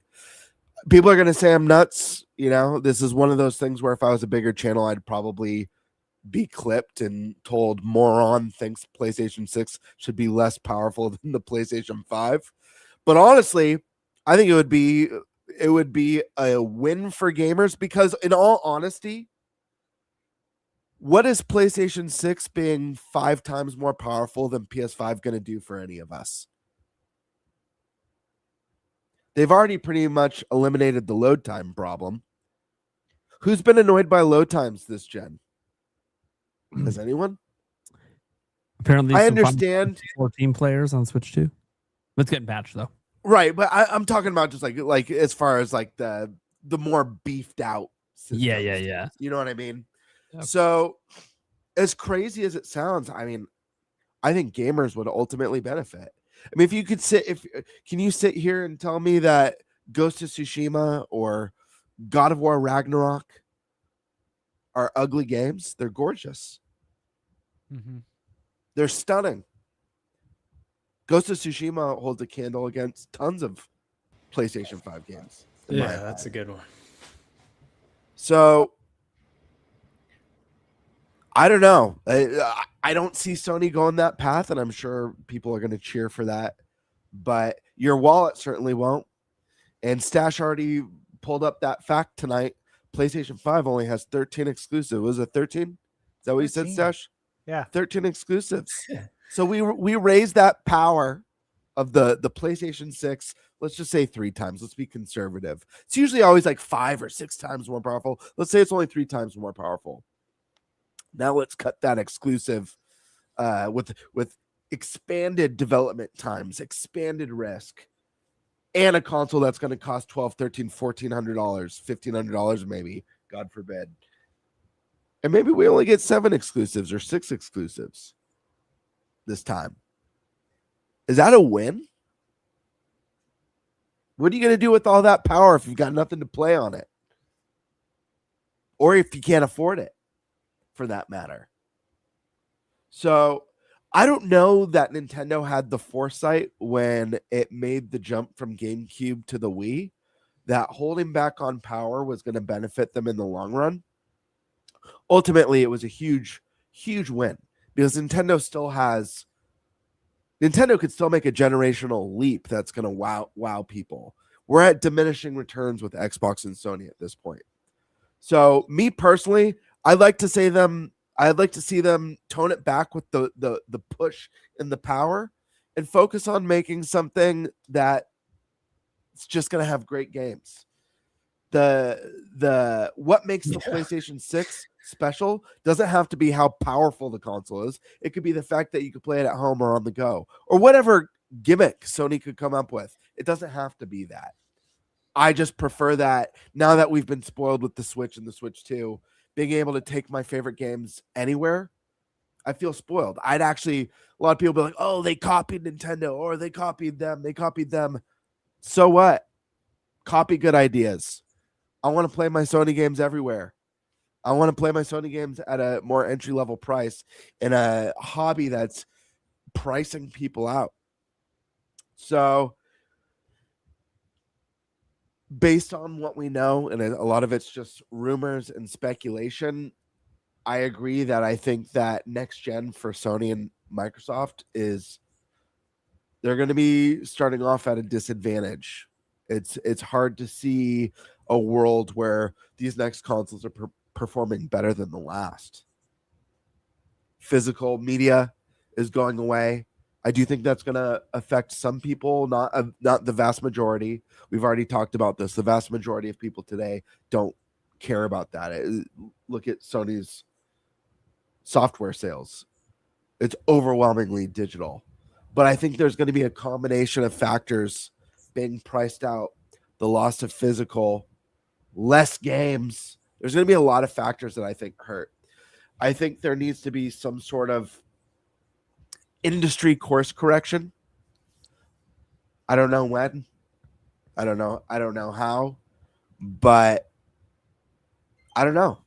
I think we need to see a big rise in AA games. I think that's one of the big things that's made Nintendo hardware so kick ass. I mean, Switch, there was no gaps anytime you're waiting for the big AAA experience, there was a dozen AA experiences down the pipeline coming month after month after month. It killed me when Sony cut off its Japanese studios. We got a lot of cool AA games that were quirky and unique and had a lot of charm. Sony should bring that back. Not everything needs to be this, modern, realistic, cinematic, more immersed than a movie. Not everything needs to be that. And I know they've built an audience that wants that. But I think if you pump out good games, if they could put out software like they did for PS4 on PS6, people are going to find a way to show up for PlayStation 6 because of FOMO. People are going to see a place with tons of great games. And I think, to bring it back, I know you want to say something, Prime, but just so I don't lose my train of thought, just to come back full circle to Switch and the risk of Switch getting maybe next year, another $50 price increase. It's a bummer. It sucks. I don't want it to happen at any capacity. I don't think it's a win for anyone. I think it sucks for the customer. I think it sucks for Nintendo. But because even with an additional $50 price increase, they'll be the easiest barrier of entry for next-gen hardware. On top of that, if they can maintain great indie titles consistently, great AA experiences consistently, and their top-notch first-party exclusives, and they can have a library that's as stacked as Switch, I think they're going to be okay. They might not hit that 155 plus million sales of the Switch one. Not many will, not many can, but I think they'll be just fine. At the end of the day, it's all about the games. So my advice to Sony, as someone who knows nothing about game development or running a console business, make lots of great games and people will show up. The fact they have to say that's funny. True though. Yeah, it's kind of wild. I mean, when you brought up the Japanese thing, the one thing to also remember, the reason Nintendo can do what they do is because game development's cheaper in Japan. So maybe running away and moving your headquarters to the United States and focusing on US based developers might be a mistake. I don't know. Just saying. Like maybe you should have kept your AA's going. I don't know why you thought it was cool to just dump it because it doesn't make all of the money. No, they're only more profitable sometimes than your big ones percentage wise. Like you're having your CEO go into financial meetings over Spider-Man 2 and being like, yeah, we barely made any fucking money on it. or maybe you should make AA games that are for IPs you own. I don't know. That might be cool. Oh, you did Astrobot. Cool. Yeah, it didn't sell as well as it would if it was a Nintendo game because your audience doesn't know what fucking AA games are from you anymore. Like, you groom them to only want the big $300 million plus game. That's your own fault. You groomed your audience into only wanting that and shat all over them for wanting any of the AA stuff. So all the fans of AA games went to other platforms. They went to PC and they went to Nintendo. It's that simple. So now when you even drop an Astrobot, wins Game of the Year. Okay, so you're selling Kirby numbers? Congrats. Nintendo paid less for Kirby and made more money than your game did. I don't understand why they decided to do that. It seems like a stupid financial move at the time, but I understand that they went all in on what they thought would be the long-term future of the industry, and that is, hey, it's all in the West. It's not in the East. And, we're the kings. So we're just going to keep getting all the big games. Even if we don't make it, we get all the big third-party games. Yeah, well, now all the big third parties are kind of in trouble. So what are you going to do if they go under and stop giving you their games because they don't exist anymore? How are you going to survive when that's what you've made your audience expect is big AAA games, whether it's you or the third parties? And I think we're getting less. Well, we've already statistically been getting less of them just due to longer dev cycles. But now with studio closures and layoffs, there's going to be even bigger gaps outside of the IPs that are consistent, like Call of Duty or pretty much anything Rockstar makes. stuff like that. But Rockstar takes forever to make their games too. So it's not like you're getting new Rockstar games all the fucking time. Look how long, look at the gap between GTA 5 and 6, right? Like this is like kind of standard at this point for Rockstar. So I do think that I actually have deep concerns for PlayStation 6 and its potential future. And I know they're supposedly going to have handheld guys, and I'm sure that handheld might be sub $1,000. But if it's sitting on a shelf at like $700, $800, sitting next to a $500, $550 Switch 2, and they have the same fucking third-party games on them, people aren't going to spend the extra few hundred just to get a few extra frame rates on their handheld. You want to know how we know this? There's handhelds better than Steam Deck. And yet Steam Deck's the only PC one that seems to have any fucking traction. They're more powerful. They're just a few $100s more. People aren't willing to buy it. They'll buy the cheaper option that plays the games worse. And they don't care. Because it's affordable.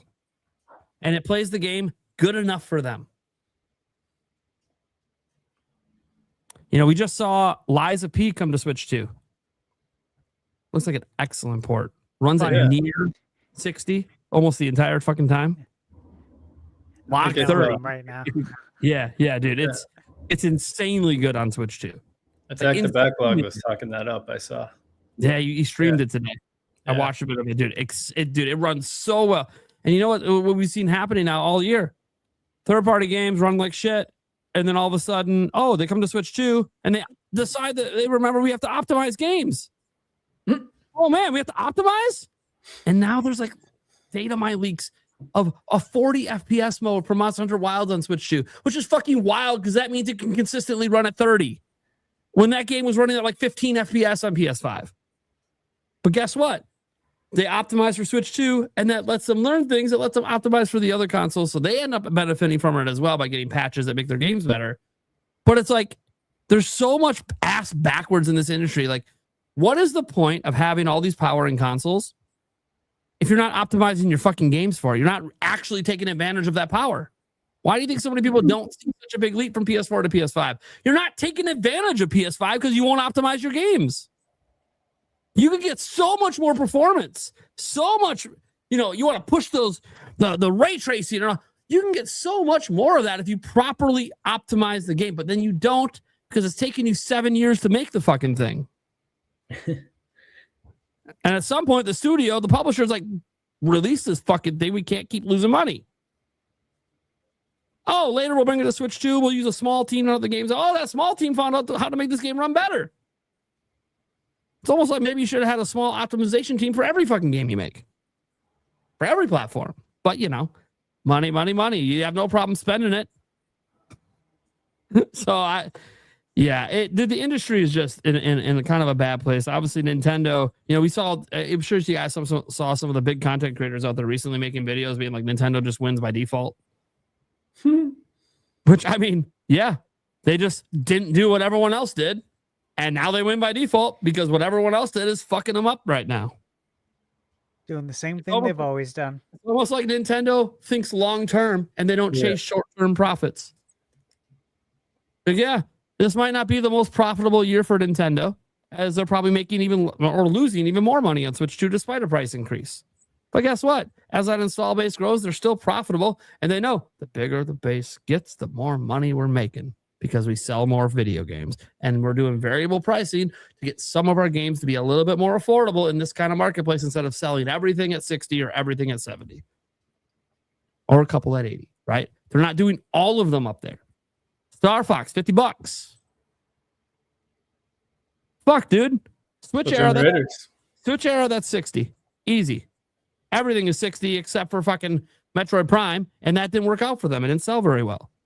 So it would probably be a $60 standard price like every other game they dropped on Switch, besides Tears of the Kingdom. And guess what? They got away with the Tears of the Kingdom price increase because they sold 20 million plus copies.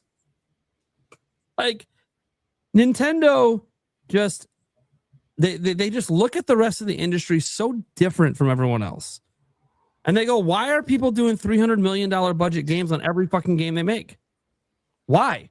We might hit that at one point, maybe with Zelda or something. Maybe. But that's one out of the 12 games a year we publish. Like, Most of their games are made for less than $50 million and go on to sell 5 to 10, 15 million copies. Their games that sell 2 million copies, you know why they keep making them? Because they only spent a few million to make the fucking game.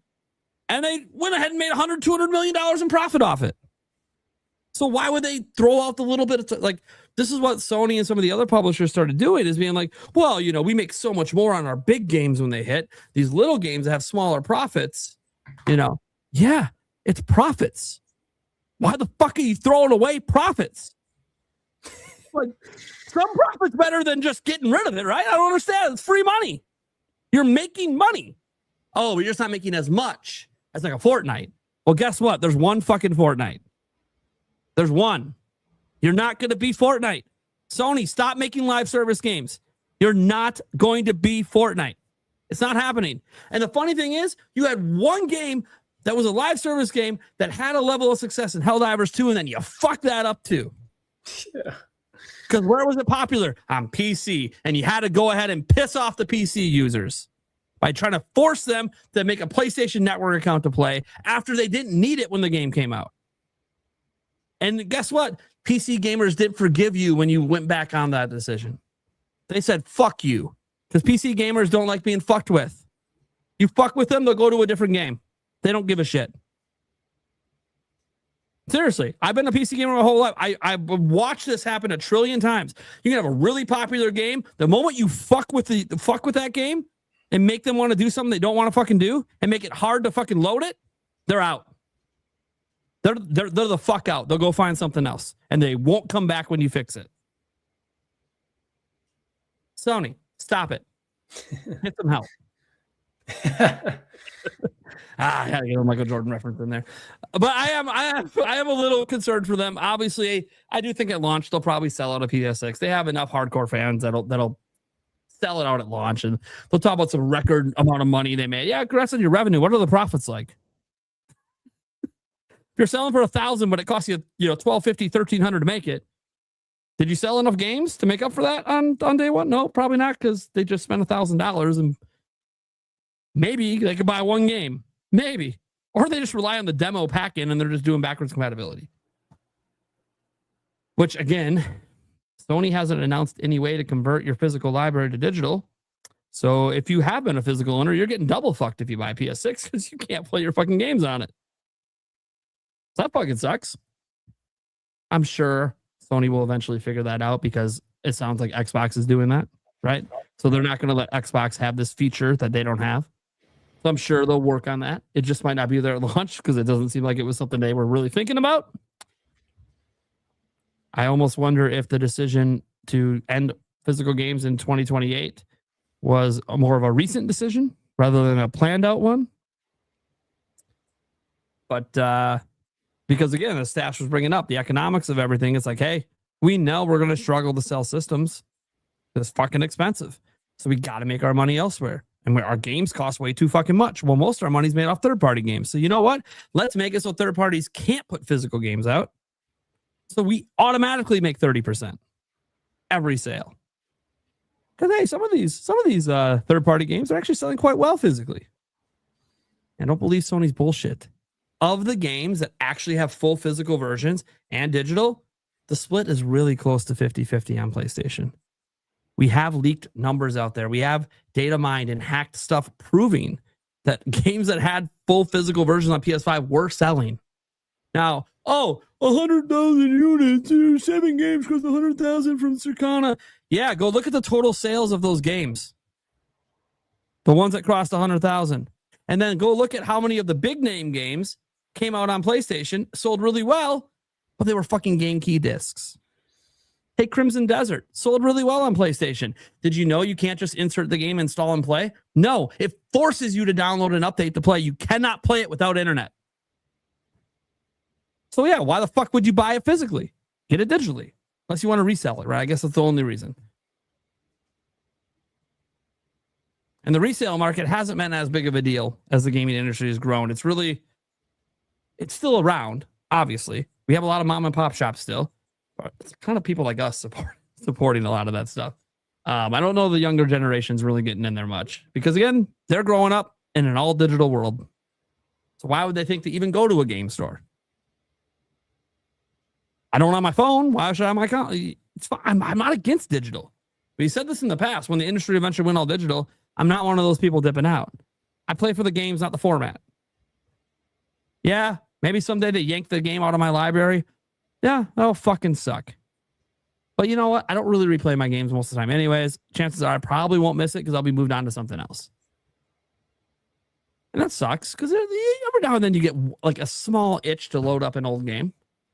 But thankfully for me, I grew up in the NES and SNES and Atari and all that shit.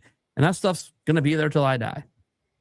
So when I want to get nostalgic, I'm going back to generations that had physical. Now, that doesn't mean 30 years from now, I'm not going to want to go back to Switch 3 and something that happened on it. And I'm 20 years past that. And, it's digital only. And somehow my access went away.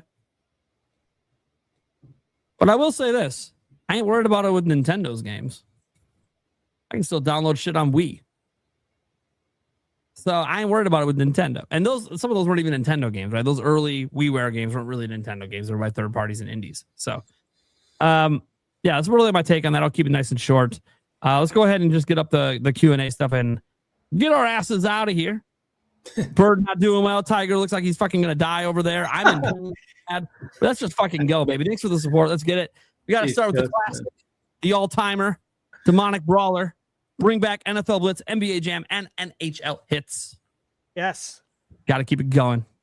Every Let's week. hope Saudi Arabia is into all these sports, man. Yeah, let's go, Saudi.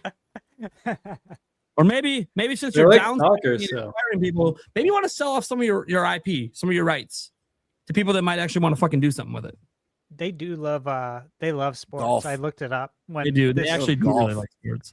Golf, you remember when this deal first went down? Right.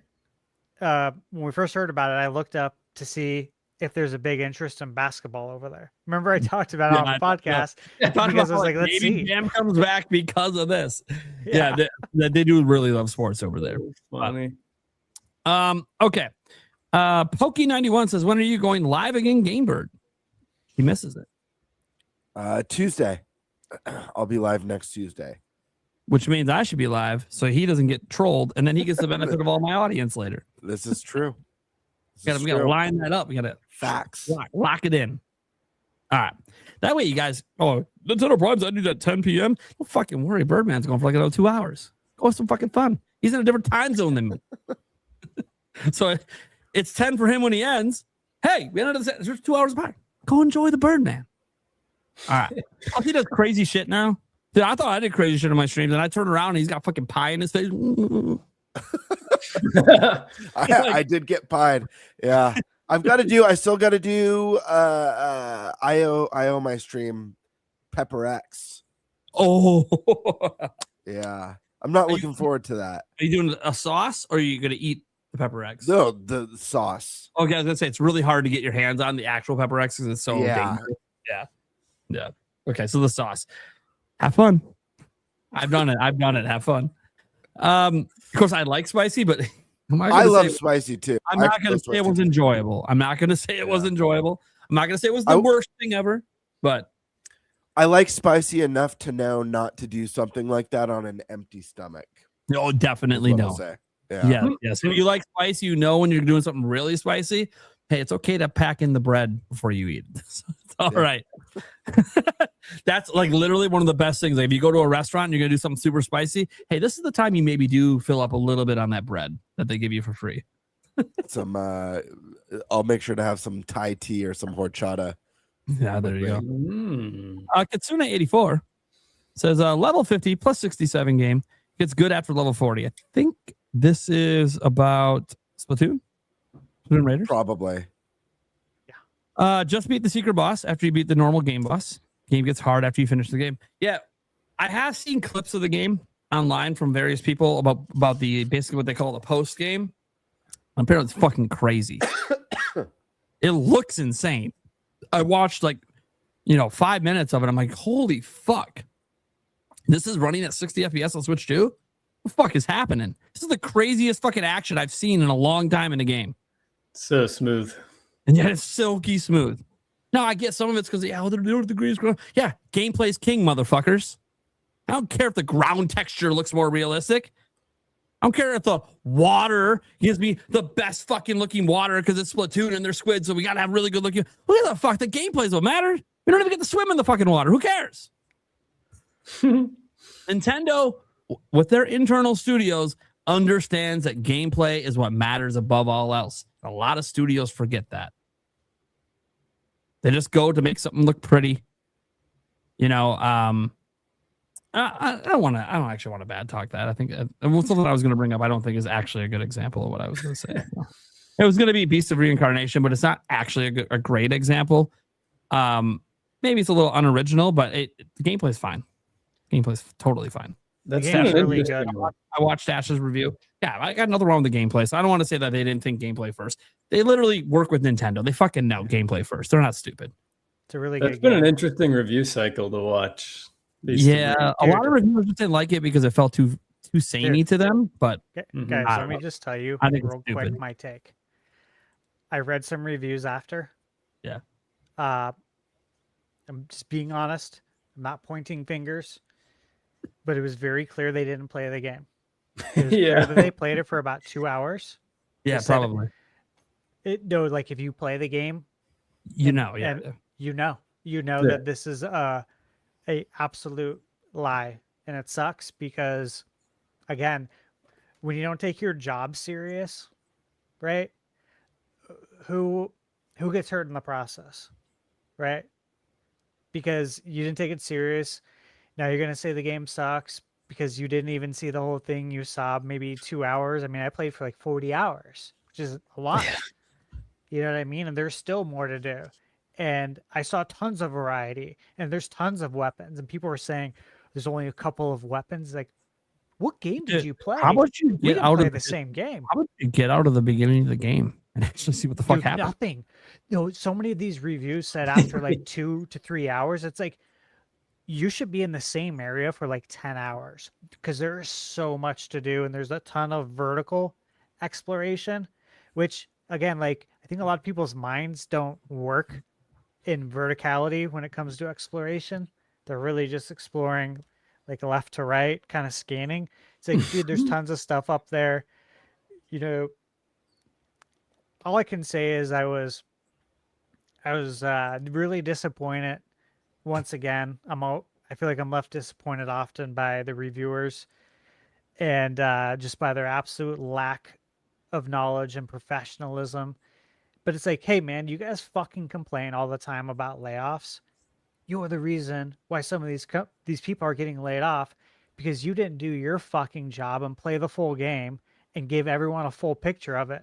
And because you didn't, you gave it a shitty score. Now they're going to get laid off. Like that is kind of the cycle. And it comes back to you. So for the people who didn't fucking play it and reviewed it, you should take a look in the fucking mirror. Like it's frustrating for me. Also, End of my rant. Since, it's already kind of done its thing. We obviously don't know what the sales are yet because it's way too soon. I will say this. Just because I counterpick Stash, go ahead and keep dropping shit reviews. Let's get this below 70. Right. Look, you already didn't give it good reviews anyway, so fuck it. Let's get it below 70. And obviously it did score better on Open Critic at a 76 where they don't weight the reviews. But I also said to Michaela after playing it for maybe like 4 or 5 hours, I was like, I love this game. This game's so cool. I was like, I drafted this game in fantasy. I was like, I have a feeling this is going to be too hard for a lot of the reviewers, and they're going to give it a bad score, and they're going to quit playing, and they're not going to see how great this gets. And they're going to take these little minuscule complaints and they're going to blow them out of proportion so it makes their review score look legit when they give it a bad score. I said watch. I said it's probably going to get somewhere around the 70s.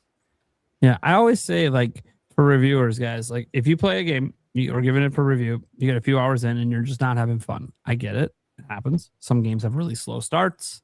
Maybe they're too tutorially. Maybe there's just a lot of annoying things that happen to go away if you keep playing, but you don't know that.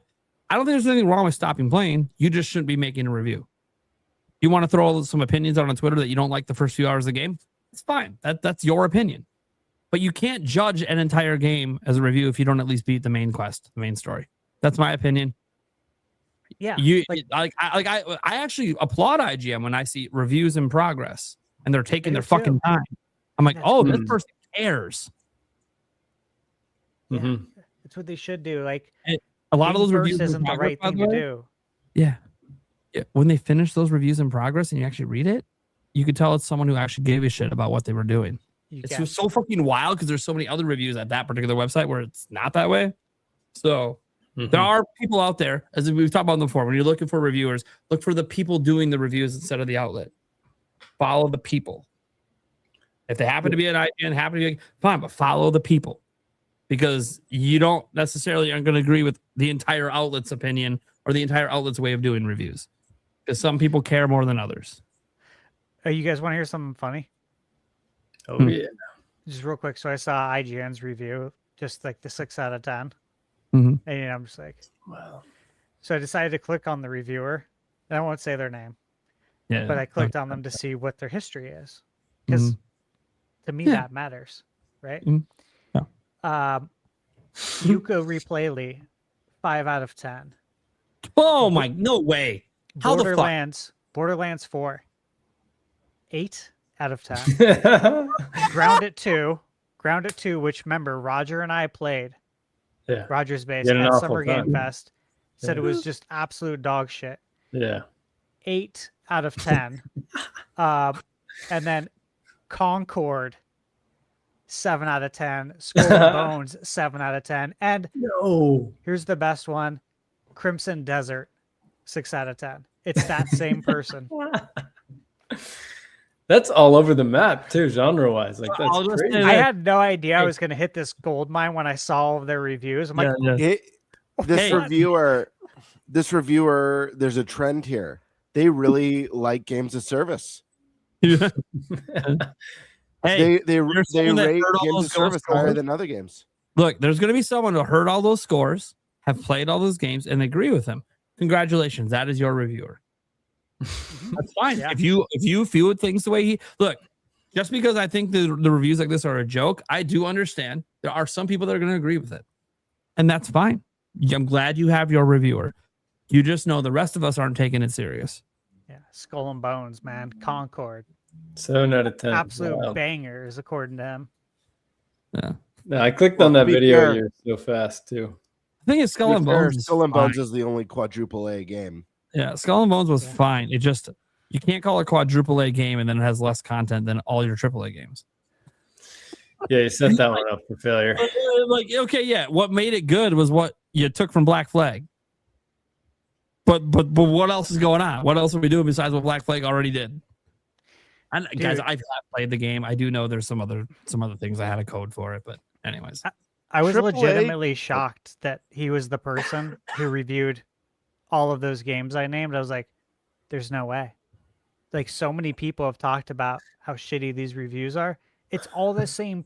Like, so many of these are the same person. Like, and it's so funny. I read his profile. It's like, I've been doing this for 10 years. And like, I'm so knowledgeable and I know all this shit. Like, it was a bit pompous. And I'm just like, bro. He's driving them clicks. He's driving the clicks, baby. It's like, but do you know that? Like, because his reviews are like the opposite of the consensus. So he's just driving. IGN. Yeah. You're driving clicks for them. Yeah. You're not getting anything extra. That's why he probably has the job, though, to drive the clicks. Maybe. You got to have that. That's a terrible way to live. Contrarian to get in those clicks. I mean, we all know it. Every way to live, though, to like give games shitty review scores. You can have everyone come in and agree a game is clearly a 9 or above. There's going to be one fucking review that's going to do like a 5, a 4. Always. You can always see if you look at Metacritic. Just scroll to the bottom. I like to do it too. I like to see who wants to be the jackass. Yep, and you're doing it because you're going to get the clicks. Everyone's going like, "How the fuck did you score this game so fucking low?" Then you read it and it's like, "Did you even fucking play this game? Did you just like watch trailers and then write a review? Like, what is this?" Even on Metacritic, when I looked at Beast of Reincarnation, there's the little blurbs. Every single blurb except for like one was like super positive, and I'm like, I'm not going to read the full reviews of any of these, but your closing blurb was very positive, and it does not equate at all to this number, which makes me think you just pulled the number out of your ass. That's probably what happened. Damn. All right, next one. Super Groover 001 says how the parallel gameplay going to work out? We don't actually know. They didn't explain it. They just kind of said you could do it and then they moved on. I think they want to leave it as a surprise. Yeah, like you could kind of save your progress in each one. It seemed like. Yeah, we switch between them. We jump between them to the team up. We don't really know. So yeah, that's the thing. They never explained it. Now there's plenty of time till the game comes out if they want to explain it. Some people think they showed too much, so maybe they might go, hey, maybe we just don't explain and let them discover this on their own. I don't know. We'll see. Because I don't really think we need to know much more about the game, to be completely honest. But obviously, we know there's going to be a launch trailer. There's going to be marketing between now and then. So we're going to learn new stuff because they got to market the game. General AMC says, what up, NintenByte family? Been gone for a bit. Life's been crazy. Nate, praying for you and anyone else who may be struggling. P.S. Your boy got engaged. Congratulations, dude. Oh, congrats. Big Congrats, life man. step, man. Glad you found your significant other for life. That's awesome. And yeah, things have been crazy. trying to keep it going, guys. Trying to keep it going. Here we go. True dude. If not aware already, I feel like Stash and Bird would like to enjoy Retro Achievements website. Also, Fire Emblem looks amazing. I can't wait. Yeah, Fire Emblem looks great. Yeah, Retro Achievements. There's websites for it. Everyone's been wanting Nintendo to throw in more Retro Achievements for their NSO stuff as well. Gives people a reason to go back to the classics. But yeah, Nintendo just seems to like randomly do per game achievements. It's I don't get it. I don't know why they don't just like, I get not follow Nintendo's where they are because they don't follow the rest of the industry. But I'm like, yeah, okay, but achievements, you literally do it in some of your games. Just have an achievement system that's console based, universal, account based, or whatever. And then if you have games you don't want to do achievements in, like say you don't want achievements in Mario, fine, then just don't make any achievements for Mario. It's not a big deal. I think the Donkey Kong Challenge is the test bed. Yeah, Donkey Kong Challenge was kind of an interesting one. It's I will still say this as going. well. Yep. Guess what? If Nintendo wins by default, third parties like achievements. So like at some point, it's probably I would like it this generation, Nintendo, if you would at least consider it for those that do like it. I like these cards too. They're cool. I think they give you a way to display them or like to have them like in an album that people can like look through your cards. You know, like how we'd have our 3-ring binders with our collectible cards. And the cards. Oh, the TCG like trading cards. Yeah. Yeah. I think they do something like that. It would be really cool, man. That'd be sick. Yeah. Zoo here, friend of the channel, Switch After Dark. Says gamers are the worst customers. Why would they be able to read? Yep. Just leave it at that. Why would they be able to read? This was to hit the streak on my side. Big shout out to Shaggy. That also did my only Jello shot of the night. That was delicious, by the way. Thank you so much. Does Hooked on Phonics still exist? Is that still a thing? It needs Do you remember those commercials? It's the comprehension part that's really suffering, is that people Still can exists. read, but they can't comprehend. Wow. But yeah, Hooked on Phonics worked for me. Dude, Yeah. I I remember remember all those those kids. commercials all the time. Yep. You know what?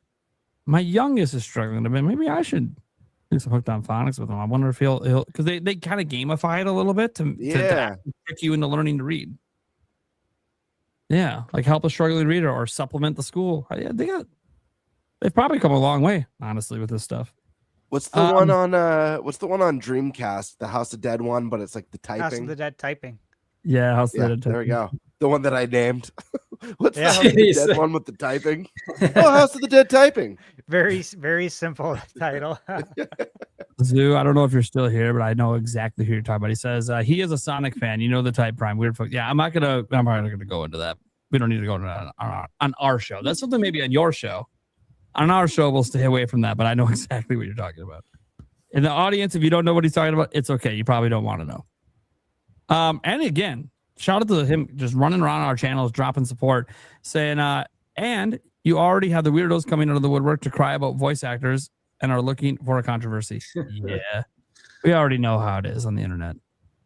It is what it is. People are looking for clicks. They're looking for controversies. I just play the fucking games. Fuck. Like when I hear people like, oh, DEI or this, I'm like, okay, cool. Well, did you play the fucking game? Do you even know if it's good? No, all right. Shut the fuck up. You know how many people told me that South by Midnight shit? I beat it. I fucking loved it. What the fuck you talking about? Everyone said that. Everyone said it was like this You and didn't fucking that. play the and it game. was DEI. Tell me you didn't play the game. Just tell me you didn't play the game.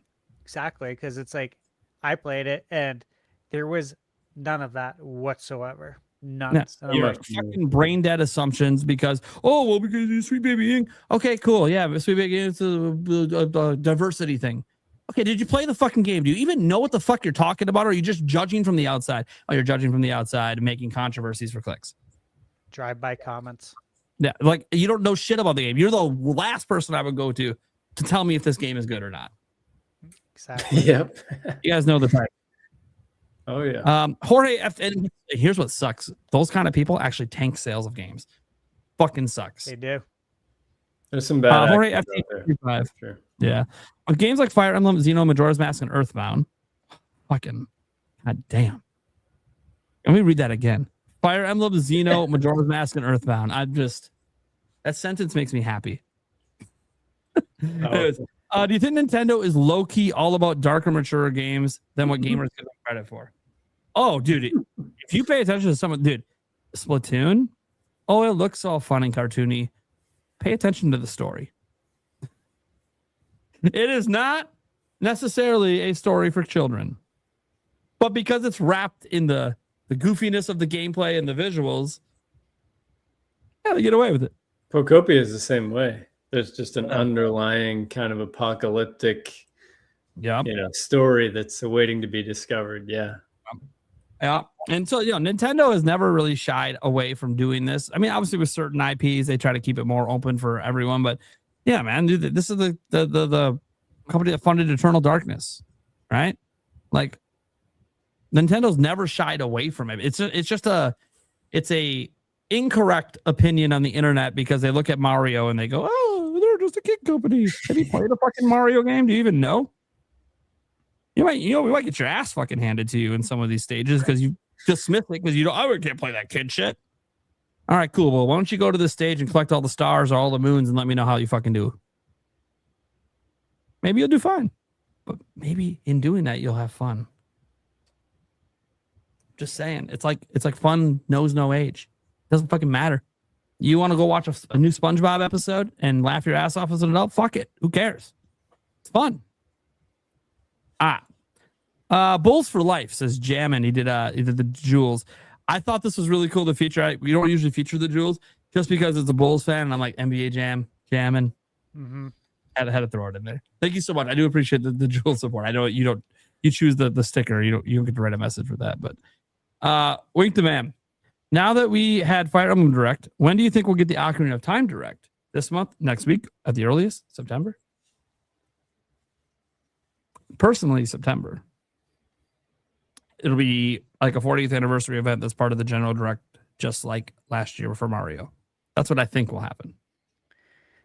I think I have a play test that I can't talk about that was scheduled in August. I got an email that it got rescheduled. And they asked if I still want to do that, and of course I was like, yeah. And I chose, let me look at this calendar here.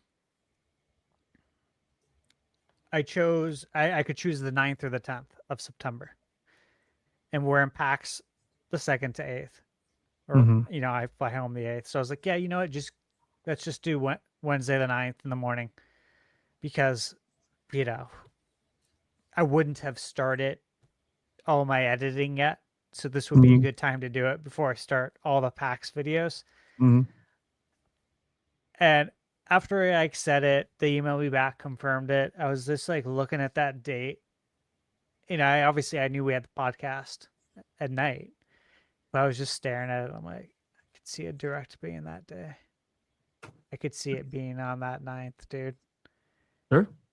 Maybe. And it's going to really suck because I just scheduled this. Yeah, because the directs are always in the morning. Exactly, and you know, you can like casually watch while I'm no. It's a fucking big direct with Zelda shit. I'm not playing a game while watching. I'm fucking watching. exactly. I'm jotting notes. I'm adding to my list. Exactly. The directs are a big deal. The general ones, especially. Yeah, and I usually join you on your channel. I like doing that. You have to react. Yeah, it's fun. That is. It's like it's a good time. Yeah. Yep. Better than sitting on the couch just watching by myself. Tiger, when do you think they're gonna show Ocarina of Time next? Yeah, I feel like September is what I was thinking too. You know, I'm back on here in September, so I'd love, I'd love it. I'm actually here. Yeah, I think I'd love it tomorrow. Well, yeah, exactly. You know, yeah. But no, I think September makes the most sense. You know, I could also see October just because, you know, 1 month before seems to be, you know, they're doing that for Fire Emblem now. So I don't know. And there's nothing really in October. So I don't know. It could fill the space a little bit, but sure. Yeah. Birdman, what are you thinking? Easy. September. It's my birthday month. So I am. Makes the most sense. Bam. Also, I will note, as we're talking about this, we always forget they might just drop a trailer on Nintendo today. just throwing out there. It might not be a direct. Okay. Yeah. Seems crazy, but I'm just saying. Nintendo does Nintendo things.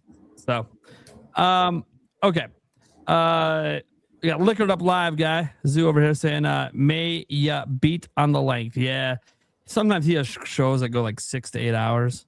I don't know. Dude, they'll start at like 8 and like it's like fucking 4 a.m. And I'm like, why the fuck is your show still on? I woke up to check Nintendo's financial report and you guys are still fucking going. What is happening? You got 2 liquored up. Yeah, you got 2 liquored up. That's what it is. Went to Mandel 7. Maybe the right amount of liquored up because 2 liquored up, you pass out, right? Show ends. Yeah, is the perfect amount. A right amount that just keeps it going all night. I know what that amount is. I've been there. It's fun. Yeah, it is fun place It to is be. fun. Do you think we'd ever get a Donkey Konga game on GameCube NSO to compete with NSO Bongas? We talked about that during our thing. This was stated before that topic came up.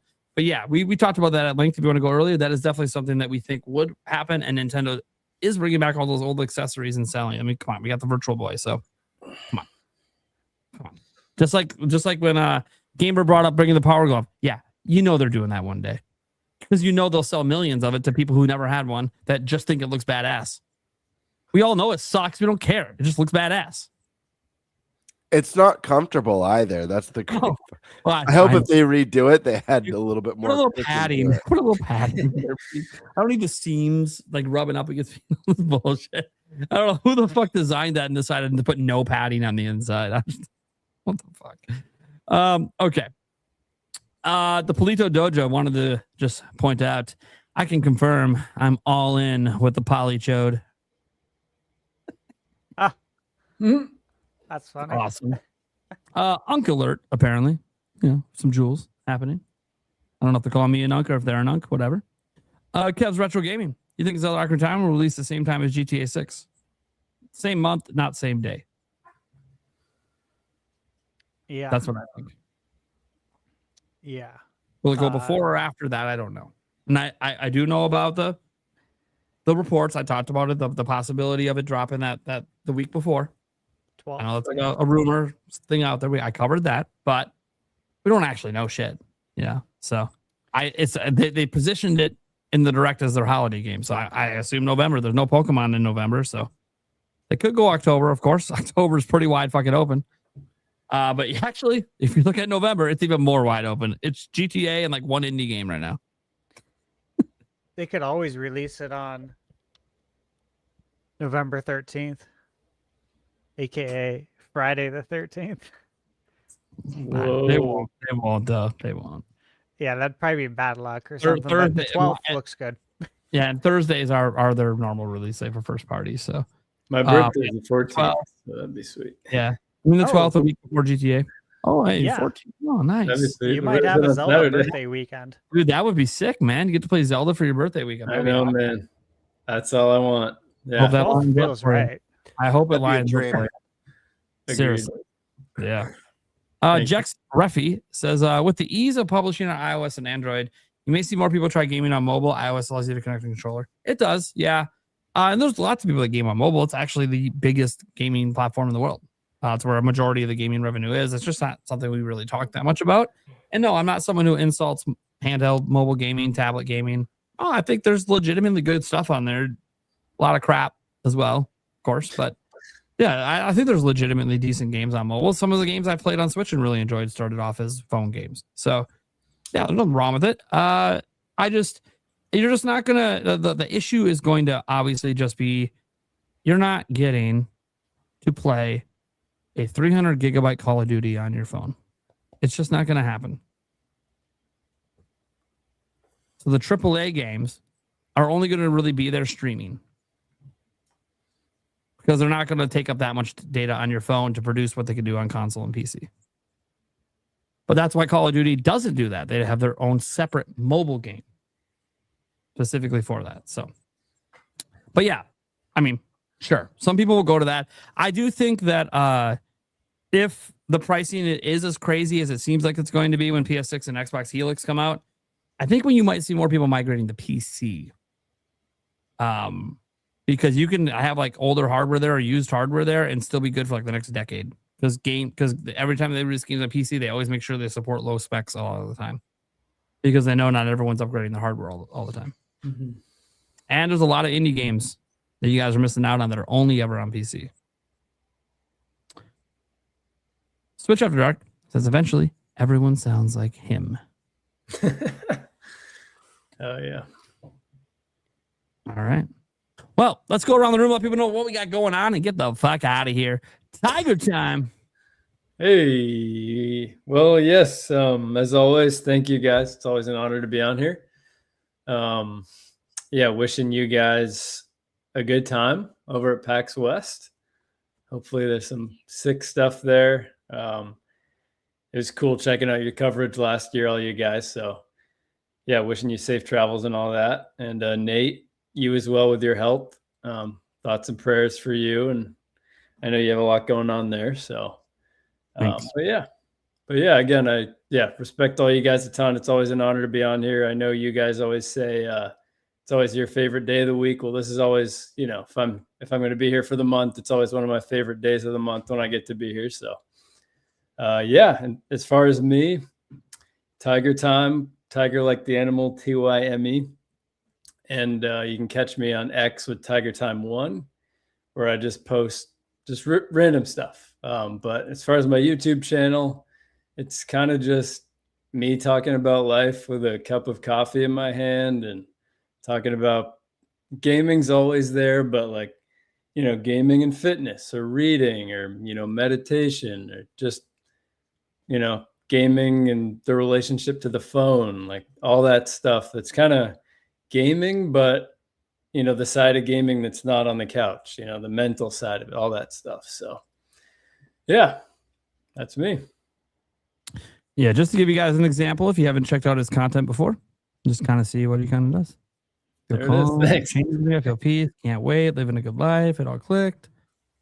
And he just talks about, ways to kind of use gaming. You're in a more relaxing state, taking care of yourself, not overindulging maybe, Yeah, no, absolutely. Gaming, you can definitely take it too far. So it's just like, kind of managing that, making sure one thing for me is getting all my chores done. I can enjoy gaming more, like talking about that mental side of it, that makes gaming even better. So yeah. Going through the whole catalog. Thanks. Also want to make sure to shout out Joyce J, who was here earlier. She doesn't really care if you follow her anywhere. If you want to, she's a disruptor on X, but isn't everyone? But she's a moderator and all that. You can see her around on my channel and all the various channels. Paul Gale, Gamebird stat. She shows up everywhere. Okay. Gamebird, I'll let you go so you don't have to talk anymore, Mr. Sick Man. Yeah. Guys, you know where to find me, Gamebird Classic here on YouTube or _Birdmaster on Twitter. Look forward to a Gamebird Live on Tuesday. PAX has been on the brain. The vlog has been on the brain. Getting really pumped. And I mean, there's so much good shit coming from Fire Emblem to Orbitals, which I can't wait to get my hands on, and Ocarina of Time 3D or remake, of course. But yeah, crazy time. Stay tuned for some fun stuff, and especially stay tuned for the vlog. I know we're all gonna have some really cool PAX coverage. We'll be doing a podcast while we're there as well, right? We'll be doing that this year. Yeah, we're gonna do the live so podcast. Look forward to that, and yeah, it's gonna be just fun to hang out with the crew again. Feels like it. It's crazy how fast the year's gone by, but it also feels like forever since I've seen you guys. So I'm excited. Hell yeah, man. Thunderstash. Yep, you guys can find me at Thunderstash Gaming. Monday, I put up my review again for Beast of Reincarnation. If you have Xbox Game Pass, it is on Game Pass. I played it on PlayStation 5 for review. There's a lot of opinions out there. So I think you guys, if you're interested in the game, you should go watch my review because I played the game for considerable amount of hours. I beat it. So yeah, if you're interested, go check it out. And then let's see, tomorrow Splatoon Raiders. Recorded my review right before the show, so I'm going to edit that, get that out tomorrow. And then just some of the stuff coming up. Marvel Tokon, I played in the beta. That comes out tomorrow. That's a cool one. The beta was really fun, actually. Surprised how much I enjoyed it. The Gears of War beta is this weekend. It actually starts tomorrow for anyone interested. You know, if you have Game Pass. Yeah, it's easy to get in. Yeah, you got Game Pass, everyone can get in. And then let's see. I'll have the review next week for Oblivion when it comes out. The embargo's on the 11th at 8 a.m. There's a lot of games next week. I'm a little scared. Royalty Free for All comes out. Hell yeah. Shout out to our buddies. Yeah. So I'm gonna review that. There's a couple games on here I don't want to mention because I don't think anyone knows about them. And I think when people see them, they're gonna be like, what? This game exists? So that should be fun. Dusk Fade comes out next week. That's something I've been working on too. I figured you were doing that one. Yeah. There's a lot coming out. Scared to look at that anymore. But yeah, lots of stuff coming up. It can be stressful sometimes. Like it is. I'm excited, but also it is. It's a bit anxiety inducing for sure. I really hope at some point one of these years, Stash, you can have like a couple days where you don't have to like push so. I really hope so too. Ragged one day if you just keep up this pace. We're getting old now. We can't be getting too crazy like this all the time. I know. But I don't want to push like this all the time. So I hope so too. Yeah, I'm sure there'll be a slow. We just talked about how like games are taking forever to make. Well, hey, when PS6 and Xbox Heels come out, maybe things really fall slow the fuck down. They might. We'll see. And then maybe Nintendo might take their foot off the pedal for a second. Kiwi Talks is here. And why do you do this? Okay, he's not leaking anything. But he said, by the way, I've learned what Retro Studios is working on for their next game. But I can't say anything because he works for Insider Gaming. Stop it. Then don't say it. Don't even mention you know. It's not nice. It's not nice. You know their next project. Put a period in the chat if it's Metroid.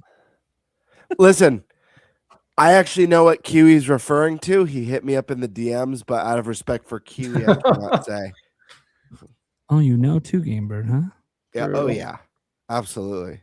Right. I mean, Kiwi, you can pretty tell me I ain't gonna say shit. I don't want to get you. Only when he trusts. Yeah, if you don't trust us at this point, Kiwi, I don't know what the fuck. Dude, some of the shit you've told us sometimes offline, I'm like, okay, what the fuck? All right, guys. You guys are awesome and amazing. Game Bird's full of shit. I always know he is. Half the time he's full of shit. I should say half the time. He literally DM'd me right before the show and said, "Because I trust." He opened it with "Because I trust you." That was the opening line. So you don't trust me, Kiwi? Some bullshit. Fucking bullshit. I even gave you a good word with Tom Henderson. No, I'm kidding. I did put in a good word, but I'm not. I don't. You got it there all on your own, man, because of the incredible work you do. All right, I'm Nintendo Prime. I talk shit, as you can tell. I like to have fun. I like to play games. Struggling a bit. It's well known publicly. I've made it known publicly some of the struggles I'm going through, whether it has to do financially, family, medical. It's been a rough year.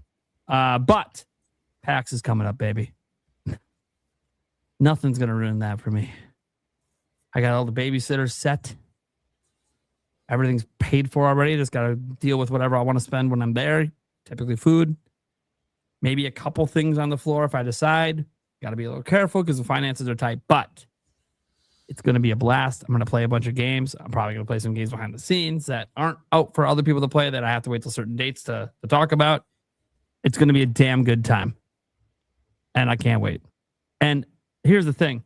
As fun as it is to play those games, and I love it, and I love making the content, it's the people, baby. We got a good group here. We got good partners that all get along. We got, even more of our friends coming out this time that we haven't seen before. For some of us. I mean, I've met Andres Restart. I know he's going to PAX. I've already met him before because I've done a PAX with him before, but everyone else gets to meet him now. He's a really cool guy. We'll give him shit. He even talked about, hey, they might be doing a podcast with it, or maybe I'll be on that. Andres Restart, I'm going to give you shit because you used to be a co-host of this show. Just so you know. Just so you know. To remind you, we replaced you with the better version in GameBird. Just try to start a GameBird versus, like, they've known each other for so long and just start a GameBird versus Andres Restart war. Like, yeah, motherfucker, who's better between you two? That's completely different. They have completely different vibes on the show too. So it's like not really a replacement, it's just different. We'll find out at PAX this year who's the best. Who's the best? I'll just say that. Yeah. Oh, yeah. And Kiwi talks in the chat. You absolutely need to come to PAX West sometime. That's the one. PAX West. Because that's the one we're all going to be at every year. And it's the one that actually has like a lot of big name games and a lot of shit going down. And Nintendo's there every time. So, yeah. All right, guys. Well, thank you so much for tuning in. This is episode N64 of season 3 of the NintenByte Podcast. We will catch you guys same time next week. Good night, everybody. Good night.